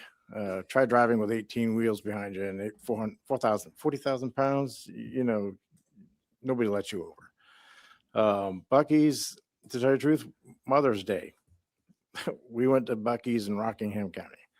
Why? Because my mom wanted to go there and my father-in-law wanted to go there, and he's got Alzheimer's. So, figuring he's going to remember that trip, probably not. But guess what? He sees everything and it reminds him right back to where he went. So it's something that families do. Okay. You can talk about revenue. You can talk about traffic. I'm sorry, but when someone can sit there and change everything because you've told them or somebody else has told them, I'm sorry, and they're willing to pay for it, that's a no-brainer. That's saving you money because you're not having to put you tax dollars, any kind of extra funds into fixing these roads because they're willing to do it and they're willing to also upgrade it once you guys ask them to do it again. I don't know any Wawa that would be willing to do it. There's a 7-Eleven you can't even take a left turn into. You go up to 7-Eleven by the hospital, it's all right turns. You can't turn left into it off Route 1. You can't turn left into it off of the main drag out there. It's a joke. It's all right turns. Go check it out. You'll see. Okay. As a truck driver, I'm taught to look for that kind of stuff because I have to get the easy ins and easy outs. Yes, they do post signs saying no tractor trailers. And I've already told Stan, hey, I'm cool with that. You know why? Because I don't want my tractor trailer and I don't want truck drivers in where I'm going to bring my family. Okay.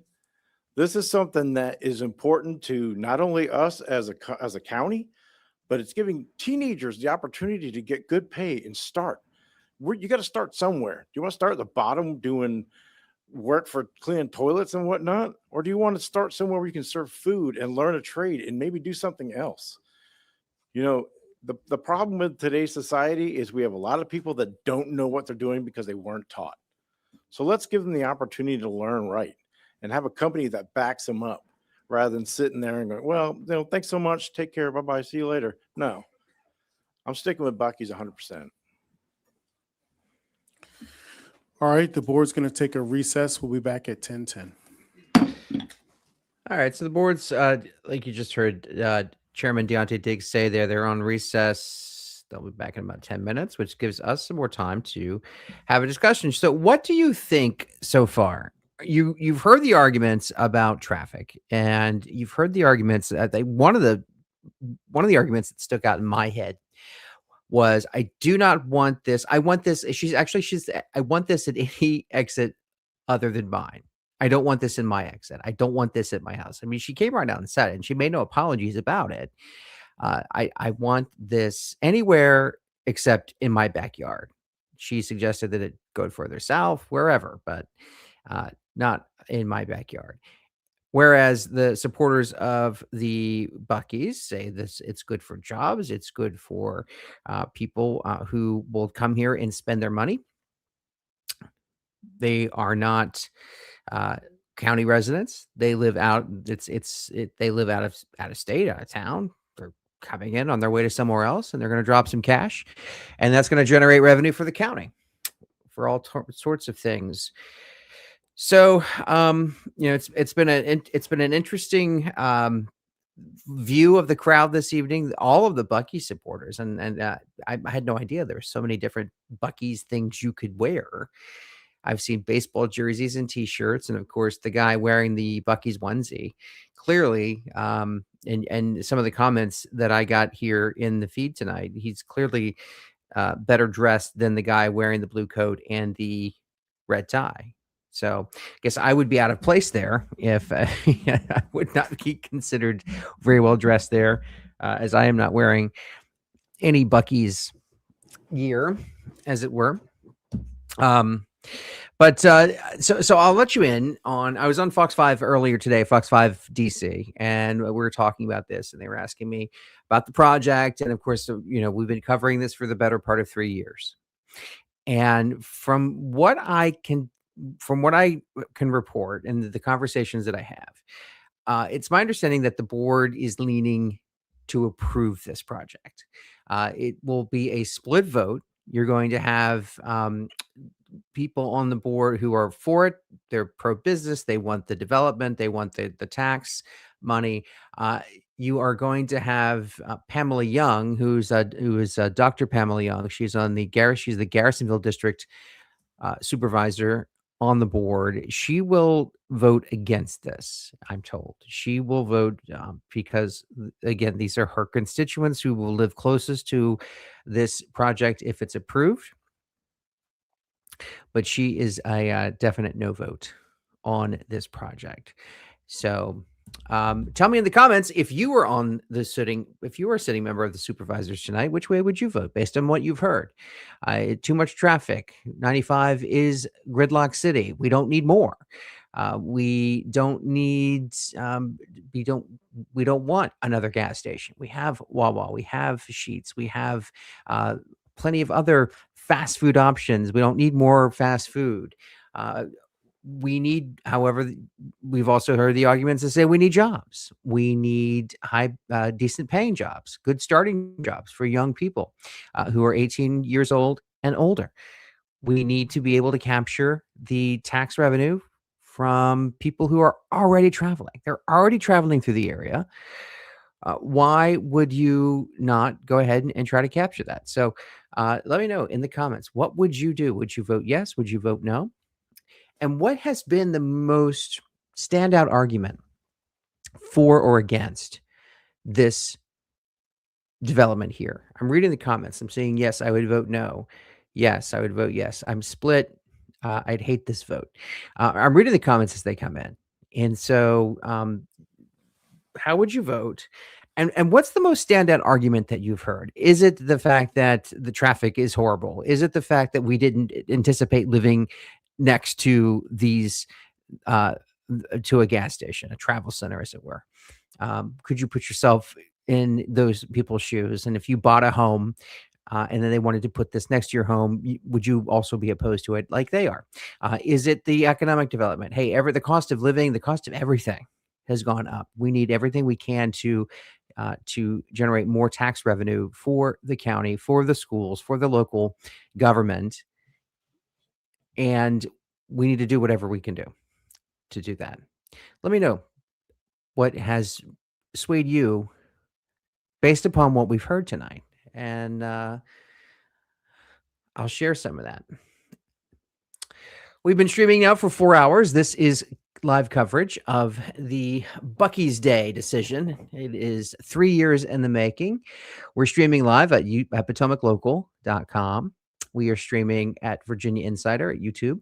We are streaming on Facebook, on X. We are streaming wherever you are watching. And we certainly appreciate you being here with us, as this is special live coverage of the Stafford County Board of Supervisors and their decision on whether or not to approve a conditional use permit for a Buc-ee's, a travel center. It will be a 120 gas pump Buc-ee's Travel Center, situated on 76,000 square feet of property just off Interstate 95 in Stafford County, exit 140. This is just north of Fredericksburg. If they approve it, it will be one of the biggest economic projects in the county's history. If they don't approve it, it will most likely become more retail or office space as it's currently zoned. So it's currently zoned for that. It's currently zoned for 90,000 square feet of retail or office space, restaurants, could be any of that mixed use development. What Buc-ee specifically needs here is what's called a conditional use permit to permit gas pumps at this location. These CUPs, as they're colloquially known,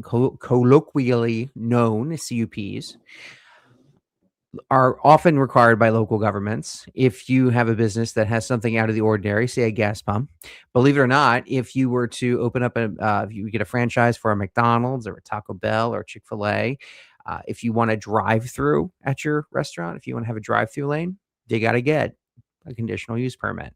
So they're very common. It's a very common thing. And the local governments in Virginia, this is a great moneymaker for them because they charge these corporations big money to apply for and for the staff to review the applications for the CUPs. So local governments in Virginia charge lots of money for this stuff, but very few are for a project this size. And that is that's a major driver of the opposition of this project, is because it is larger than normal. When you have a self-described Walmart with 120 gas pumps out front, that's a little bit different than, say, a one-lane drive-through or a 12-pump gas station. This is a different animal here, and that is what's drawn out the opposition to this over the course of the past 3 years when we started reporting on this at PotomacLocal.com. If you're not familiar with PotomacLocal.com and you live in Fredericksburg, Manassas, or Woodbridge, you should be. We cover the area every day. I founded the publication 16 years ago. And 16 years later, we're still here covering Fredericksburg, Manassas, and Woodbridge, telling you what's going on in your child's school, what's happening, why the cops were on your street last night, what new businesses are opening in your neighborhood. Go to PotomacLocal.com right now and sign up for our free email newsletter. I send that thing out every day at 4 p.m. It's packed full of local information you're not going to find anywhere else. And the email's free. It is totally free. If you really like what you read and you want to know more, you want to become a member and get 100% access to everything we publish in that newsletter, please consider supporting us by becoming a Potomac Local member for $8.58 a month. That's cheaper than a 6-pack that you could probably buy at Buc-ee's. It's definitely cheaper than the brisket sandwich you could buy at Buc-ee's. But for $8.58 per month, you can support local journalism that matters in your community.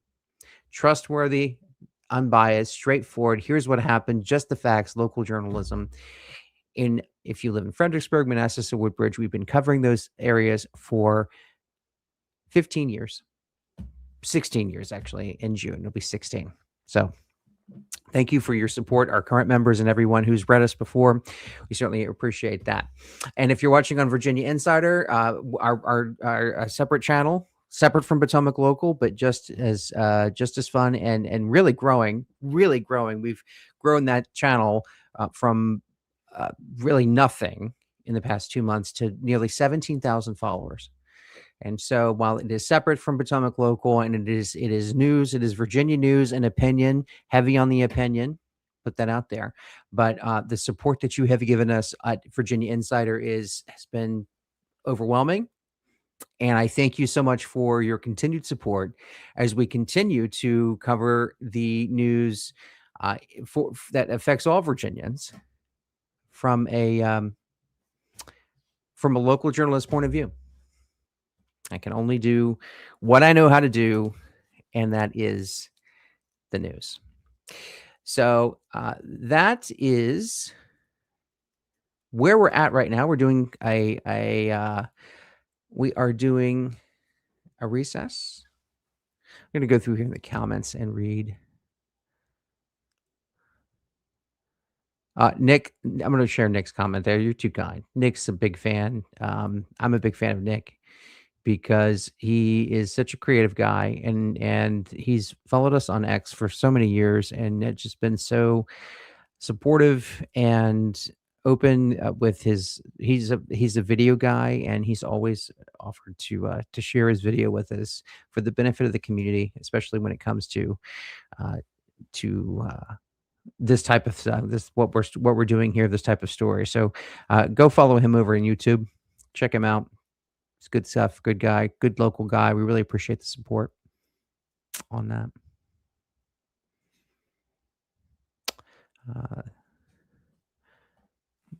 Thank you for subscribing. That's fantastic. Glad to have you. Thank you. No decision yet. We are in a recess. We've got we've got more public comment to come. It's likely hours of public comment to come. I hate to say, but we are going to stick with it because it is something that we know that is important and for the community, especially for over at Potomac Local, where we've been covering this again for the better part of 3 years. So let's see. No decision yet, folks. Here's a good guy, Mark Doyle. We'll put him on screen. Vote yes. 95 travelers cost Staffordians. It's time to have a place for travelers to spend money in Stafford.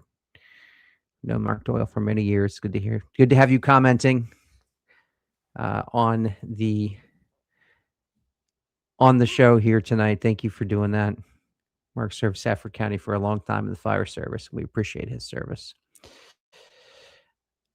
All right, just what Stafford needs is more stupid people driving to make more traffic. That's after so long, you kind of get punch drunk at this hour, and I guess I'm entering that phase, so you have to excuse me. So I'm reading your comments coming in. I don't see anybody who has said, I have heard one convincing argument that has really resonated with me or has really worked to change my mind or win me over. So I'll keep watching. I will keep watching on that.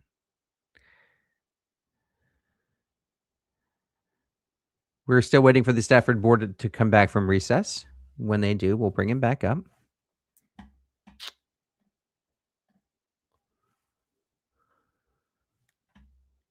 Rooney, Adrienne Malin,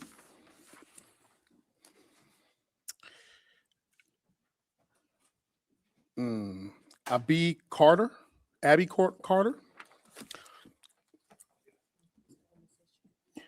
Kelly Swarter,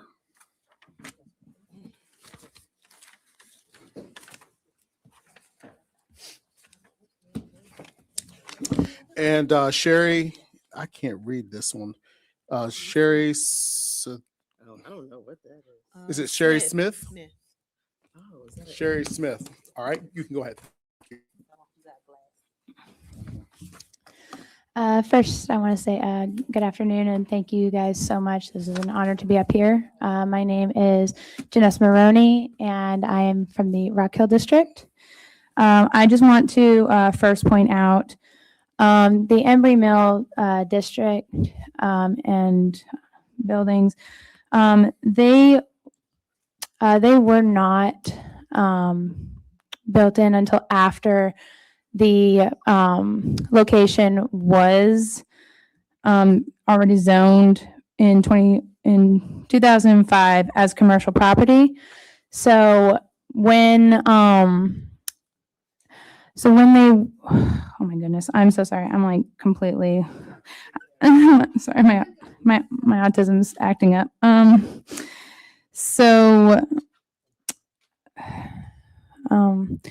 I just want to say my family has been here for over 40 years and we have seen a lot of changes in this county. And with the amount of homes coming in, I believe that we need Buc-ee's because I believe that they can support all this new growth that is occurring in our county. And let's see. And I believe that everyone who is saying how we have all these Wawas and Sheets, and believe me, I have worked for Sheets, and how many times have we seen yellow gas pump bags on those pumps? Almost either half or two, or almost all the pumps. I believe that Buc-ee's has more reliable a system for that, as they will have more pumps. So even if a small portion of them do not work, they will still have so many more that people can go to and get gas. We've gone to like Daytona, Florence, we've gone to a whole bunch of different Buc-ee's. We were able to get our gas real quick, go and get a parking spot real fast. It like didn't take very much time. And then we were able to get in and get out and get right back out onto the 95 interstate. And for me, I love Buc-ee's because to me, it is tradition for my family. And I have been able to see other people in the communities that also love Buc-ee's and we love the beaver and we really want it to come here to Stafford and just being able to enjoy the memories that it holds and that it can bring to the future for many and many generations. So say yes to the Buc-ee beaver and thank you so much.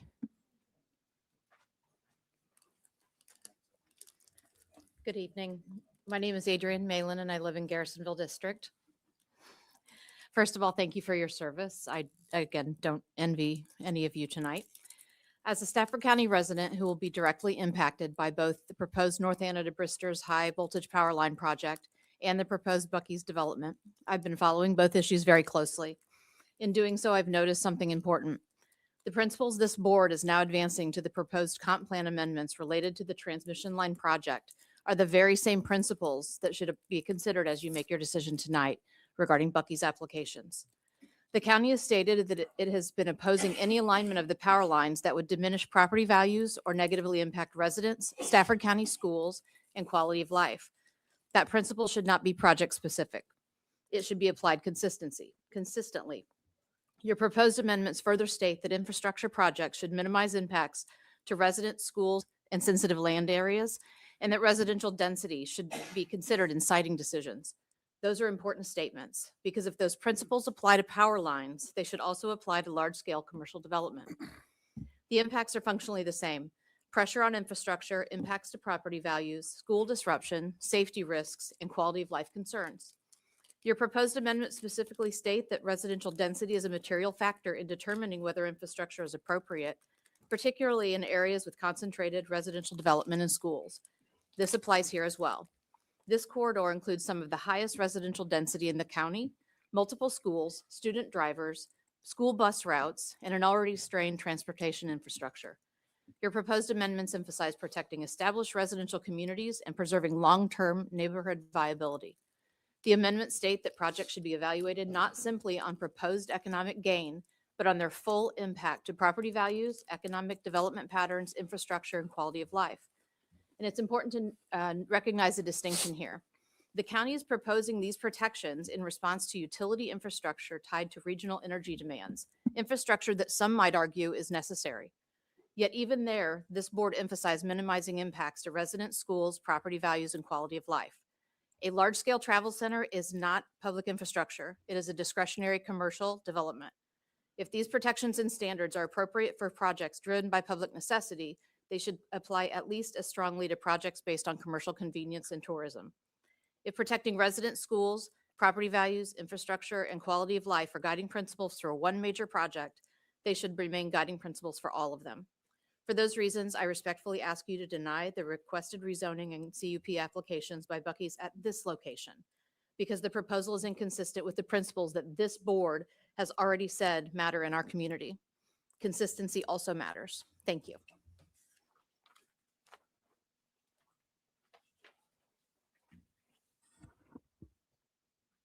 New speaker. Good evening, Abby Carter, Falmouth District. I'd like to talk to you this evening about traffic. I have looked at the VDOT numbers for the 2023's audit of ramps on and off I-95 and other busy intersections in Stafford County. I'm not a traffic analyst, but I have a hard time believing that the daily traffic at the proposed Buc-ee's will be half that of the Warrenton Road Route 1 intersection turning toward Fredericksburg. Yet the applicant has stated they expect fewer than or approximately 20,000 cars to come and go daily. The Warrenton Road Route 1 intersection handles 40,000 vehicles per day, and we all know how it can back up if there are any issues on 95. I might add that Buc-ee's in Daytona has an average of 44,000 trips per day and is probably the best comparison for a very busy I-95 corridor. To give you another example of choke points, the southbound 95 ramps at Garrisonville Road, east and west, those ramps handle a daily total of 71,000 trips per day, according to VDOT. I realize that the traffic impact statement is written for the roadways nearby, and they are based on the trip numbers provided by the applicant. What if the applicant is wrong? What if there are 25,000 trips or 30,000 trips? Or what if the numbers are closer to those seen at either the Falmouth intersection or the 610 ramps? We all know those two high traffic areas back up in a blink of an eye. That has major implications on the people who live nearby, commuters, and I suspect the surface roads throughout the middle of the county. The question I would ask is, are we sure enough about the traffic numbers and the mitigation efforts that we should approve this application? If unsure, then more information is really needed. Buc-ee's has asked to be allowed to build not in a rural or an exurb area, but in a suburban area. Please be sure you have the best outcome in your pocket before approving any project with these huge potential ramifications to residents, commuters, and travelers who will be affected. Thank you. All right, before he speaks, we're going to have Carrie Simpson, Chris Zimmerman, Kevin Maroney. Oh, they put two in here. Well, thank you for being honest. Rachel Stanley and Connie Smith. Good evening. Pardon my nervousness. I'm not comfortable in embarrassing myself in front of my neighbors, but here goes. You know, Buc-ee's makes a lot of money. And if this happens, Stafford will receive a very small portion of this money. All the rest of that money is going straight back to Texas. All their products their meat, everything is shipped from Texas. The contractors that build these facilities are all out of state. The 40,000 or so people they're going to bring into our community are going to think of Stafford as nothing more than a toilet and a trash can. I think we're better than this. I hope you do too. I'd like to propose we invite a business that has roots in our community, a business like, let's bring back Imperial Gardens or Mason-Dixon. We could haul a log cabin up here and get rid of that blind spot. These people have roots in our community. Their money stays here in our community. Another thing I'd like to propose is I'd like you to picture this. How about if we're coming down that road and on that hill we see a steeple with a cross on it? Something that's going to inspire our community, a gathering place for our community.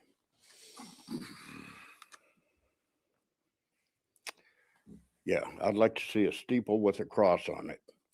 I mean, what's going to inspire us more? A steeple with a cross or a 45-foot sign with a picture of a giant invasive rodent on it? Thank you for your time. Thank you for staying late. So we're still hearing in the public comment time. Some of you are asking, are they going to vote yet? Are they going to vote? It's 10 o'clock. This could go on for a few more hours. Hello, my name is Cherie Smith, and I am in the Garrisonville district. Let me everybody know in here that my home sits at that 420 feet away from the said property. So I come here with several things. Number one, I would rather have a data center there. Why is that? Because the data center setback from residents is 1,000 feet versus the, as I quoted, 420 feet. Why is that? Because they have humming noise from air condition. They impede in the family's lives because of the noise from the air condition and the cooling system. Versus Buc-ee's at 24 hours, I have to hear closing of doors, slamming of things, horns blowing, kids screaming, people yelling, doors, and everything else going by my backyard. Number two, so give me a data center if I have to choose. Number two, the residents on Booth Court was supposed to hear from the Buc-ee Corporation, said back in the Planning Commission about 4 weeks ago, said that he would get with us, and he has not gotten with the Booth Court residents at this present moment. But however, other residents in our county has received wonderful gifts from him, but I have not even received a letter saying, come and talk. Number two, the light impact by your staff says that it's going to be a negative impact of those who live close by, which, by the way, 420 feet is very, very close. So now I'm going to have a negative impact with the lights. We all do know that light impacts your health and the well-being and your sleep and give you insomnia and keep you woke and don't let you go into REM. If you're medical, you know that already. So that's going to impact me as well. Number four, she indicated that the OSAR cannot be completed until this board votes a yes. That is not true. The final OSAR cannot be completed. They can give us a proposed OSAR. Read it for yourself. Don't let her talk for you. Number five, once again, who is everybody being impacted? In the Garrisonville district alone, let me tell you about some numbers. 26 to 27% of the residents in the Austin Ridge Emory are of the Black and brown race. 19% are the retired individuals.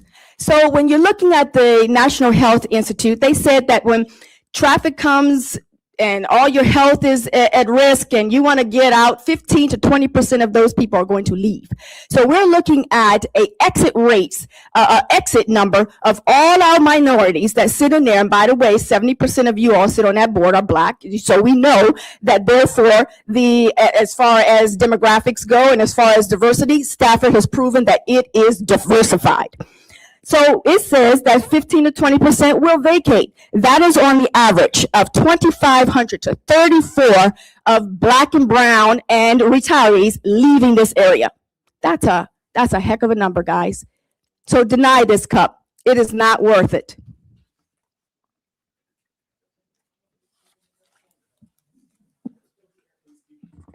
please keep your comments to yourselves, okay? Chair Diggs and Board, I thank you for this opportunity. I would have been much further ahead of the line an earlier speaker, but I was caught in traffic. I commute from Northern Virginia. My name is Chris Zimmerman, and I'm a resident of the Garrisonville district. I'm also just one of the 20,000 veterans that call Stafford County home. About 1 of every 9 of us are veterans. I decided to retire here in Stafford because Stafford has a sense of community and the county really supports veterans well. Stafford County works hard to assist, support, and recognize veterans through the year and provide various public and veteran-specific community services. We have an armed services memorial. We host and support many veterans events. We support veterans-owned businesses. And Chair Diggs will speak and assist in the wreath laying at the county's Memorial Day ceremony this Friday at 10. How does Buc-ee's support veterans? They don't. The answer is, while you can probably buy a Buc-ee's camouflage hat, Buc-ee's has never and currently does not honor the sacrifice and service of our active duty members. I will say again, Buc-ee's does nothing to celebrate our veterans, not even a discount on the camo hat. It's right on their website. I absolutely love that we are naming a street in the area after Izzy Rodriguez, who died in the line of duty serving the Rock Hill Volunteer Fire Department on 28 January 1998.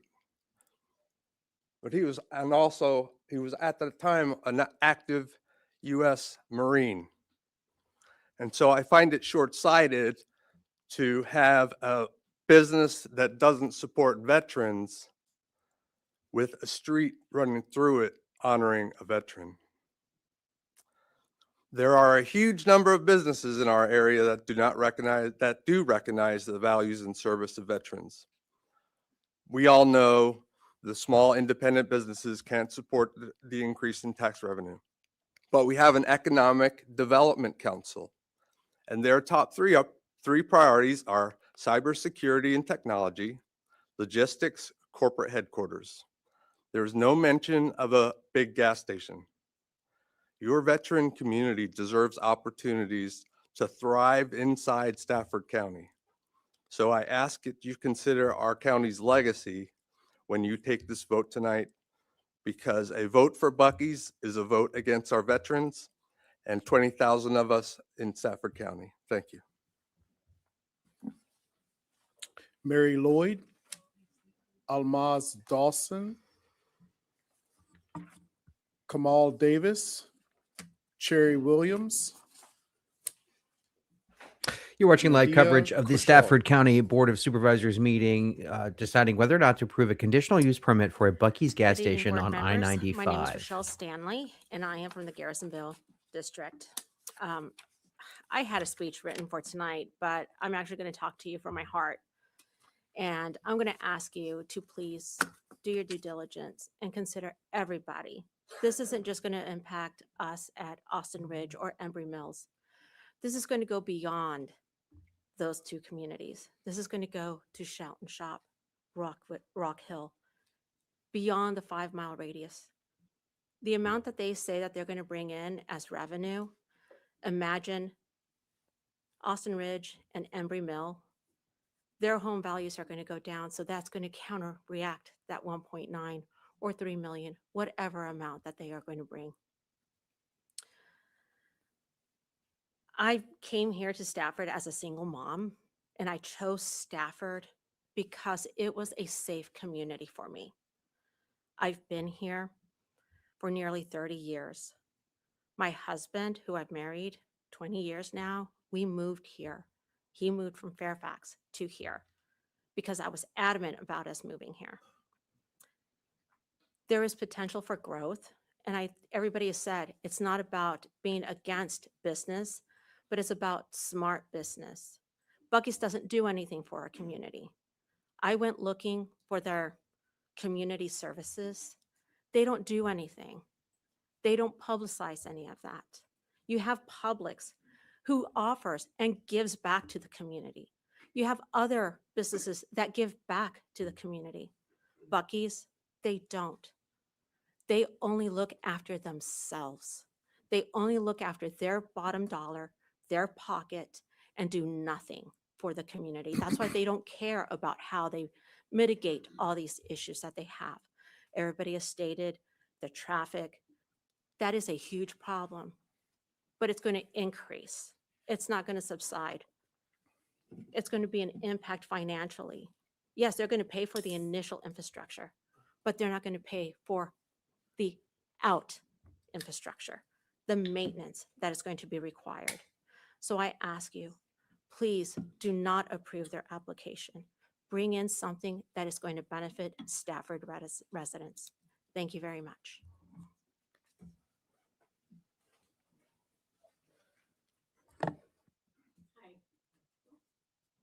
Go ahead. Hi, good evening. I'm Connie Smith from the Garrisonville district. I live in Embry Mill. First of all, I want to say thank you. I know it's been a long evening, but I will say from standing on this side, I can tell you that all of you, or many of you, appear very busy doing other things as you sit up there, which is a little disturbing because you have people who have come out to speak about how this establishment, how this business is going to impact them directly or indirectly. And I can say, I don't think there is one resident, whether you're in Stafford or to the north or to the south, that isn't going to be impacted by the traffic here. One thing that I'll say, we hear a lot about the budget, and we hear about the money that Buc-ee's is going to bring to town. But have we talked about the money that other businesses in the town will not be making? We have businesses that are already here that will lose money. You don't have to be a mathematician to figure this out. They may bring money, but other businesses will not have as much money. And if I was a betting woman, I could probably stand here and point out which ones of you are going to vote for this tonight and which ones of you are not. It's very well known across the community of probably where this is going to stand. And that's very disturbing because you're here, you should be here, you were voted here by your constituents. We hear about the school board and how there's not enough money there. And we hear about the budget, but can we talk for 1 minute about the school and the students that are already late to school because of bus issues? How is this going to change it? When we do a redistrict and we now pull kids across 95, how are they going to be impacted with the traffic? And we may say, well, the traffic isn't there until Buc-ee's is there. But you know what? Quite honestly, we will all be impacted as we go through some construction. I think it's extremely disappointing that we are where we are today, and this got past the Planning Commission. When the due diligence has not been done and it's been spoken of, how are we here today? All of you should be asking, how are we here today? And that's really where I got to leave it. And at the end of the day, I'll say this, it doesn't change us going to the north or south to restaurants. Stone Bridge is opening Cooper's Hawk. Why can't we have something of nice here in Stafford? I've said it before and I'll say it again. You need to get your development people out. Take a look at the Mosaic, the Stone Bridge, the One Loudon. That's what you should be asking of the people that work for this community and work for Stafford. Thank you. Please like this video if you find this video helpful to you. You want to know more about what local news is going on in your Betsy, community in Sonia? Virginia. Please like, comment, and subscribe. We love to have your support. Is that right? Neil? Neil, who? Hamlin? Carl Klein? Elaine? And as they call up, Hollander? I will say that we have nearly Did you already speak 500 this? people watching from across multiple platforms tonight. We are on She's here. YouTube, we She are spoke on on the topic. X, and we are Jen- streaming on Facebook as well. And so Jen we Weldon. certainly appreciate if you would like this video, share this video, tell a friend that you value this local coverage Good from evening, wherever you're members of the watching. board, Mary Lloyd, Garrisonville District. Let's talk honestly about what Buc-ee's would mean for the people who actually live here. This isn't about whether Buc-ee's has good snacks, clean bathrooms, or loyal customers. This is about whether Exit 140 and Courthouse can realistically handle what's being proposed and whether our families should absorb the consequences if they cannot. Right now, anyone who lives in Austin Ridge or Embry Mills already knows what traffic is like during rush hour, during school drop-off, and during accidents on 95. We live it every day. And now we're being told to accept nearly 21,000 additional vehicle trips per day at this interchange. That number didn't come from opponents of the project. It came from Stafford County's own planning staff. This is not a normal gas station. Comparable Buc-ee's locations generates more than 2,000 vehicles per hour during peak periods. This is why so many of us are alarmed. And let's remember where we are. The I-95 corridor at Exit 140 has already been ranked one of the worst traffic hotspots in the U.S. Virginia spent hundreds of millions of dollars expanding the express lane system here to try to improve congestion, and approving this project risks undermining that investment immediately. What concerns many of us even more is that the professionals reviewing the project raised serious warnings. County staff recommended denial because the project failed to maintain the required level of service standards under the county code, and the required federal interchange review process has still not been completed. Those are not small technicalities, those are major unresolved issues, but traffic is only part of the concern. The project would place a 120 pump mega gas station next to the neighborhood full of children and families. As a nurse in this community for many years, I have grave concerns from a health perspective. Gas stations emit toxic chemicals through fueling operations, storage tanks, and tanker deliveries. According to the WHO, benzene has no safe exposure threshold. A Columbia University study found hazardous benzene concentrations extending hundreds of feet beyond gas pumps. And those findings were based on facilities much smaller than what's proposed here. The truth is, no long-term health study exists for a mega format gas station at this scale, and our community should not become the experiment. There are also environmental concerns involving underground storage tanks and stormwater runoff, and potential impacts to local waterways and drinking water. My family and I have lived here for 23 years, and we have been so fortunate to explore and enjoy the green space, trails, ponds, wildlife right around the proposed site. Please don't invite this toxicity to our lovely community and all the outdoor space it has to offer. At the end of the day, the decision comes down to one simple question. Are we prioritizing responsible development or quality of life? Thank you. Hi, all. My name is Kamal Davis. I live in Garrisonville. I live in Embry Mill, actually, about just a few miles away. So I want to start off by saying this. We need to acknowledge the reality of our situation. It's not just Virginia. It's not just Stafford. It's all of America. I'll start by saying that this is a referendum on Stafford, but it reflects what's happening in America as a whole. If we don't choose now, not just the supervisors, but as a community, what to do next, then we will have to understand that we had a choice. We've been afforded a choice. And we will have to develop based on either action or inaction. And if we accept inaction, then we have ultimately chosen scarcity. Scarcity, that should be a word that frightens everybody. Why are we choosing to have less, to contract our county simply because we don't like what's being offered? I'm not here to rep Buc-ee's, but I do see that opportunity has arisen. So first, I'm going to go over some of the things I've heard often, not just tonight, but over the other couple sessions as quickly as I can. Whether we're talking about taxes and them going up, I mean, that's inevitable. I mean, we're seeing people from all over, from Georgia, South Carolina, New York, Pennsylvania. They're coming here. Why? Because the housing market is prime. They keep building. Why not? I mean, you're getting decent pricing. Unless you do want to go to North Carolina. I mean, it's an option, but I mean, especially if you're a federal employee, and as others have said, veterans, you're coming here. You're closer to DC. You're close to where you might work. And if you work in Fairfax, which unfortunately where all the businesses are, what else do you do? We can go over crime, but I mean, that's a losing battle. Crime is based on population. And again, the population is going up. Buc-ee's does not really ultimately determine whether or not we're going to experience more crime, but at the end of the day, what can you do? They've done studies on whether or not on how population has been affected by crime, how population affects crime. The state has done these studies. We know how this trends. Stafford and Spotsylvania trend the same. Massive clustered cities like Fredericksburg and Harrisonburg, they trend the same, but they're huge. They're huge in terms of population density. What do? Well, we have to address the problem at a head. So the reality of our situation is this. We have to make a decision. You have to make a decision whether or not Buc-ee's is truly going to make the most of the county. If we're going to make the most of the investment for the county, and whether or not we can afford to go forward with not only the Buc-ee's, but further plans, improving the parks, improving the streets, expanding the streets. All of that depends on your choice. And I say, go ahead and vote for the Buc-ee's.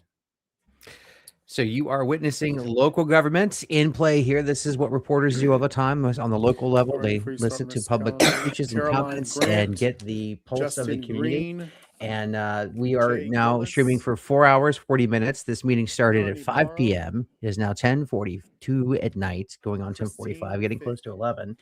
For Stafford County, this is a pretty long meeting. But trust me, as a reporter, I've been to longer. Bring it on. In Stafford for nearly 40 years. It seems to me that the proposal for the Buc-ee's is almost in a class of its own. The potential impacts are so multifaceted and unfortunately predominantly negative. And there is an aspect of celebrity involved. Though I had never heard of Buc-ee's prior to the citizens of Garrisonville talking about it at government meetings, it's become clear that for some people, Buc-ee's is like a rock star. It's hard to say, don't come and perform here. But it's very clear to me that the Buc-ee's representatives should be thanked for their interest in Stafford and then sent home with a warm adios. The new courthouse interchange is simply not an appropriate location for this mega gas station travel center. First and foremost, it will destroy the quality of life for the residents of the adjacent subdivisions. These are neighborhoods that were carefully planned for residents of Stafford. Residents require services, schools, parks, retail, but we want quality of those. Members of the Board of Supervisors are warned that we must bring in more commercial development. There's an imbalance. Yes, there is, but we need quality, and we need to have the right people on staff in the Economic Development Department who know how to bring in quality commercial development. What I value most is our history and our natural beauty. We need promoting a beaver from Texas here in Virginia, the home to American presidents, is a bit ridiculous, but nothing compared to adding 20,000 vehicle trips per day to an already miserably congested area, then add the noise, the lighting, the air pollution. I was just talking to someone today who said she brings her kids up to the Rouse Center from Spotsylvania. And when she heard there could be a Buc-ee's here, she thought, I can't believe it. No way. She would have trouble just getting her kids to the swim class. So please vote no. Thank you. Yes, sir. Hi, my name is Neil Hamblin. I'm from the Garrisonville District. I've been in Stafford for 29 years, had 2 kids graduate from North Stafford, so I have a lot of personal investment in this town. You've heard a lot tonight, many facts, many figures. I think I don't envy your task in deducing it and boiling it down into something plausible, but let me just give you my take on things. So I've been to Buc-ee's. I went to the one in Knoxville, and actually it was good. It's about 20 miles east of Knoxville. And so we had to get gas. We got off, took about 15 minutes to get off the highway, and then we got into Buc-ee's, spent an hour there, got briskets, took about another 15 minutes to get back on the highway to come. And I think that worked out fine because that was in the middle of nowhere. It was in a section that was very rural. And I think it was a win-win for that local community because that was a small community that obviously needed that type of investment. But when I heard that Buc-ee's wanted to come here, I was really thunderstruck. Why would they want to build one so deep into the DC metro area? It didn't make sense to me. But then I thought about it. Well, I guess they want to put it as far north as they can because they're going to get, the traffic. But it's up to the communities and the price, the value, the land values in order to keep it south. And I think this thing needs to be about 50 miles south of here.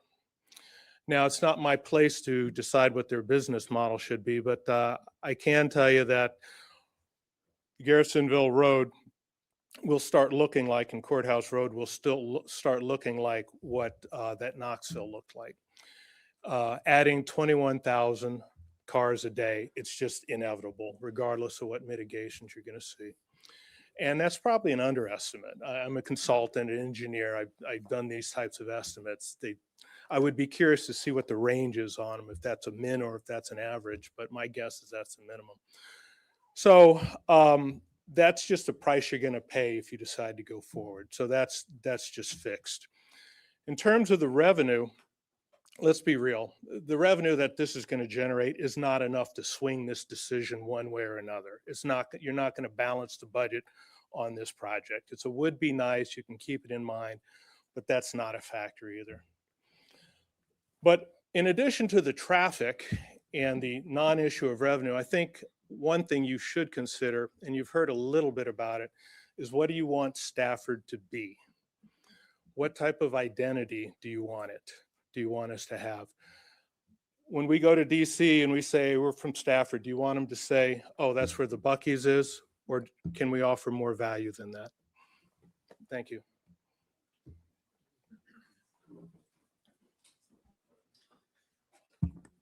Good evening, Carl Klein, Garrisonville District. I'm not going to bore you with a bunch of facts and figures. I'm just going to tell you that this is the wrong project for the wrong place for the wrong reason. It's not going to generate the amount of revenue that you need. It's going to impact the quality of life of the residents of Stafford. And like the last guy just said, what do we want to be recognized as? The home of Buc-ee's or something more important? Okay. I'm against it. You have the decision to make. The Planning Commission punted it to you. The staff has recommended against it. I don't know what else you need to make an informed decision. You've heard a lot of information from both sides of the aisle, but at the end of the day, you're charged with doing what's best for the residents that you represent. And the decision you make tonight, if it's for Buc-ee's, it's something that we will live with forever. And I don't know that that's something I'd want hanging over my head. More than 520 people watching our live stream here. Continuing coverage of the Stafford Board of Supervisors meeting. Please like this video, subscribe, please tell a friend, share this video, let people know we are covering local issues in your community throughout Virginia.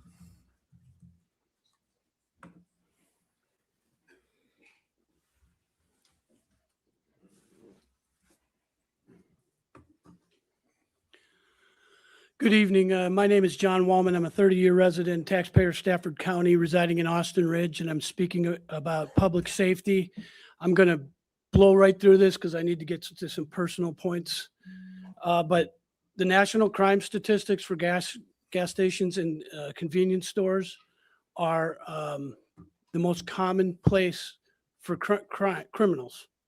Over 1.2 million per year nationwide.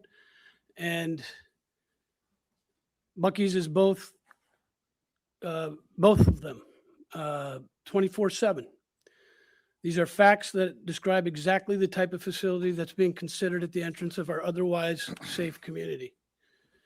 The spillover threat to Austin Ridge and Embry Mill is real. High volume, high facilities attract anonymous transient populations all day, all night. It's no secret that criminals like to use large crowds to canvass adjacent residential neighborhoods or communities for secondary targets such as burglaries, vehicle thefts, and property crimes. Austin Ridge and Embry Mill are those adjacent communities. Our streets, our driveways, and our families are the secondary targets. In other words, you're building a honeypot for criminals right in our backyard. Here are some important considerations. I'm going to skip those, but the sheriff's office needs to carry the burden for the additional cost. Drug and gun trafficking up and down 95 are going to be a serious problem, and Buc-ee's would literally plant them at our doorstep. I want to formally petition the board to provide an independent law enforcement impact assessment, estimating the projected cost, volume increases, response time degradation, and required staffing and associated costs that Buc-ee's would impose on the county. I also want to petition the board to require the applicant to submit a comprehensive security plan, and failure to do so would constitute dereliction of the board's duty to protect public safety and the residents of the affected neighborhoods. Okay, real quick, let's get serious. Okay, elephant in the room. I went up to grab something to eat, came back, parking lot. Route 1 stopped, totally backed up, and we haven't even got Buc-ee's yet. Of all the options Buc-ee's had to choose from, they chose the most congested highway in the nation. So what's your motivation here? Is it revenue? 1.9 million that wouldn't start for 4 to 6 years? How about the 25 million that the Coliseum CEO talked about? Did everybody catch that? So if you had 10 Buc-ee's in our county, they wouldn't be the same revenue that could be created from the Coliseum. That is an option that's available. And then finally, thank you. You have a duty to all not just your district, but to all members of the county. It's in your bylaws. Sir. Some of you history buffs in the chat are catching the fact that George Washington, in fact, was born in Westmoreland County. Stafford County, however, was the boyhood home of George Washington, where he lived as a boy. My name is Caroline Grant. I'm from the Harrisonburg district. Thank you for your time. I live in Embry Mill, about 4 blocks from the proposed Buc-ee's. Spoke at the first meeting. I don't know how long ago that was. I attended the town hall. And I don't have facts and figures. I've heard everybody say all the numbers. I just have some anecdotal things from the past 2 weeks where I was literally struck by, oh my gosh, what if Buc-ee's was already here? The first time was Mother's Day. I was driving home from University of South Carolina, where my daughter recently graduated. Go Cox. I've made that trip countless times in her time at South Carolina. Every single time we drive through South Carolina, North Carolina, and Virginia. The traffic starts at Richmond and doesn't let up until Warrenton Road 17. I don't have traffic in the other states. Mother's Day, I'm parked on 95. Can almost smell Stafford. I'm so close to home, almost in tears because I'm exhausted. And I'm thinking, holy crap, what if Buc-ee's comes?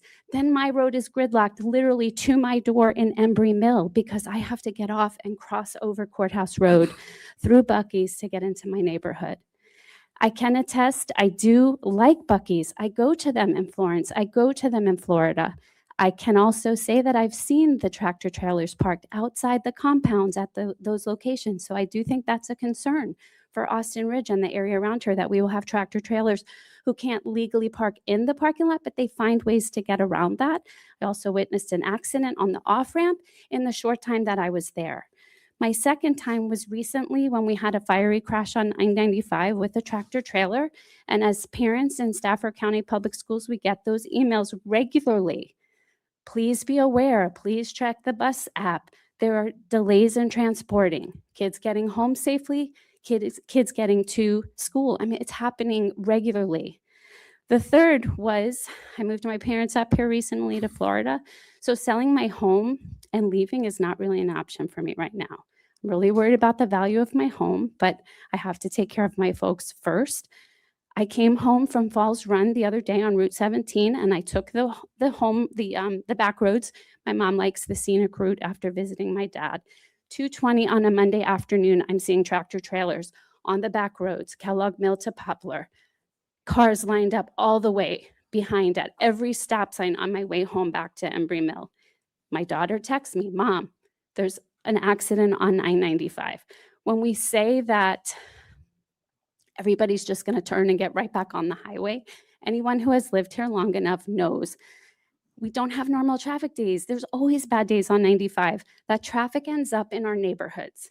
It's going to affect quality of life. I'm all for revenue, but let's make it stuff that's smart for the residents here and improves our quality of life. Thank you. Good evening. Thank you for the time to address the board. My name is Jay Gillis. I live in the Hartwood District. I've lived in Stafford County since 2001. Most of that time was in Rock Hill, but I'm now in Hartwood. My wife and I have 4 children who graduated from North Stafford High School or North Stafford Schools, and this is going to be our home. I've lived here longer than anywhere else in my life. I'm here tonight because my property taxes continue to go up annually. And after following the Buc-ee's discussion, I believe this project and its rezoning is the right move for Stafford County and my tax bill. It's not going to solve it, but it's part of the equation. And I support the necessary approvals for Buc-ee's to come to Stafford. Buc-ee's will generate recurring tax revenue and strengthen the county's core ability to fund core services without increasing the burden on homeowners. It will create hundreds of good-paying local jobs and support and broaden our economy. I have seen alternative ideas for this development site on social media and heard some of it tonight. I don't believe it's realistic to compare concepts to real shovel-ready investment with immediate benefits. Approving Buc-ee's is a clear step towards strengthening Stafford's commercial tax base and reducing the pressure on homeowners. I urge all the members of the board to support the necessary approvals. Thank you and have a nice evening. We'll have wrapped up full Before he coverage of speaks, this on Sean potomaclocal.com. Shamgar It Connors, is 11 p.m. Peter on the Stinkovich, in Virginia right Stephanie now, Edmond, and many of you have been with us since we started streaming at 6 p.m. Rick As you can see, the Edmond, meeting is still going on. It is not over. Public comment time continues on this contentious issue of and whether or not to Lillian bring Swain. a That's Buc-ee's to Stafford County on Good Interstate evening. Thank 95. you. So if you I need to leave mentioned us, you to can go the to chair my thanks for potomaclocal.com, sign up for our the free email invitation newsletter, at the and beginning of I'll this. send you an That email really touched my newsletter to heart. tell you Thank you exactly for what opening happened with these this meeting, important the result of matters this with meeting. Of prayer. course, we have Appreciate continuing that. coverage throughout the I week have on some this. perspectives that I'd like to share. So one of them, and I'm gleaning that there was a community development plan, a commercial development plan, simultaneous with a residential development plan. So the fact that we have a plan for significant commercial development where it currently sits was simultaneous or a boundary condition, an initial condition for the residence plans that have since come into being. So in other words, our due diligence as a resident, we should have known all along that this plan is in the books. And so a lot of the negatives, a lot of the inconveniences could kind of be projected against a lot of development that might take place. So I think it's kind of unfair to pin everything negative on Buc-ee's, which I think is kind of has a family-friendly, I'm at a loss for words there, family-friendly. But you know, my worst concern is a casino. I want to thank you guys that I don't see any casinos. If we say no to this, is a casino next? If a casino finds out how you said no to Buc-ee's, can they use that to maneuver in? So I'm very cautious I'd rather have a Buc-ee's than a casino. I'd rather have a Buc-ee's than data centers. I don't trust the closed circuit water system of data centers. I think the Buc-ee's is a lot more friendlier to the environment than another data center. And I think the job density for a Buc-ee's is significantly higher than 10 people sitting at a control panel for a farm of data centers. I have 5 young adults. I watch my son take midnight shifts at Amazon and hurt his back, not for the salaries I'm hearing at Buc-ee's. I'd like for the county to get more information on those salaries. $18 an hour benefits, did I hear that? My young adults couldn't get that. If there's healthcare in that, that is direct community benefit. 300 jobs, $18 an hour, that scales to $11 million cash a year for our young adults. They need these transition jobs while they figure it out. Save us from a casino. We're okay with Buc-ee's. We live with inconvenience. We'll figure it out. Thank you. Please like this video, share it, let people know that you are watching local news in Virginia and in Stafford Good evening. County. I don't think we're at good morning yet. Stafford County Board of Supervisors, I appreciate your time. 24 years as a Rock Hill resident, Connie Barrow. The real purpose here is not to decide the popularity of a particular business. It's not to decide whether or not one particular business has the best food or the cleaner bathrooms. It's your job, it's your required duty, your sworn duty to decide if this project is compatible with the comp plan. That's it. That's the bottom line, because you're being asked to change the comp plan for the zoning of that land, that parcel. I don't need to tell you what your job is. You know it. I believe that this project is incompatible with the comp plan due to what has already been said by the planning and zoning staff that did all their due diligence, due to severe conflicts with traffic, land use, environment, and quality of life guidelines. You've gone through all the details as far as what this project is. I keep hearing the 20,000 additional vehicle trips per day. Well, if it's 365 days a year, it's really helpful to know what that means per year. And it's not going to go away any of those days. You're going to have 7.6 million vehicle trips per year additional going through that location of Courthouse Road and Austin Ridge Drive. In that, there's 120 fuel pumping stations, 800 plus parking spaces. That's 1 million gallons of fossil fuel per month, where the Embry Mill Fire Station number 15 is only imaginary, just like the imaginary road that is located across from where this proposal is. The Stafford County Planning and Zoning staff worked tirelessly, and they analyzed this application, and they recommended denial of the project because of overall traffic volume that cannot be fully mitigated by the off-ramp extensions and turn lanes. Traffic is expected to bottle up and be at level of service F, and it does not matter what somebody that is developer funded analysis. You have to understand who does the evaluation and where the money comes from. Surprisingly, they found that it's going to be okay. That's because Kimley Horn is paid by them. It's a bad match. Do not make this a bad marriage. There is no divorce option if you approve it. Please vote no. Hi, Christine Fick, Garrisonville District. I had no prepared remarks, so these are just comments from tonight. One is, we've made so many compromises to keep them happy. Why do we have a plan if we're not going to follow it? I don't understand that. The second is 2 independent entities, the Professional Planning Task Force and from the county and VDOT said, don't do this. Why are we not trusting the professionals, right? They work for us to help us make a decision. And they said, don't do it. It's a bad idea. Third, and this is to Buc-ee's. Buc-ee's keeps telling us they're going to pay for all the mitigation.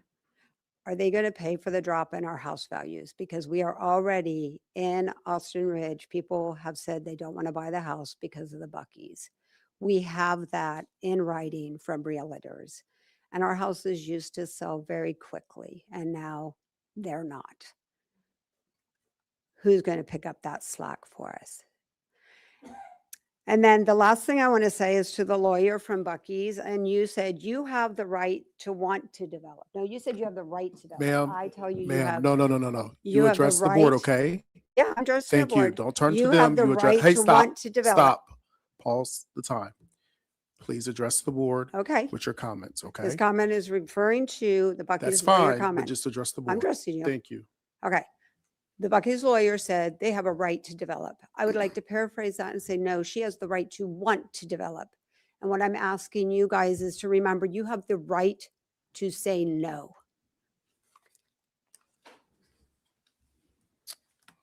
All right, 1 second before you start. Gary Smith, Sharonda. Now, the gentleman's McAllister, coming up to the mic now. We've actually interviewed him Kirsten on several Stone, different occasions for articles and or videos for Kristen PotomacLocal.com. He is a fixture at local and meetings, Cade often Hildreth. making a spectacle out of himself. But Hi, guys. Missed you all. Shamgar Connors, Harwood District. You might remember me. I've been here a couple of times. Anyway, look, everyone's got some good arguments about Buc-ee's. You know, for Buc-ee's, against Buc-ee's. And I think the only way to really solve this is somebody's got to do a taste test of all the stuff. Now, listen, I'm going to do it live. I never tried to listen. I've never been to Buc-ee's before ever in my life. My mom bought me this costume for the last meeting.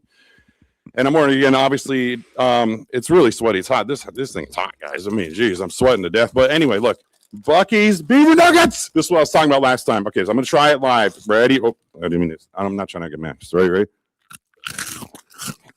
You hear that? Oh, that's good. Oh, man. Sorry, guys. People that don't like Buc-ee's, I don't know. Well, hold on a second. That's pretty good, man. Hey, so yeah, I like Buc-ee's a lot now, obviously. Now, listen, I also got peanut butter and caramel with cinnamon popcorn.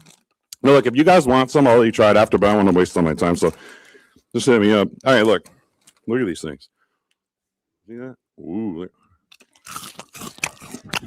Oh, man. Sorry, people that don't like Buc-ee's, sorry. We got to. All right, listen. By the way, I did try the beef jerky from there before, but I ate it all before it came. Sorry. So it's good, but I couldn't. You just when I was sitting there, guys, not eating this stuff this whole time while I was speaking, that was tough. Now back to this. Beaver Buddies animal cookies. Ready? These have to be good. They're probably shaped like beavers, I guess. I don't know. I mean, look at that. Wow. The beavers. Oh, this is going to be good. And I got like sprinkles on them. Oh, man. Oh, God. Yeah. Oh, that's good. That's good. Look. I also got Southwest Trail Mix. Like, they got everything at Buc-ee's. I mean, how can we not get this here? Listen, guys, I might have to get on my knees and beg. And I need Buc-ee's here now. I had to order this online. I can't wait 2 days to get it shipped to me ever again. I need this now. Okay, so all right. Wow, isn't that crunch? Oh, wow. This is good stuff. We need Buc-ee's here now. This is wow. Wow, if I mix it with beaver nuggets and this. Well, I'll pick it up. I'll pick it up after. I'm sorry, guys. Oh, that's good, though. Wow. All right, I got one. Oh, man. All right, look.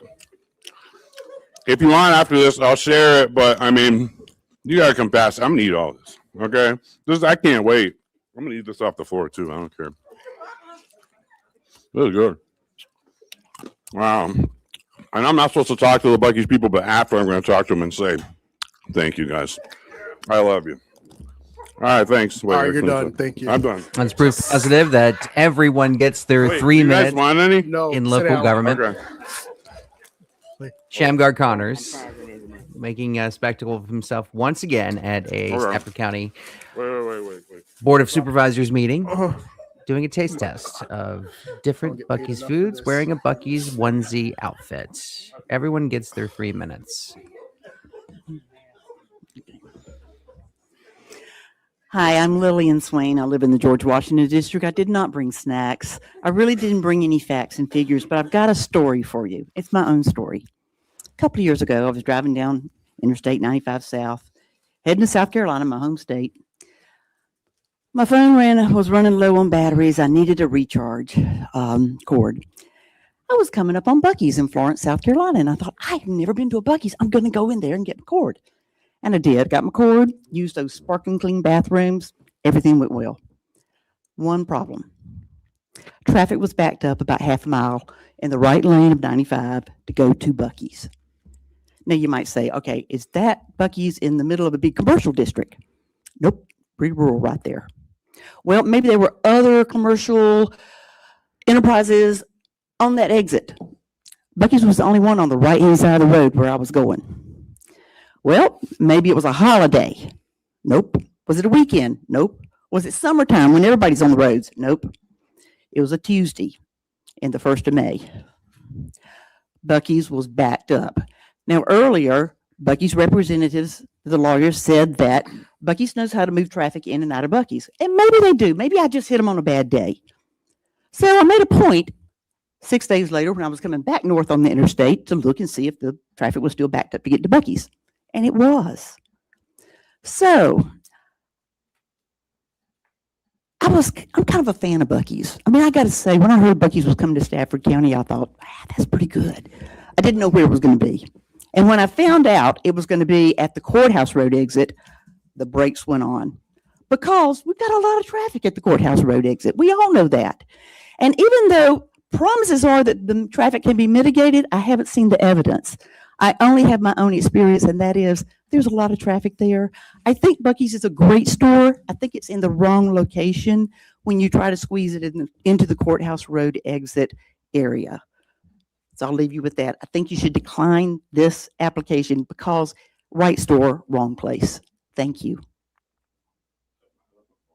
Oh, okay. Yeah. Sorry. All right. Thank you. Good evening. My name is Gary Smith, and I'm from the Hartwood District. And so I'm thoroughly immersed in this community. So I'm the vice president of my homeowners association, about 1,100 homes. I'm the governance chair of Thrive Virginia. 3 other boards that I sit on. I'm just saying that just to put context that I'm immersed in this community. I'm a retired Marine of almost 3 decades. And so I'm here to stay. So I'm here to express my strong support to bring Buc-ee's to Stafford County. A project that represents more than just a travel stop. It's an investment in our community growth and identity. I heard that word before the night. Buc-ee's has built a national reputation for excellence, known for its clean facilities, friendly service, and family-oriented environment. This is not your typical gas station. It's a destination that brings travelers, families, and neighbors together while promoting local pride.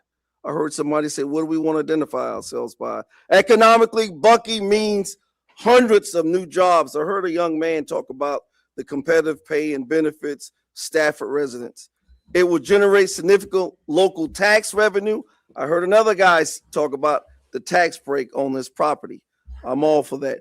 Dollars that we can reinvest in our schools, our infrastructure, and public safety.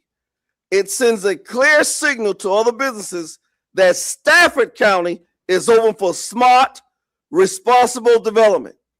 Beyond the numbers, Buc-ee's fits the character of our region. Hardworking, welcoming, and forward-looking. Their commitment to cleanliness, efficiency, and quality customer service aligns perfectly with the values we hold here in Stafford. I urge the board to seize this opportunity to enhance our local economy, reduce travel burdens for commuters, put Stafford County on the map as a stop people want to make, not just one they pass by. Thank you for your time. Thank you for continuing to make Stafford County a place where business and families can thrive. Thank you. We've been live streaming now for 5 hours, 13 minutes. This meeting started Excuse at me. 5 p.m. Excuse me. Stop. Recess. Recess. And the board just took a recess. It looks like there was a confrontation between one of the people who were seated there and the man who just spoke. Not really clear as to what was said, as it was not mic'd, but you could hear it off mic there. So now the board's in recess, and this will happen from time to time as the room gets reordered there. Now, they do have deputies that are posted in the back of the room when they have large turnouts for meetings like this. And so there are. We're good? All right, we're back. Apologize for that abrupt recess. Start as time. You're good to go. Okay. I'm Peter Stenkavage, Garrisonville District. And first of all, I want to thank you for your time. At the same time, I want to apologize for wasting your time because, as a previous commenter said, I think this is a done decision. It's already decided. Buc-ee's is going through. But with that being said, I'm going to talk a little bit about the Cassandra complex.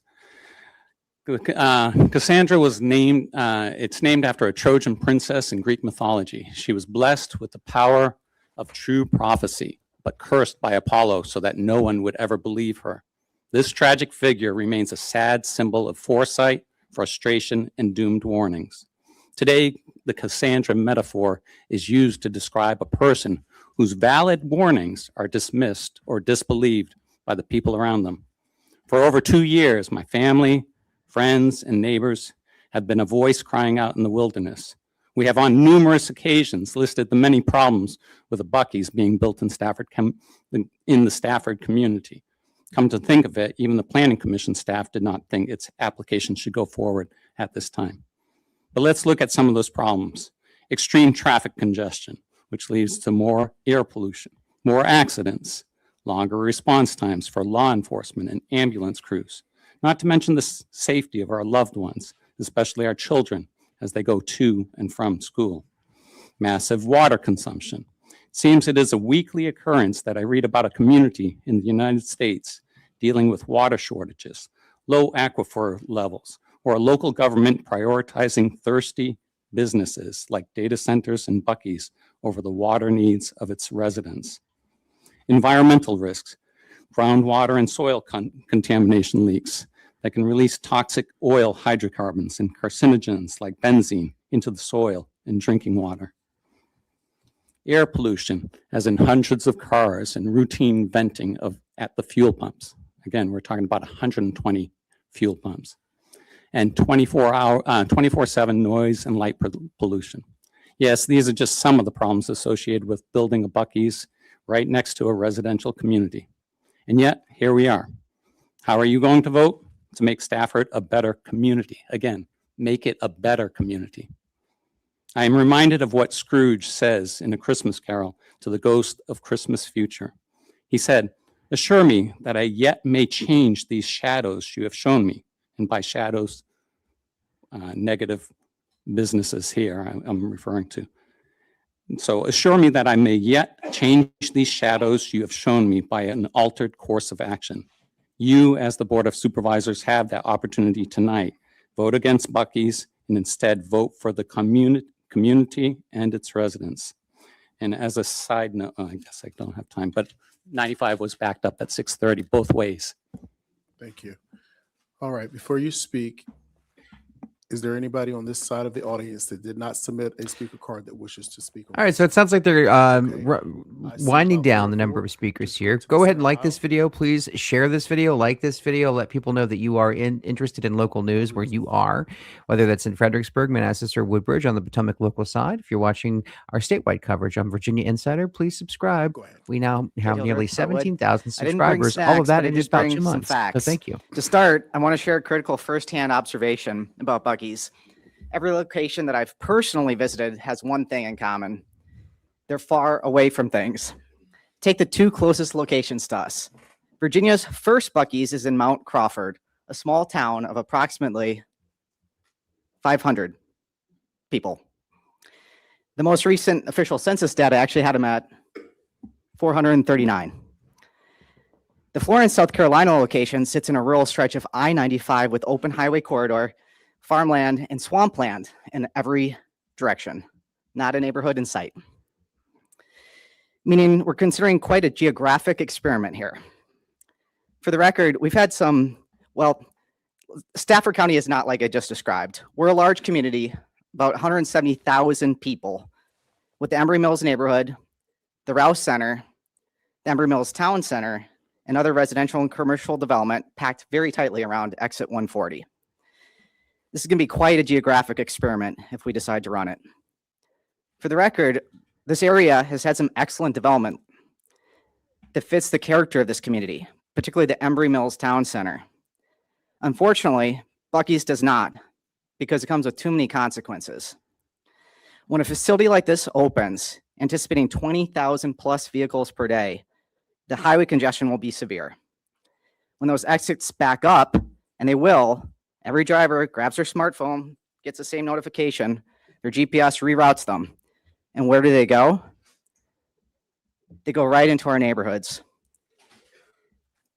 The applicant's attorney shared they would attempt to restrict the traffic exiting Buc-ee's from becoming cut-through traffic. But our concern is not the exiting traffic. It's the traffic congestion from 20,000 cars on the highway. Once that routing pattern is established, it doesn't go away. GPS algorithms learn it, drivers learn it, and our neighborhood streets become cut-through routes, cut-through corridors for impatient drivers.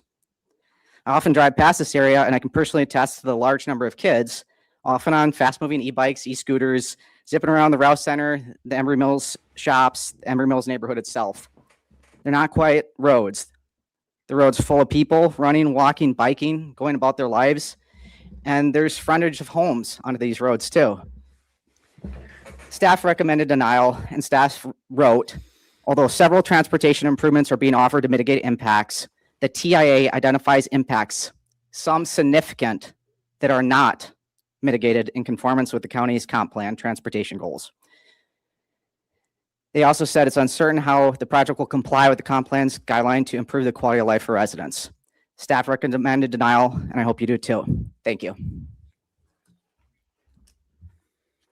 You're watching live coverage of the Stafford Board of Supervisors meeting. Thank you for hanging out with us tonight. 500 of you watching right now. Please like the video, share it. Please subscribe. Please sign up to our free email newsletter, potomaclocal.com. We're local news where you live in Northern Virginia. May 19th, 2026, Buc-ee's. It's there's a rule in the chambers that there's no food that's brought in, and it doesn't show respect. And the laughter that was given didn't show respect either. So it's not surprising that an individual did speak out, and you have to understand that fair is fair. I believe that the staff does not want Buc-ee's, and we don't want to be behind that traffic. I believe that it will be voted down. The Buc-ee's presentation today started with other projects, but did not go into detail what this means. What is pushing the Buc-ee's? It was stated by staff that there are questions concerning transparency as in key submissions, which normally go to VDOT and are being deferred to later phases. Page 777 of the agenda today. Our agenda was 3,496 pages. It's too much. And it's obvious why. It's coming from the other source that probably doesn't feel Stafford like we do. So how do you mitigate the impact? You basically bundle it and have it hit us later. Study is missing the labeling of attachment 6 and attachment 7 and attachment 11. Why? Attachment 12, page 2 and of 30 is empty. See pages 316. Proposed zoning ordinance 2617 with 13 attachments, followed by a copy with 18 attachments, with proposed zoning ordinance 25-37 with 15 attachments, zoning application with the applications do not have section codes attached. See page 345. The application page numberings are inconsistent and places question with the neighboring parcels owners and incomplete for the affidavit 28 pages of count, but matches only 22 pages. Next round, R26, 131 vehicle high density with 11 attachments bundled with R25, 274, a resolution of 2025 with 9 attachments, and the following with a copy of R26-1. Thank you. All right. All right, so they cut our mic off there, and we are now going about 5.5 hours on our stream here. Yes, sir. If this Buc-ee's is approved, it'll be the third Buc-ee's in How many do we have Virginia, on this side of the following audience that Rockingham wishes to County and a speak? new We do not submit a location speaker card. in All right, New please go ahead Kent, to the just center. outside of Richmond, where they Thank plan you. to Go build ahead. one. If this is My name approved, is, Virginia Rodney will have Womack. I'm 3 an original Buc-ee's. builder at Austin Ridge, lot 473. I had a speech that I was going to recite here today, and I'm not going to do that.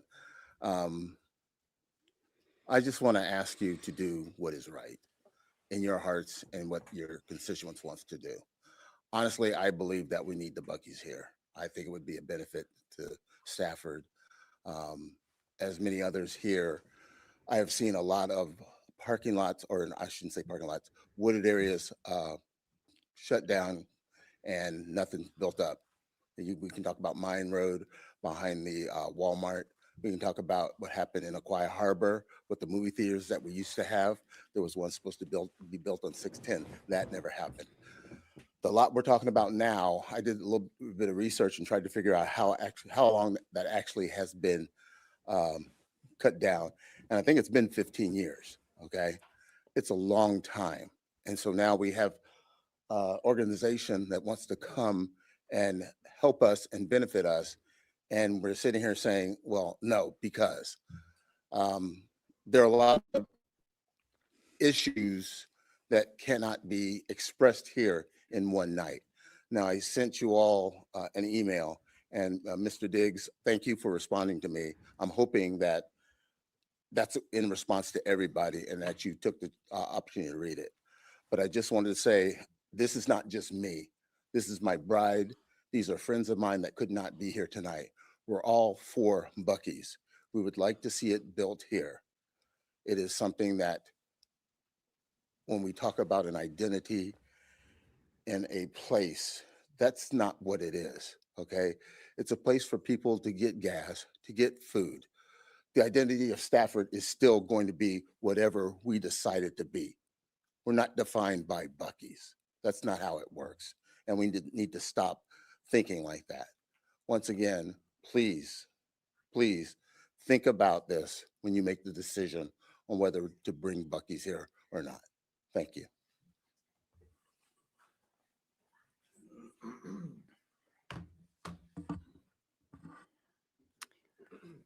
Hi, my name is Julia Lewis. I'm in the Falmouth District, and I'm asking you to please vote to approve Buc-ee's tonight. I do appreciate you will have to weigh the benefits to the county against those who oppose it. I could talk about all the jobs, the estimated 1.9 million in sales tax, and the 1.8 million in gas tax revenue to fund roads, and the 1% meals tax going to teachers, not to mention all the increased local business that will support Buc-ee's. Another plus, their sewer water will be resold to data centers. I could remind you that they are downsizing, they are downzoning, I'm sorry, from B2 to B1. You are not being asked to rezone A1 land to commercial or heavy industrial. This is a perfect location for a Buc-ee's travel center because of its proximity to 95 and the extremely efficient style of the exit. Buc-ee's has the money to back up their promises. Not like the developer who originally rezoned this land and clear-cut it. You know this is all too common here. That's why you placed all those conditions on Harris Teeter. Will there be increased traffic? Of course there are going to be. Buc-ee's has enough experience to know how to reroute it. Buc-ee's has agreed to fund and follow the recommendations of the expensive and in-depth OSAR study to mitigate traffic coming and going. The OSAR study will benefit all of the businesses in the courthouse corridor. Maybe that stalled Westgate commercial development will get revived with the new roads Buc-ee's will build. Stafford County has a reputation of making it too difficult for businesses to open here. I've heard this board say, "We are open for business." You recently gave tax incentives to Darden restaurants to open across the street from this proposed Buc-ee's. And Buc-ee's isn't asking for any tax incentives. They are willing to spend significant money to improve the roads so Stafford County and VDOT don't have to. If this board says no's to Buc-ee's, what does that say to other businesses that are looking to move here? Most importantly, our commercial tax revenue base needs to be diversified. We cannot have all of our eggs in one basket. The data center gold rush will bring buildings that, even those builders say, will be obsolete in 10 to 15 years. Not so with Buc-ee's. I do understand the not in my backyard folks crying the sky is falling. Change is hard. Look at my Falmouth district. We have over 600 acres of approved data centers. Falmouth is paying a very high price to help improve the tax base. Every district gets to take one for the team. Will there be extra traffic? Absolutely. That's what you want in a business center because that means people are spending money there. That is the sound of a cash register reading. Recently, they had $1 million opening day in Ohio. So with our location, we can harness the Kahalari crowd with those great Buc-ee's billboards. If you know, you know. Thank you. Yes, sir. Ready? Yes, sir. Hi, I'm Dave Kendall, and I'm advocating support for Buc-ee's. I probably have been to Buc-ee's more than almost anyone in this room. I tow an RV to Florida, and I can tell you getting off of I-95 into any neighborhood in any gas station is a nightmare and stressful. I've had my wife backing me out on major roads. So when Buc-ee's came, I found out that they have traffic down to a science. We were in Florida from January to March. We were there in Buc-ee's at least 6 times. Every single time, traffic flowed just as smoothly as could be. There was no noise. It was just so easy and safe. And the clientele in the Buc-ee's high school classes coming there, I talked to residents of other countries in Canada. Wonderful people, wonderful employees. But anyway, so another experience for my sister. She had never been to Buc-ee's, so she went to the one in Mount Crawford following a funeral. So she was tired and she said, "I don't want to get out." So her son says, "I'm going in." And he went in a minute or two, they came out and said, "Mom, you got to come in here. You got to come." 3 hours later, she lives in Northern Virginia.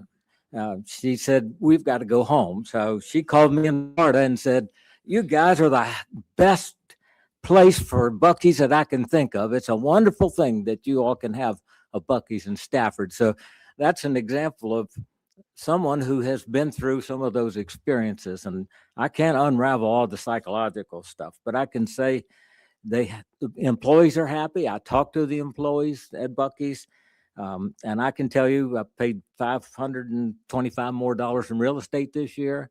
I know teachers need a pay increase. They'd be glad to have some of Buc-ee's money coming in. So I won't ramble on, but it was a very positive experience. And I have never been in a traffic jam that I would attribute to Buc-ee's. I've been in Daytona Beach and Brunswick, Georgia, and they are not just, they're not in the country. Those are in boulevards that go right into the town. So that's my experience. And I fully expect that Buc-ee's will resolve any question that you have and the traffic will flow as smoothly as it possibly can on 95. So thank you. For the 474 of you still with us on this live stream, thank you. And we are, looks like we are getting down to the last few speakers here on this 5-hour, 33-minute public comment time that we have going on here. And then we should expect the supervisors to have their say in all this, to make their statements and tell their constituents where they stand on all this and have a debate on those over RV trips to this Florida. project. And what you're going to be looking at is the salaries for people from Buc-ee's. And the cashiers, gift, cleaning, janitorial, warehouse, and grocery stocker. They're the ones making $18 an hour. The restroom crew is $21 an hour, and both say no experience necessary. And on Fridays, they get $2 extra per hour, Saturday, $3 extra per hour, and Sunday, $4 extra per hour. And it goes all the way down to general manager, making $175,000 to $250,000. This is at the Brunswick, Georgia, Buc-ee's. So we have been to many Buc-ee's. We've never had any trouble with backups. I can't say that there aren't places that have. We've not experienced them. And we go in there, and yes, clean bathrooms are important to me, because in the regular gas stations, bathrooms are nasty. There's pee on the floor, paper on the floor. I mean, they're regular gas stations, bathrooms are nasty. So I'm happy on my trips to know that I can go somewhere and I'm going to have a clean bathroom to go to. But that's not the only thing. Buc-ee's will bring high-paying jobs, as we just went over some of these salaries. And whoever takes one of these jobs, they are paid well and they get full benefits. When I moved to Fredericksburg, I didn't get full benefits. I had to go to DC to get full benefits. Buc-ee's will bring revenue, and it's important revenue, because right now taxes lay solely on us as the residents. We don't have enough businesses in the area to help us with the revenue, so we take the brunt of it. And the nice thing is unlike some other businesses, they're going to be fully funding their building. It's not going to cost Stafford County anything. And I went to the meeting that they had last year at Colonial Forge, and a lot of the issues that were brought up, like the traffic. Our experience with Buc-ee's is on the main road, they have side roads that take traffic into Buc-ee's, so it's not impeding the main road. We've never had to be on the main road. Property values, they assured us at that meeting at Colonial Forge, have never gone down. There was a concern about crosswalks. They knew about it. They said, we're creating 2 more for you. They said they generally don't have any problems with any riffraff. And so they've done studies. They've been around a long time, and they've done a lot of studies on how to create a Buc-ee's in a community, and whether it be in a neighborhood or Thank you. otherwise. So my vote is Thank yes you. for Buc-ee's. Thank you. Good evening, Melissa Rostenbear from Garrisonville District. Unlike you guys, I was lucky enough to take a break and go out. I took my dog for a run and through the actual sidewalks that we are discussing here. So I appreciate your time and taking consideration for all this. I would also appreciate it if you would say no to this, because I am directly involved. And unlike the other people that said there's nothing that Stafford County has to pay for, that's not true. The fact that they keep talking about I-95 only is just a small portion of what will happen, because you have people that only want to go to Buc-ee's. So they're going to come from the northwest, the southwest, the west, and Garrisonville Road. All those other back roads are not accommodating to these things, and they are not planning to do anything with those roads. I-95 may be helpful, but as we've determined, it's not going to help the amount of people that are going to be coming on and off over the year, the increase of it. The traffic study fails to recognize all those other different directions, and traffic infrastructure is only the tip of the iceberg. Greater infrastructure impacts will be on water, electric, environment, law enforcement, and we all know that it wasn't the tip of the iceberg that sunk the unsinkable ship. It was what was below that they did not see. Thank you. Please like this video and share it. Please tell people you're watching local coverage of the Buc-ee's decision in the Stafford County Board of Supervisors, just north of Fredericksburg. And as they get their mic working there. Hello, I moved it a little bit. I guess I thought I broke it there for a minute. Let me first start out with, my name is Brad Baber. I live in the Rock Hill District. in suburban estates. I added that part in so everybody can look up and see where suburban estates is, because I'm sure as people sit around and say suburban estates, never heard of that before. Anyway, I've lived there for 50 years in Stafford County. Moved here because of the way things were done here, and they seem to be doing a pretty good job of keeping it that way. I'm happy here. People complain. One of the main complaints up here tonight has been traffic.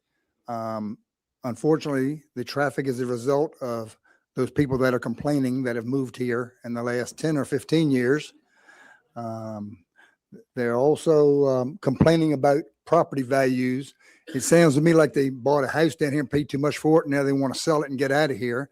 I'm concerned about property values, and if they bring mine down a little bit, that means that my taxes will be a little lower. So I'm okay with the lower property value too, because I'm not planning on selling and moving out of Stafford. I've been here this long, and I intend on. My family lives here, so I'm intending on staying here. They're going to stay here, and we're not the Johnny come latelys that's bought a house and then go sell it and not worry about things in Stafford anyway. So I think that property value thing seems to be one of the highlights. One of the other things I want to mention is I wrote them down, but you all know the answer to the question. There's 7 districts being represented here tonight, and you're voting for the people in those 7 districts because you were elected to come up here and do this job tonight. There were 56,276 homes in Stafford. We're going to say that Emery Mill was listed as 1,827 and Austin Ridge is 800. So we minus them, it brings us down to 53,649. So your decision tonight is going to be representing those 53,649 homes that haven't been up here and said yay or nay. I'm going to ask you to approve Buc-ee's, and they look like a good business to be here. You notice when a Walmart opens, other businesses open by near them. I think you'll find that when Buc-ee's opens, some other businesses will come into the area that people are looking for. Some big name restaurants or fine dining and things of that nature have been mentioned. It sounds like Fairfax. I'm not sure that majority of us that live here don't want to be like Fairfax, or would have moved up there in the first place. So let me go ahead and close with my time running out and ask you to approve Buc-ee's, and thank you very much for your time.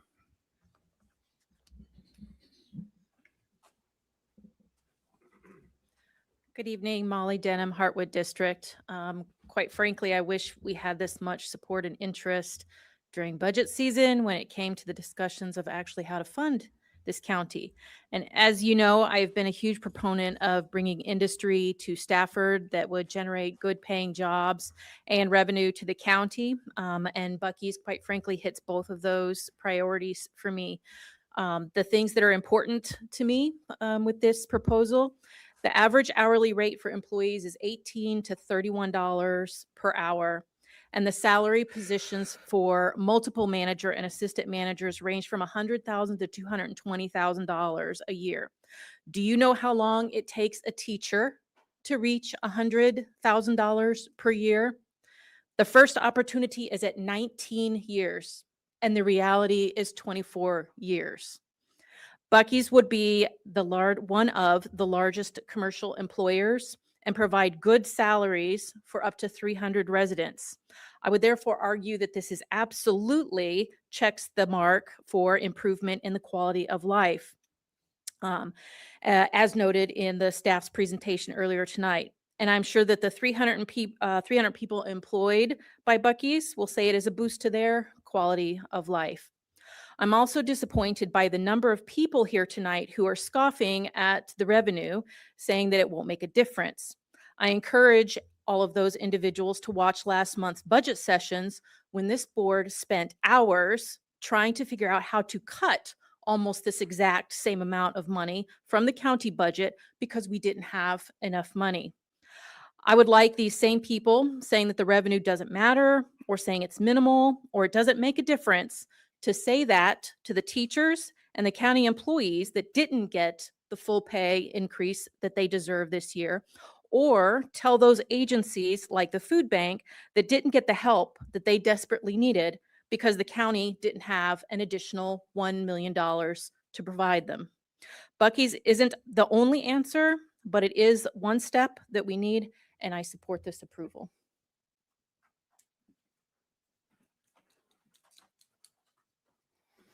Hello, Stafford Board of Supervisors. My name is Will King. I am a resident of Griffiths Widewater, and I'm gonna try to keep this super brief because, you know, I haven't really been following the whole Buc-ee situation a whole bunch. But what I can say is that y'all's job is real hard.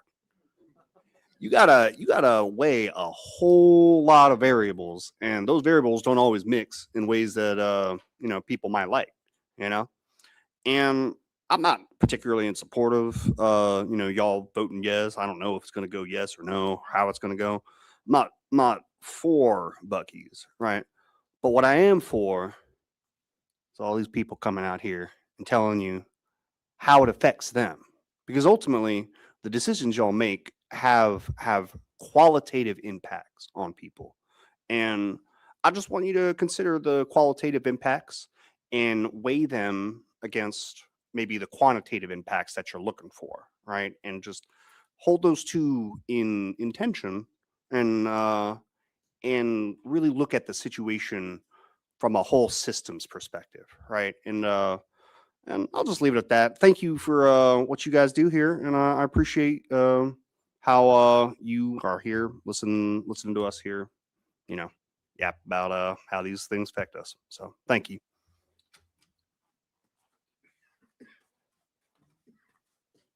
Hello, my name is Kiara Porter. I am a resident of Embry Mills. I've heard tonight people talking about traffic. I've heard people talking about various other things. I think no one has actually talked about the pollution and the impacts of that, especially adjacent to our homes, as well as the offices and the businesses across the street. More specifically, there is a healthcare facility directly across from this proposed Buc-ee's location. No one has talked about any type of wall barriers. No one has talked about how to mitigate that pollution that is spilling over right into these areas that impact the health and wellness of the residents, as well as the people who may be traveling for urgent care that we don't know about. There is a premium daycare center in that same area for our little kids and our little children. No one has mentioned that, but that should be considered. No one that I've heard tonight has talked about that. So as these kids go to schools, as these people are seeking treatment, they are impacted by all of this. They need safe access. They need access when things happen. Our kids, our elderly, are expecting moms who are visiting these OBGY communities, expect that they can get quality care. And these are long-term impacts. So I feel as if we are prioritizing revenue over our community. And that is a serious concern of mine. Buc-ee's, do your thing. You market cheap gas, cheap food for people to enjoy in a moment. That is nothing long-term. There is no long-term value in the community for a Buc-ee's other than snacks and cheap gas. But when are we going to step up and say, look, this is not safe, so let's find other ways where we can accommodate your business in another area? I'm not against Buc-ee's. You do your thing, you have your whatever, whoever you market to, but you have to look at this thing bigger than money. It's not about money. Would you send your kid to a premium daycare center that's located directly across the street from a Buc-ee's? Would you send your mothers or your elderly individuals to a healthcare facility directly across from a Buc-ee's that has over 100 pumps? We need to sit with that, and I want you all to sit with that tonight as you make your decision. Thank you for your time.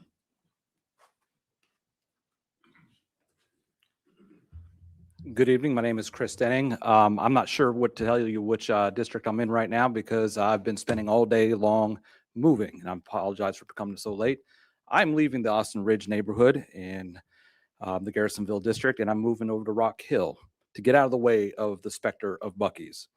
I wanted to share a few things with you, but I'm going to first start off by saying y'all right now have a big decision to make. Right now, you are in control. You have the ability to shape what Buc-ee's looks like.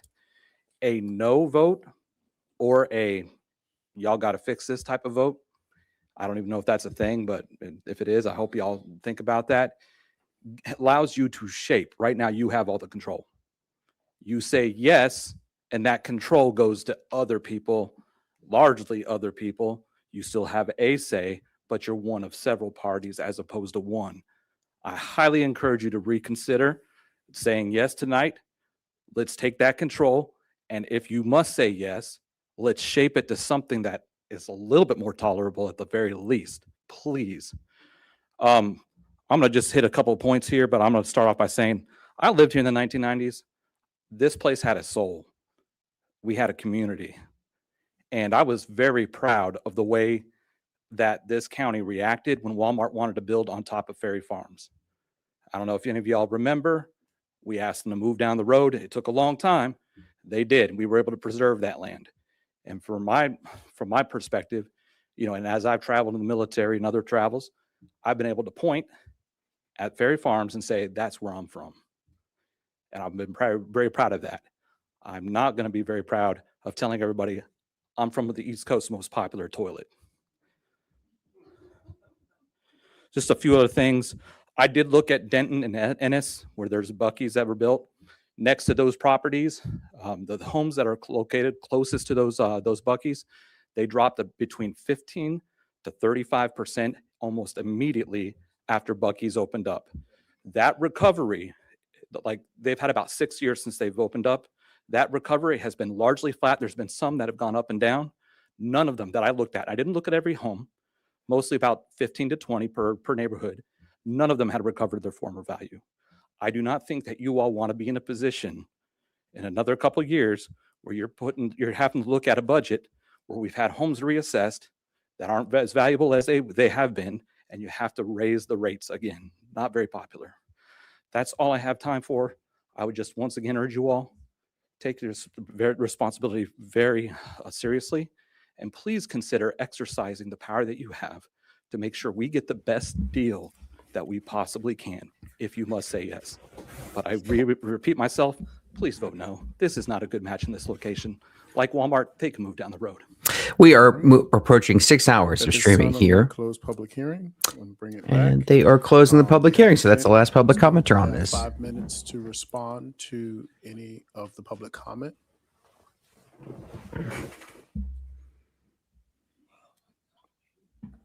Is somebody going to? Okay. All right. If you could set the timer, please. She has 5 minutes to respond to some of the comments that were made.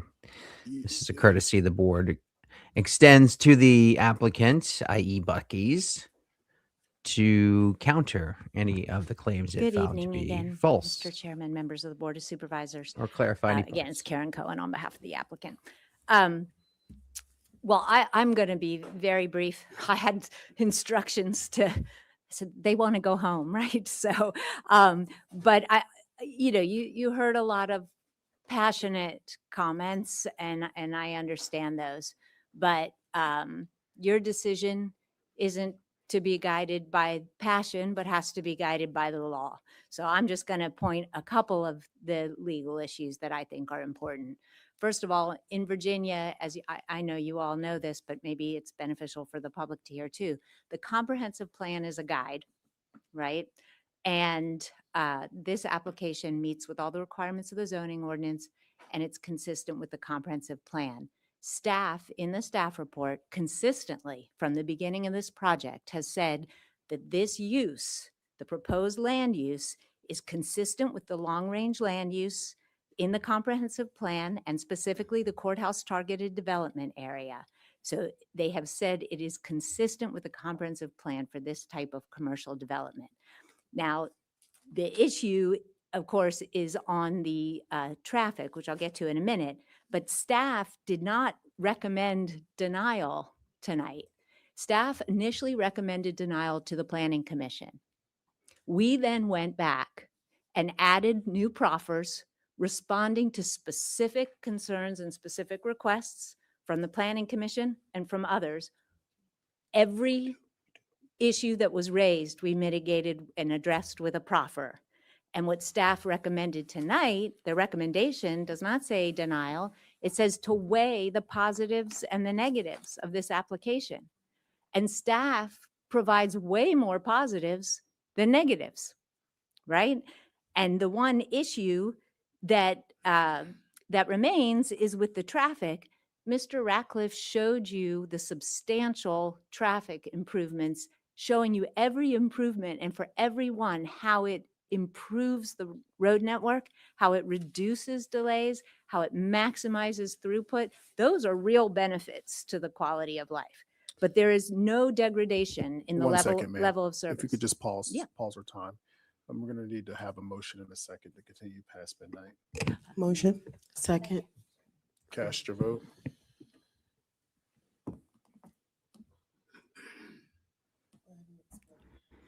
All right, that passes unanimously. Motion made at 11:57 p.m. to continue thank this you. meeting Yeah, beyond so, I mean, midnight. Good there's evening. no You're watching live degradation in the coverage level of of the service. I'll Stafford just say Board of too, just because it Supervisors kept meeting, coming Buc-ee's up, decision night. I know it's a little bit of a tricky issue, but a lot of people kept referring to 20,000 vehicles per day or cars per day. It's not. It's 20,000 trips. A trip is an in and out, so it's 10,000 vehicles. But in any event, there is no degradation in the level of service. Somebody raised the issue about Kimley Horn, the consultant preparing the analysis. Well, remember, that's how this process works, right? That not the county doesn't pay for the applicant's consultant to prepare the TIA, which is required. The taxpayers don't pay for that. The applicant pays for that. So yes, they pay Kimley Horn, but remember, they are licensed professional engineers in the Commonwealth of Virginia, and it is their professional judgment and their professional duty to provide accurate information. And they've been working with staff on the TIA, and they've used their professional judgment to provide the information to you in the traffic position paper. So again, I just want to say that I hope that you will look at this in light of the law and the proper considerations for this particular land use. It is hard to take away maybe some of the passion and some of the celebrity that was mentioned, that it's Buc-ee's, but it's a travel center. It's 74,000 square feet of retail with fuel sales, and you're being asked to approve those land uses, which are consistent with the comprehensive plan. If you have other more specific questions, obviously, we're happy to answer those. All right. Thank you. I'm going to start with Supervisor Allen. Thank you, Mr. Chairman. I just, well, the first question is for the applicant. Do you have a timeline on when, considering that the OSAR is still in production, of when the project would be completed? Well, yeah, just on, you can come up to address the OSAR process and the timing a little better. I will say too on that, since you raised the OSAR, that the framework document is what they call the sort of that first part of it, which Kimley Horn has already submitted on applicant's behalf. So it's not like nothing's happening on the OSAR. And then maybe Mr. Caperuccini could address your question about the timeline. Yeah, because I just want to make sure that, does the OSAR have to be completely completed in totality and then the project gets started, or can you submit as you've done before, as you've currently done that portion, and then you can start the project should it be approved? I'm curious about what that timeline from report to finish. Yes, David Capuccini, traffic engineer for the applicant. The OSAR, right now, the schedule is an 18-month process. So from start to finish is what we have. We got started already with a framework document, and essentially we're not allowed to build anything until the OSAR is completed and signed off on by all the different signatories, including VDOT and the Federal Highway Administration. So potentially 2 years, a year and a half to 2 years before anything is done. Potentially, maybe a good comparison is in New Kent County, we're working on a site and we're 3 years in and it hasn't been signed off yet. The interchange report. Okay. Thank you. And then I guess the next question is, I see our transportation staff here. Brian or Matt, if you can step to the podium for a quick question. Can you guys tell me this year, and you may not know, but I'm guessing, hopefully you do. Do you know how much revenue we received from PRTC in gas? Last year and this year, we're anticipating to see between 6.5 and $6.7 million. From PRTC? Yes. Okay. And for those of you, huh? No, I know. I sat on PRTC for 6 years. I'm the longest serving member before I stepped down this year. So I know what PRTC. And the reason why I asked that question is, what was our transportation budget this year? PRTC is a within our company five-year that runs transfer plan, we buses. It's anticipate about a $15 government-funded million in revenues. transportation Of that, agency 6.7 in was Northern gas Virginia. tax. So out of 15 million, 6 point something was gas tax alone. And that's just without anything else. That's what's currently zip coded for Stafford County. Yeah. Okay. All right. Thank you. Supervisor. Well, hold on a second. I'm sorry. I know what you were asking and how that fits, but I'm wondering if the general public could because based off of some of the things that I've heard, there's a lack of understanding of PRTC and how that works. And so I know I understand what was just said, but I don't know if the general public, do you get what I'm saying? Yeah. And Brian can go ahead and answer that about I don't what want the to just 6 move point through something. Yeah. without the public really trying to understand what we're talking, the language. Mr. Chair, thanks. Brian Council, Chief Engineer, the PRTC is identified. State code requires there be a recipient, a regional recipient of the gas tax, and it gets dispersed from that regional recipient back to the localities. They have an administrative cost and budget.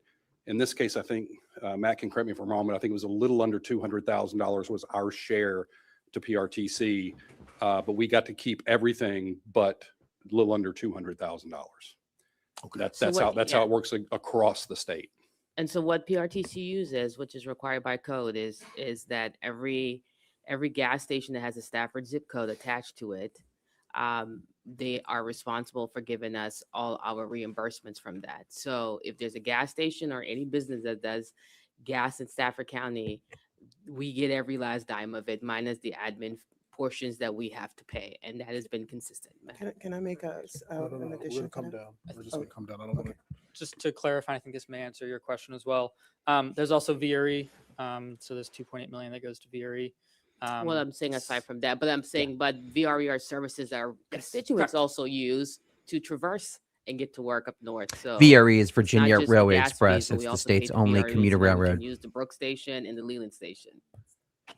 I just When want it comes to your time. When it's your time. When it's your time. Supervisor English. The New Kent County, can you get back up on the New Kent County issue? You said you're 3 years in. Have you all started building or anything down there, breaking ground?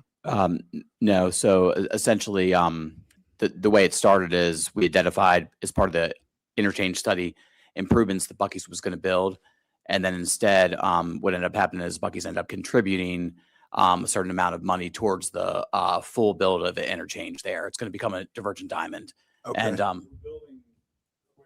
you come up. Yeah. We're building in New Kent County what exists in Stafford County today. Okay. That's why it's taking so long for that to be built down? Correct. Another question for you, since you're here at the Yes. podium. Somebody mentioned that the housing prices went down because of Buc-ee's. Is that? That's completely false. There is no data. 1 second. Can you identify who you are for the public? Thank you. Yeah. Stan Beard, Director of Real Estate and Development for Buc-ee's. So there is no, that you know, anybody, home values that went down because of the Buc-ee's? We have never had anyone question whether or not home values went up or down before or after we showed up. In Auburn, Alabama, they did they actually hired a consultant to do a pre and post Buc-ee's pro forma regional land value assessment, and that consultant came up with the conclusion that we raise property values. There's Denton, what he uses as an example. I don't know. Those are $500,000 homes in Denton. They're $500,000 homes today. Then I hear that we don't build near neighborhoods. Well, we have 4 examples, Denton being one of them, where we built in their backyard. Right. And then we have the other problem of people say that, well, I'll say, well, we have plenty of places where we have homes that are all around us, and they say, well, those were built after you got there. So, what conundrum is that? So they built homes near us, knowing that they were building homes near a bad idea. It's kind of, I don't know what to say about home values other than. Then one more question, then I'm going to be finished. Yeah. When you build when the Buc-ee's comes into the area, does that bring in other businesses around the area? Does it attract a lot more businesses? Yeah, it does. A lot. Okay. I mean, if there's room for it. Right. Yeah. Okay. That's it. Absolutely. Thank you. Yep. Vice Chair Guy. Well, I guess I'm asking this to the applicant. Does it have to be? Am I allowed to ask? Does it have to be 120? I want to know, can it be less than 120 gas pumps? Why not? I want him to tell me.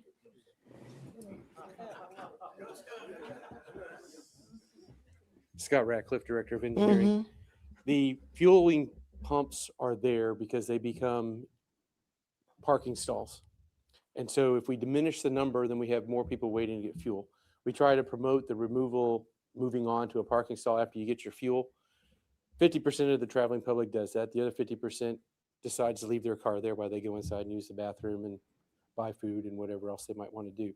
And so the turnover rate is not typical like it would be at a traditional gas station, where you have normal turnover rates of 5 to 15 minutes. And so the additional fueling stations allow for the ability to digest traffic. So if I decrease the number of fueling positions, I now put people stacked behind, queuing behind, waiting to get to a fuel station. And so by leaving the pumps, and right now the leading number of pumps that we can have is 120 based upon software. And so that's why we're at 120 fueling positions. Okay. So if you decrease one, you increase problems other places. Okay. Thank you. You're welcome. Can I say something else about that? Okay. Oh, you can sit down. I'm sorry. Yes, I'm good. I just want to say for the public, we're going to have other issues that come up that are emotional for all of us, or maybe for a certain subgroup of people. When you engage with your Board of Supervisors, whether you enjoy us or not, do not threaten us. Or let me say this, do not threaten me, because it makes me want to do the opposite of what you're advocating for. Okay? I am unbrought and I am unbossed. My vote will always be my own. And every vote can be a referendum on your term, or if you can stay in the seat. So what? I'm still going to do what I'm going to do. Thank you. It's unclear what Guy is referring to there. We can assume that she received some emails from constituents. Thank you. You can come on back. And you just heard Guy ask about the Because I number of want to gas dig a little pumps. bit deeper into, why we can't reduce the size of 120 pumps when you have actually other stations that have 104 pumps or 80 pumps. So I want to dig a little bit deeper into that, because you're saying, or repeat what you were saying as far as why. Because I think it allows for the ability to digest more vehicles. And so I'm trying to increase the efficiency of the property in which I have. Some properties I'm limited. And so I have 104, or I have 116. And so I have a reduced number. And so I'm reducing my level of efficiency as it relates to be able to remove folks from the system, have them serviced, and move it on down the road, because they end up having to queue behind other vehicles. We have stores, some of our original travel centers only had 24 fueling positions. And we ended up with traffic nightmares because we couldn't digest people. We had people backing out, waiting to get into a fueling position. And so we found that by having more fueling positions, we allow for people, yes, you may have to drive past 4 or 5 rows of fueling to find one that's open, but there's usually one that's open within that whole 120 fueling positions, which enables you to get out of the drive aisle into a fueling position and get your fuel. Okay, so basically this is a Buc-ee's choice. Is that accurate to say? Like, it's your choice that you're doing it. You're doing it here. It's your choice to do 120 pumps. It's a choice in order to maximize and to minimize delays offsite. So I'm Okay. trying to be able to digest more cars coming in. And also because of revenue. No, it's completely based upon trying to get people in and out. Okay. We want to try to provide the best experience for our customers as possible, and that is to alleviate conflicts and to alleviate struggles. And so by doing that, having ample parking, having ample fueling positions, enables them to get in and out, have a nice experience, and get on down the road. If I end up with fewer fueling positions, then they end up having to wait, they get irritated, and that's not good for our business, not good for anybody. So the way we look at our models and the way that we evaluate a facility is how many people can I digest and safely get through the system and back out onto the interstate. Okay. This question is for you, Scott. Because I want to focus on the revenue. Good evening, And Scott I'm gonna Mayowski, be- Commissioner of Revenue. I'm going to be very quick. Is it accurate to say that the amount of revenue that we are saying that we're going to receive is on the conservative end of, That's been my analysis even before we got Buc-ee's economic analysis. I did one independently. We did we researched a number of locations. We looked at data that we had internally. I believe that Buc-ee's projections are on the conservative side at the 1.9 million for local taxes. That's excluding the fuels tax. But let's briefly talk about the 1.9 million. When we were having a data center conversation, I showed you all a list of the top 10 taxpayers in Stafford County, just to give this conversation some sort of perspective. So if we look at that list now, oh, there it is. Thank you. If we look at that list now, where Buc-ee's would be, even with what I believe are conservative projections, it would make them the 4th largest taxpayer in Stafford County. And again, I think perspective is important because a lot of folks don't deal with local taxes the way that we do, so they don't understand whether a $2 million tax bill to a business is a lot or not. It's clearly a lot. And as we try and build a tax base, we need those kind of foundational, larger corporations coming in, which is why we're having these conversations, these difficult conversations the last few years.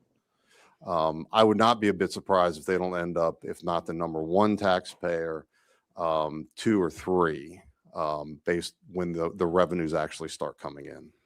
You see their Amazon there at the thank you, top 'cause I'm of the about to go into county's that. taxpayers. So what would you say that we could possibly see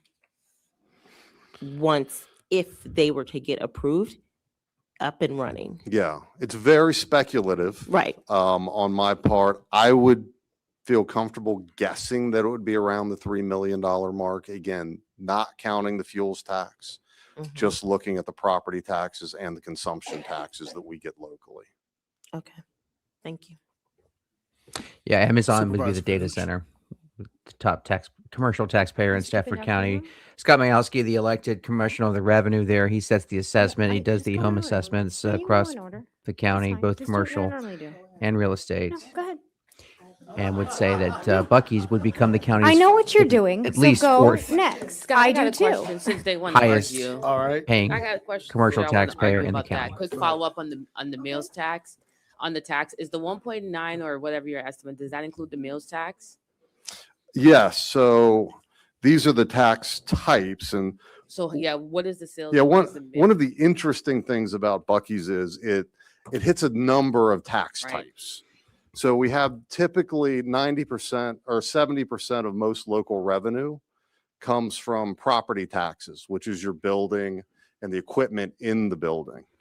So obviously we have those, but then we also have the consumption taxes.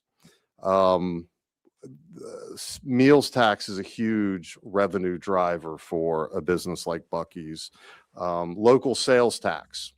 So when you buy something at the store and you pay 5.3% in state sales tax, one of those come back to us locally. So that's a significant source of revenue. Then you've got utility tax revenues. There's also the inventory tax. We tax merchants' capital. So whatever they have on hand to sell, including the gas, on January 1st, they will report that to us and they'll pay taxes on that as well. So there's a number of different revenue streams coming in. All right, Supervisor Evans, and then we'll go to Dr. Young.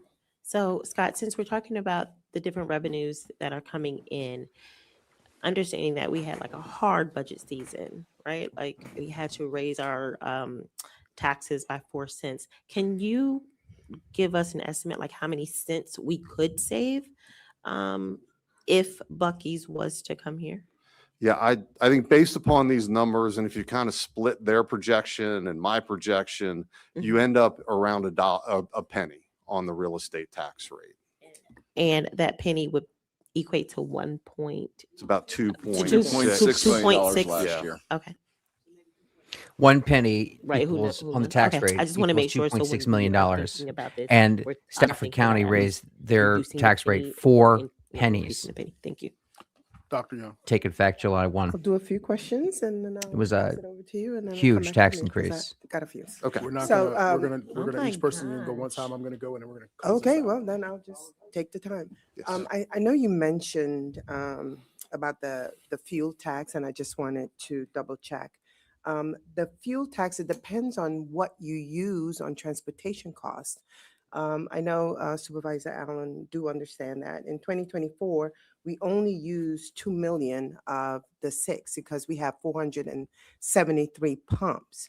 That gives us 6.1 million. And then with the Buc-ee's is 1.6 for the 120.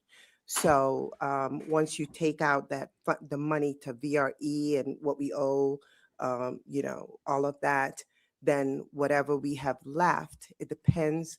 We put in a resolution and it depends on the transportation projects. Okay, so we don't use all of it every time. We don't get everything back. I just wanted to make that correction. This is for Mike Zaraf. Can you provide the illustration of how the vehicles will get into the site from off of I-95? I don't know if you could, did you show that at all at any time? I Are don't you know. able to- I don't think we have that Does image anybody available. yeah, can you show that? So how do you get in from I-95 north and southbound So and then out of the site? So I thought, Do you want me to show staffs or applicants? I didn't have it in my, so the applicant slides. Computer, please.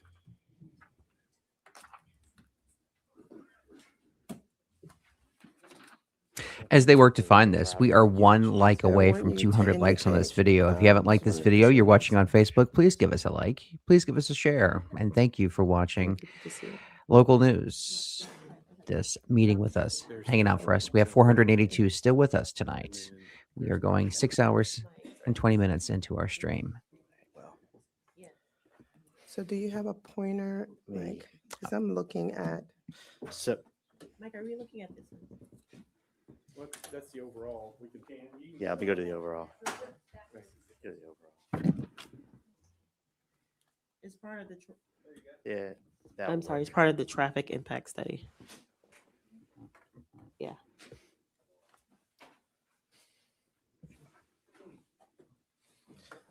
All right.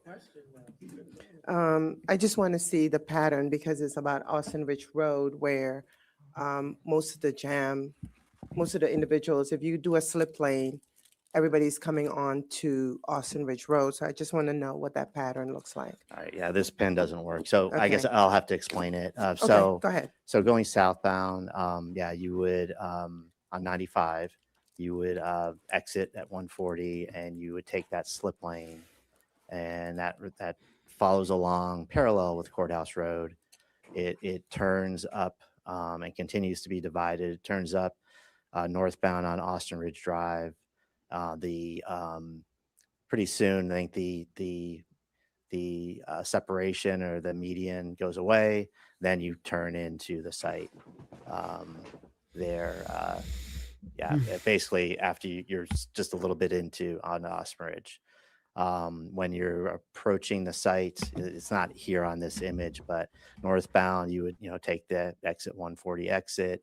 You would turn left at the exit into the divergent diamond. You go through all the weaving, and then you would basically be in the main westbound lanes of Courthouse, and you would turn right onto Austin Ridge Drive, and then you would have to turn in across from Sunflower or any of the other access points. So you will be coming out of Sunflower or Rodriguez back onto Austin Ridge? Well, so that's going to the site. So leaving, all vehicles leaving the site have to go through Sunflower, Austin, Rodriguez. Israel Rodriguez. I Yeah. only wrote it 10 times in my Yeah, report. right. Israel Rodriguez Drive. You'd leave out that. You have to turn left onto Austin Ridge Drive, and that's whether you're going north or south. You'd then at Austin Ridge Drive at Courthouse, then you would have to turn left onto Courthouse Road, and then you have the choice of whether you go north or south. North or south on Austin Ridge Road and You're going south on Austin Ridge. yeah, to get back on 95, yeah. or they could go down Austin Ridge Road and then do mine, because that's probably going to happen. So I just wanted to know, so The- 20 plus trips, I don't want to say cars, trips, are going to be circling on Austin Ridge in less than 1 mile area. Because 20 it's less than a mile. Yeah. Well, are you saying 20? 20,000 trips, because they Okay. don't want us to say cars. It's Right, no, trips. I just want to make sure that you were clear. You saying 20 or 20,000? 20,000 Okay. trips, right? because Right, it's in and yeah, I out. know. Yeah. In that small area, that's what I was referring to. Okay. So about the sim traffic, the sim traffic model that was completed in Wisconsin, right? That DOT, I don't know, whoever wants to answer this question, that VSIM analysis of the diverging diamond interchange. It's on table 31. Was it a general divergent diamond used to calculate that? Yeah, we had actually looked at this divergent diamonds specifically. It was the calibration parameters were based on Wisconsin DOT's calibration handbook. Okay, so you are aware that the divergent diamond that's there is smaller than the regular ones. It's like, it's much smaller. So did you all actually measure that? Yeah, we actually went here and calibrated the existing queues to perform our modeling. Okay, and then I know I heard somebody say something about reused water, and I know that under the utilities, it's not reused water, correct? Okay, because I did hear somebody, so it's basically 35, and don't just wave me off. There's 35,000 gallons a day, right? And then 25,000 gallons for, that is like a total demand of 60,000 in terms of water, right? I mean, that's in your document. I'm just reading what's in your document. Just domestic is 25,000. Okay, and then where's the 35,000? It says here, proposed amount of water usage, 35,000 gallons. It's in your document. Yeah, I think that's just with irrigation, assuming the various types of landscaping that is used. Okay. All right, I'm trying to go as fast as I can.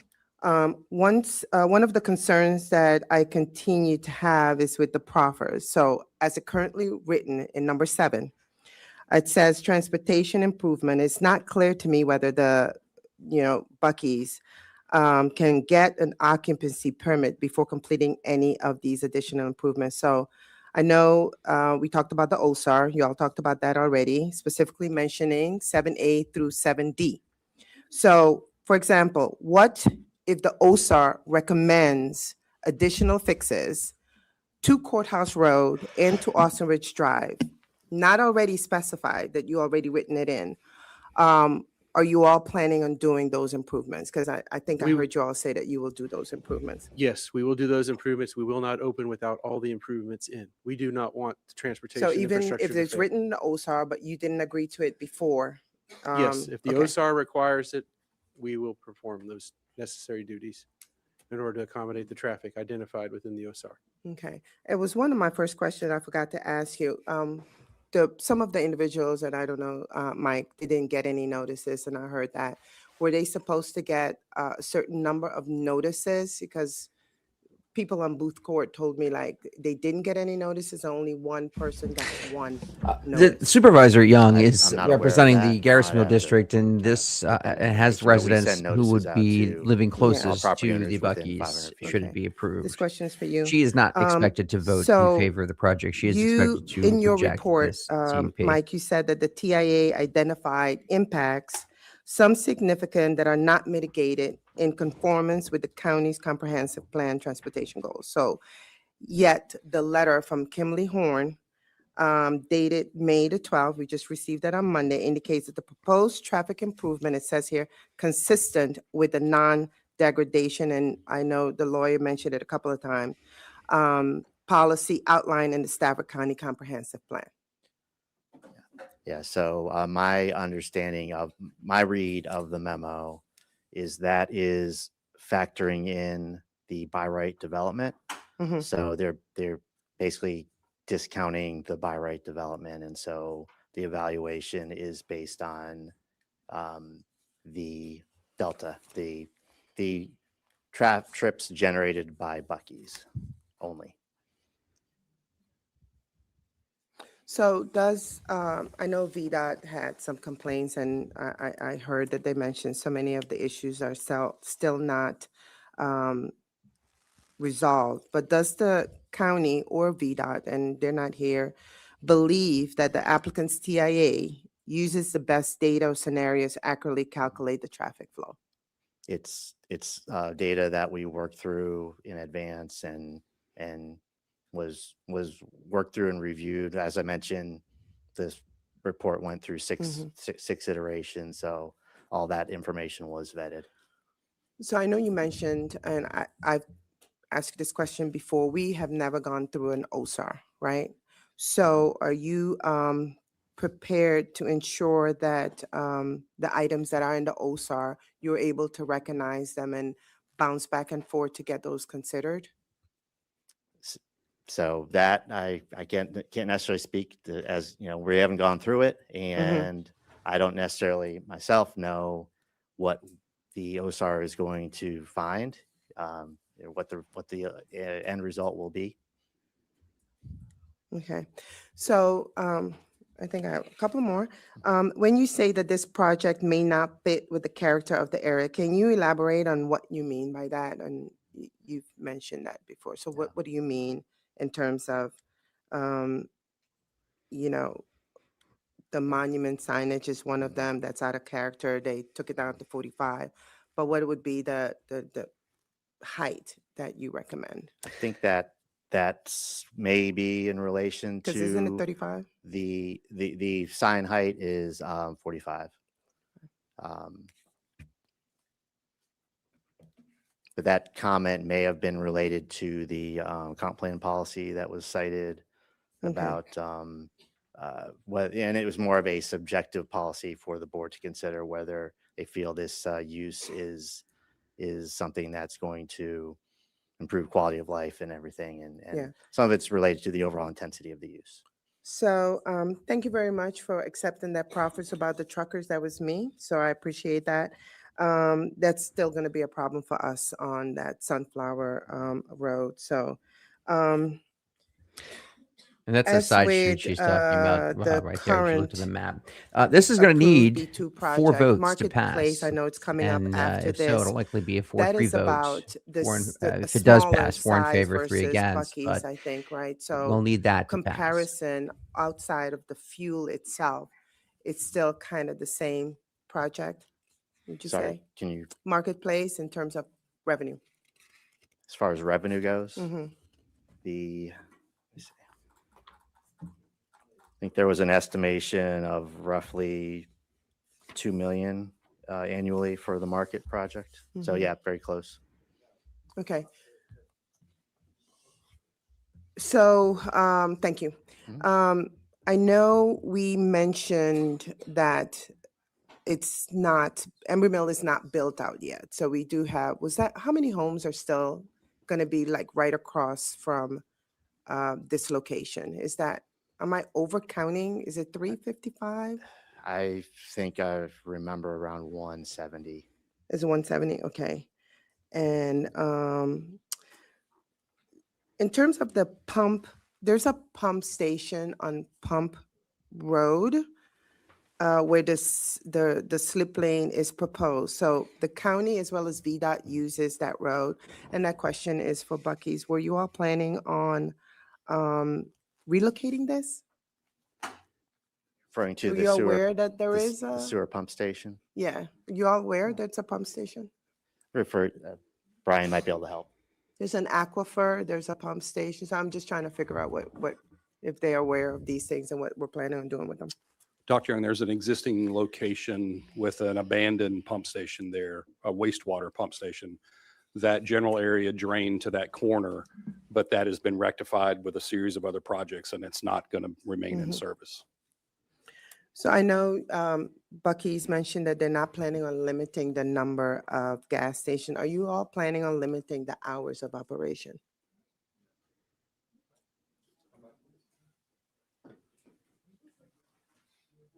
No, ma'am. Okay.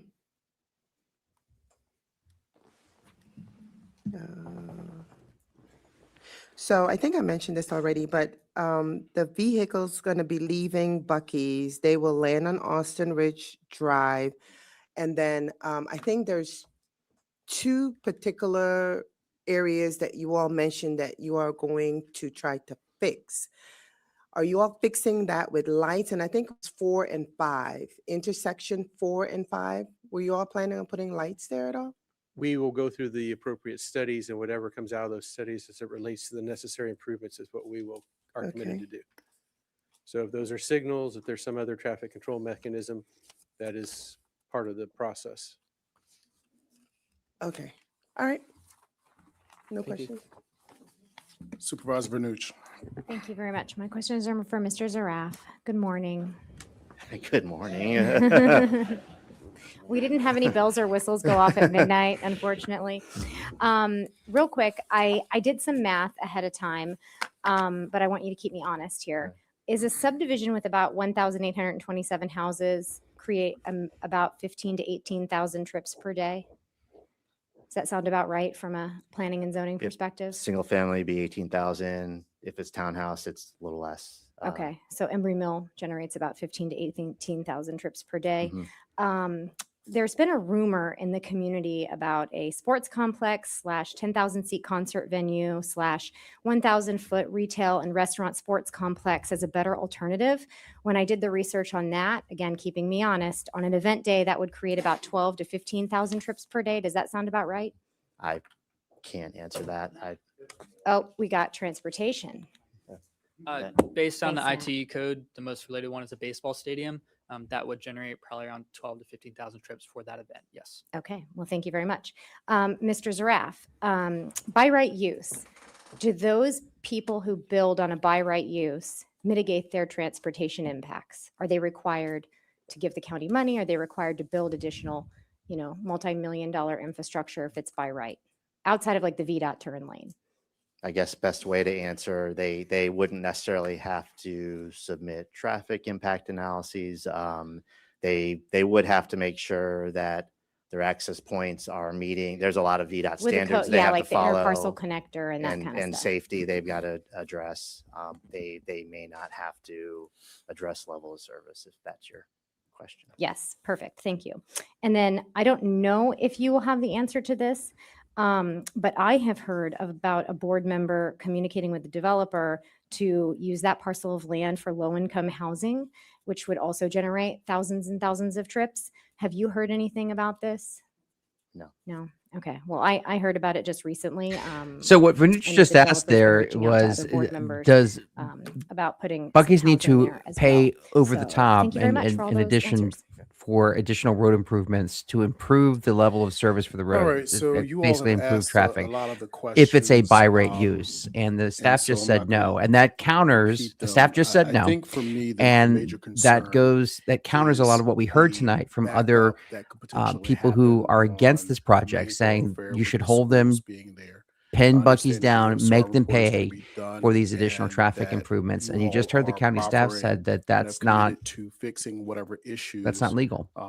That's not that are required. That there. they cannot do that. Um, Only Buc-ee's could choose to pay more.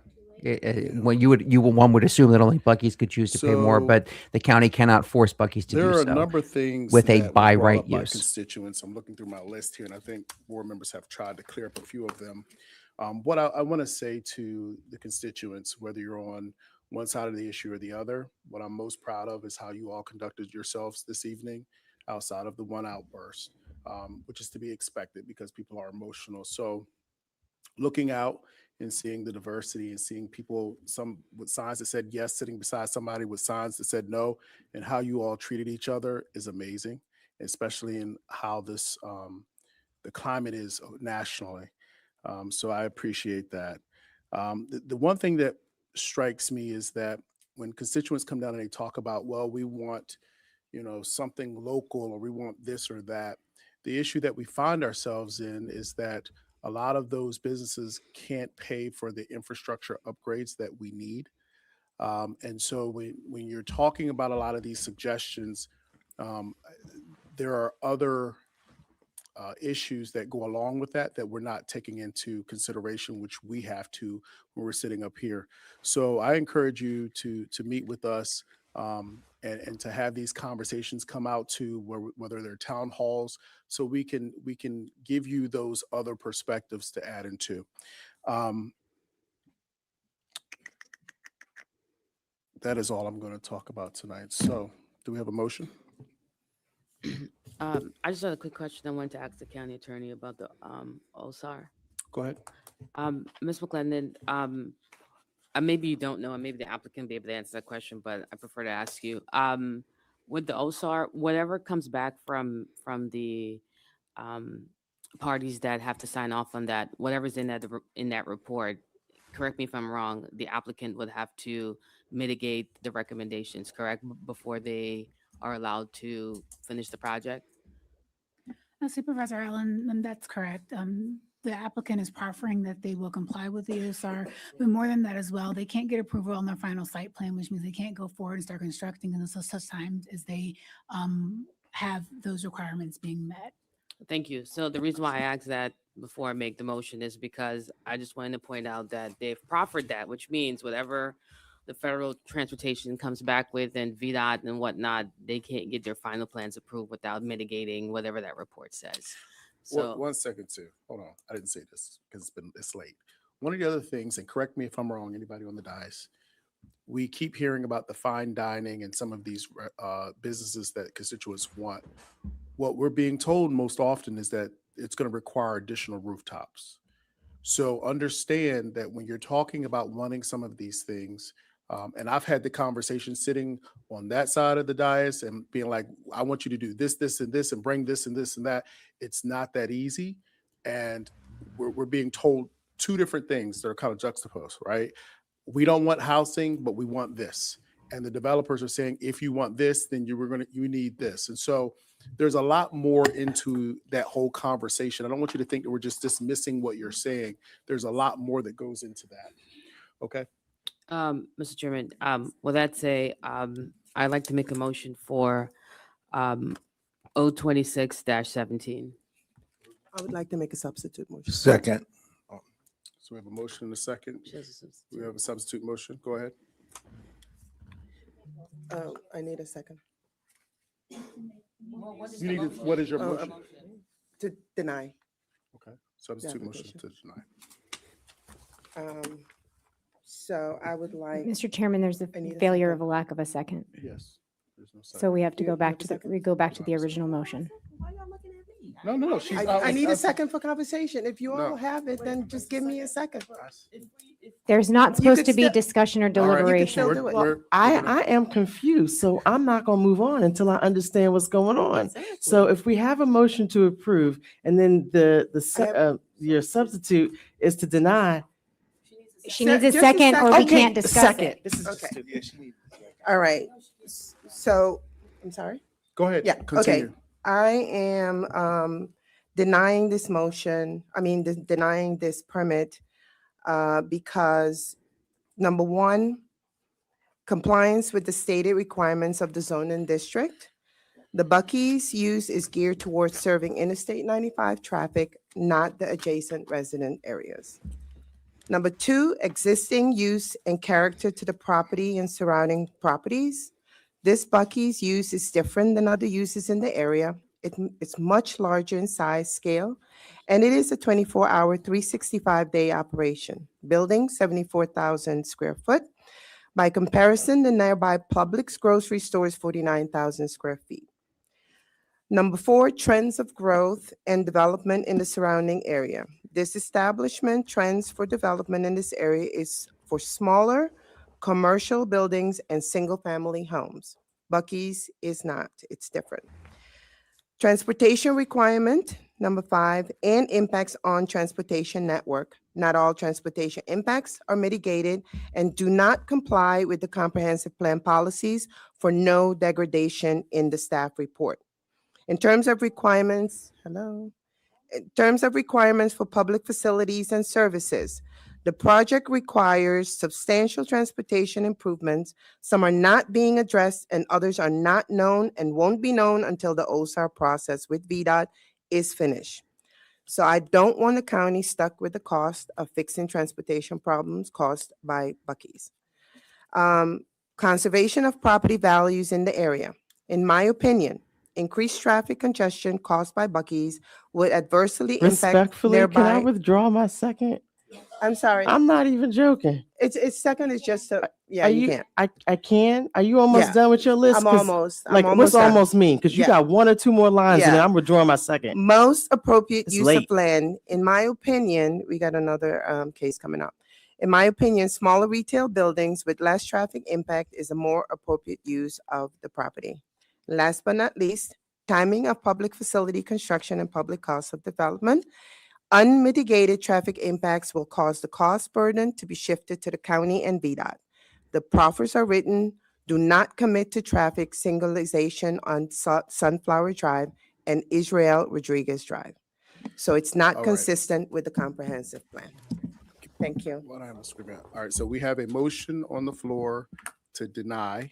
We have a second. Go ahead and cast your vote. We're voting on denying. Which is R 26-157. That is correct. All right, we have all up. Whatever it is. 130. It failed, so we go back to the original motion. Yeah. Well, I'll go first. It's fine. I made the motion. I'll go first. I'll let Daryl. So the motion to deny Um, Buc-ee's failed. It was 5-2. One I abstention. don't even know where to start, but I would just say this. The idea that there's no thought or consideration into the decision, it's not fair. I've sat on this board for 7 years, and from day one, I've been advocating for generating revenue and generating businesses. And as the chairman mentioned, I mean, recently, I can't remember how many board meetings ago, but just for perspective, we had to basically compromise and give away tax revenue to attract the Darden Group here, just to get restaurants. So when people ask, are we doing stuff to entice people? We are. We're actively trying to engage in economic development so that we're not forced with a difficult budget every year that we've had. This year, I did not enjoy having to cut social service programs. Trust me. I did not enjoy knowing that our teachers are only getting 4.75, our staff is getting 4.75 raises when it's barely keeping up with inflation. Knowing that we have massive projects that the county is trying to move forward with. Unfortunately, for years, development never paid for itself. And so now when we have opportunities to kind of bridge that gap, we kind of have to take it. I look at it from perspective of this. As I said on PRTC, I think of it as I look to the south of me and I see what Spotsy's doing to spur development.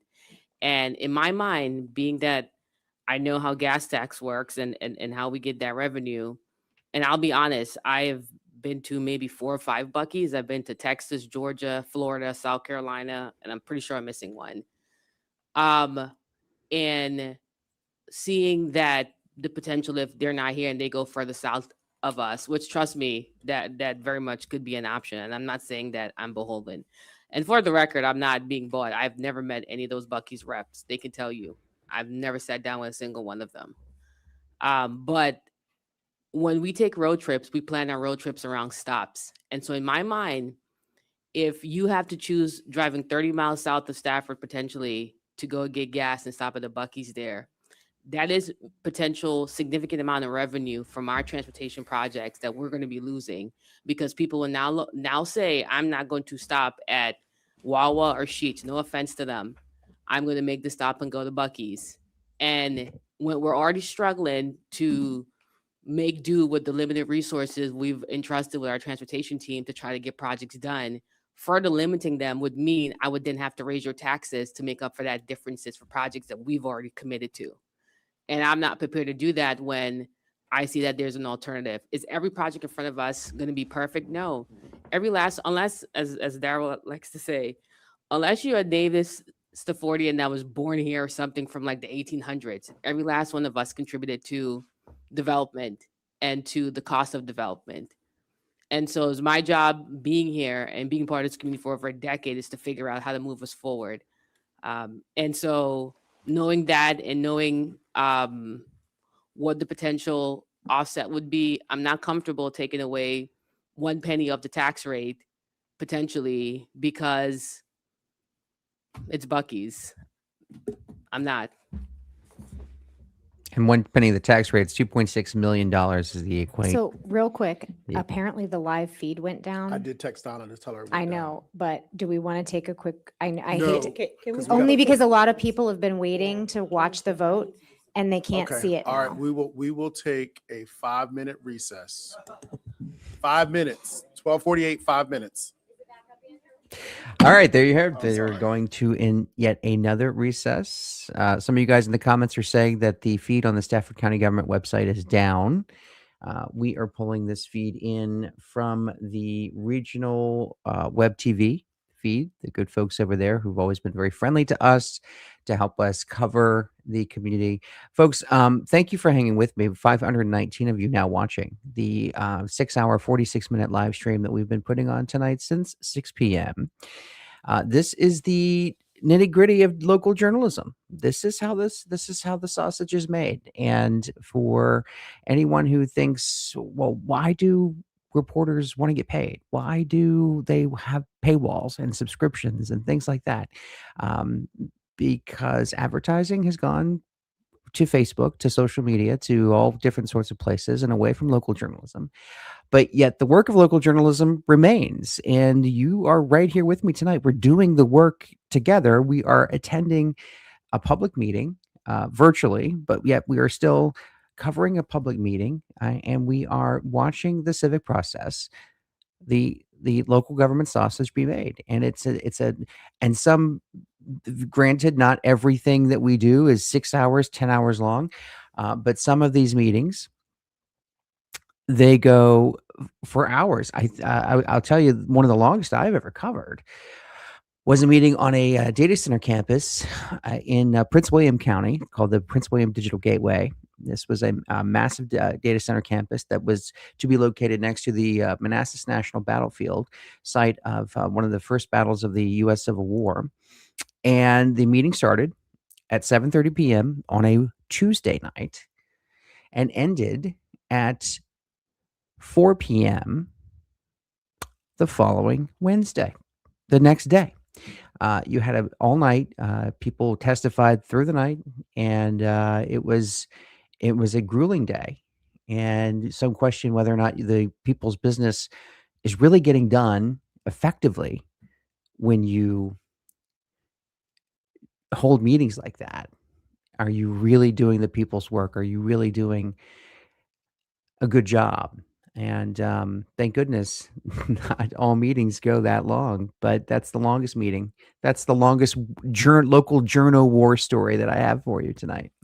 But we are 6 hours 48 minutes into this stream here. This meeting for the supervisors started at 5 p.m. We picked it up at 6, and we're still going here, taking a 5-minute recess. What we just saw was the first round of voting. We saw a motion, I think Tanisha Allen, who just spoke there, she motioned to approve. And then Supervisor Pamela Young of the Garrisonville District, who represents the district in which this Buc-ee's would be located, she offered a substitute motion to deny. She needed a second on that motion. And Aquia District Supervisor Tanisha Allen, Maya Guy offered that second and then seemed to want to remove that second. She reluctantly offered it and was really confused on parliamentary procedure. Didn't have a clear understanding of the way the meeting works, and then tried to rescind her second. And it was really merely for discussion. So Young laid out all the different reasons why she doesn't want the development there, and they took a vote on Young's motion to deny, and it failed. So now, we're waiting for them to restore the stream to the. There we go. They're back. And we're going to wait on another motion. Yes. All right. So we're welcome back. Good morning. Good morning. So we are now in the process of voting on this application. Did you? I forget what you said. Yeah, that's right. We had a motion in a second, and I believe you wanted to say something. No, you wasn't. I don't remember about that. And you knew they need at least 4 votes to pass this. To approve. Motion in a second to approve. Thank you for welcome back. All right, cast your vote. 02617. Thank you.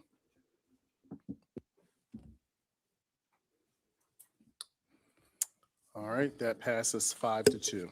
Mr. Chairman, motion to approve R26-131. Second. All right, cast your vote. That passes 5-2. And the motion to approve O26-23. Second.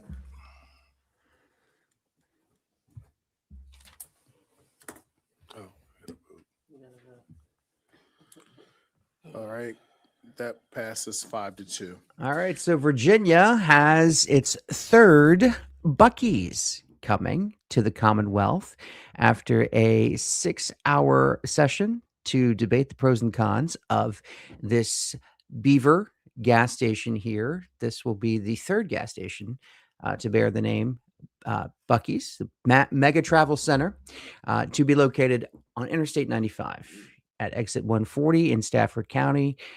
That's music to the supporters' ears. The supporting people who wanted this project said that it is hard to pass up $2 million a year in annual tax revenue that would come out of this project. You heard the commissioner of the revenue from Stafford County say Buc-ee's is likely to be the 4th highest paying commercial taxpayer in Stafford County if that $2 million annual projection holds.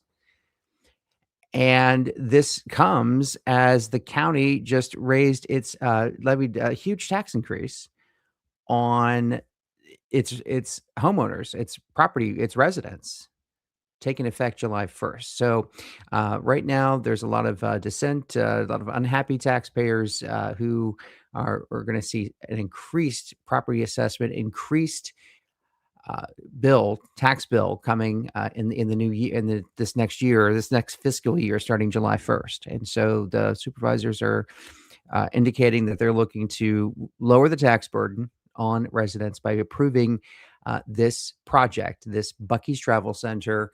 A long process, a 3-year process, has come to an end, and there will be a new Buc-ee's on Interstate 95 at exit 140. Supervisors voting yes just before 1 a.m. They took the vote about 12:50 this morning, May 20th, 2026.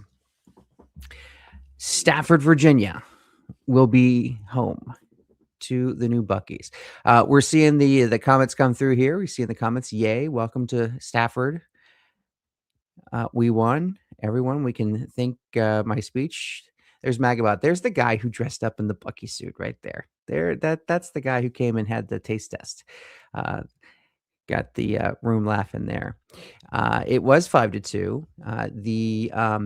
It was 5-2. The dissenting votes there were Garrisonville District Supervisor Pamela Young and Aquia District Supervisor, my guy, both voting no. Everyone else on the board voting yes. See the comments there. All right, smart move, Stafford. Beaver onesie is now in my future. Very cool. Very cool indeed. So long meeting, good meeting. Guys, thank you so much. Like the video. Please share the video. Please tell people that you're wherever you're watching, whether you're watching on the Potomac Local side, at on YouTube at Potomac Local, on X at Potomac Local, or you're watching on the Virginia Insider side at Virginia Insider on X, at Virginia Insider on Potomac Local. I'm sorry, at Virginia, 1 a.m. and I'm still trying to talk. At Virginia Insider on YouTube. Please join our community on YouTube, 17,000 strong. 17,000 subscribers in just 2.5 months. We have grown it to that. So that's amazing. Thank you for all your support. Thank you for your continued interest in local news and Virginia news.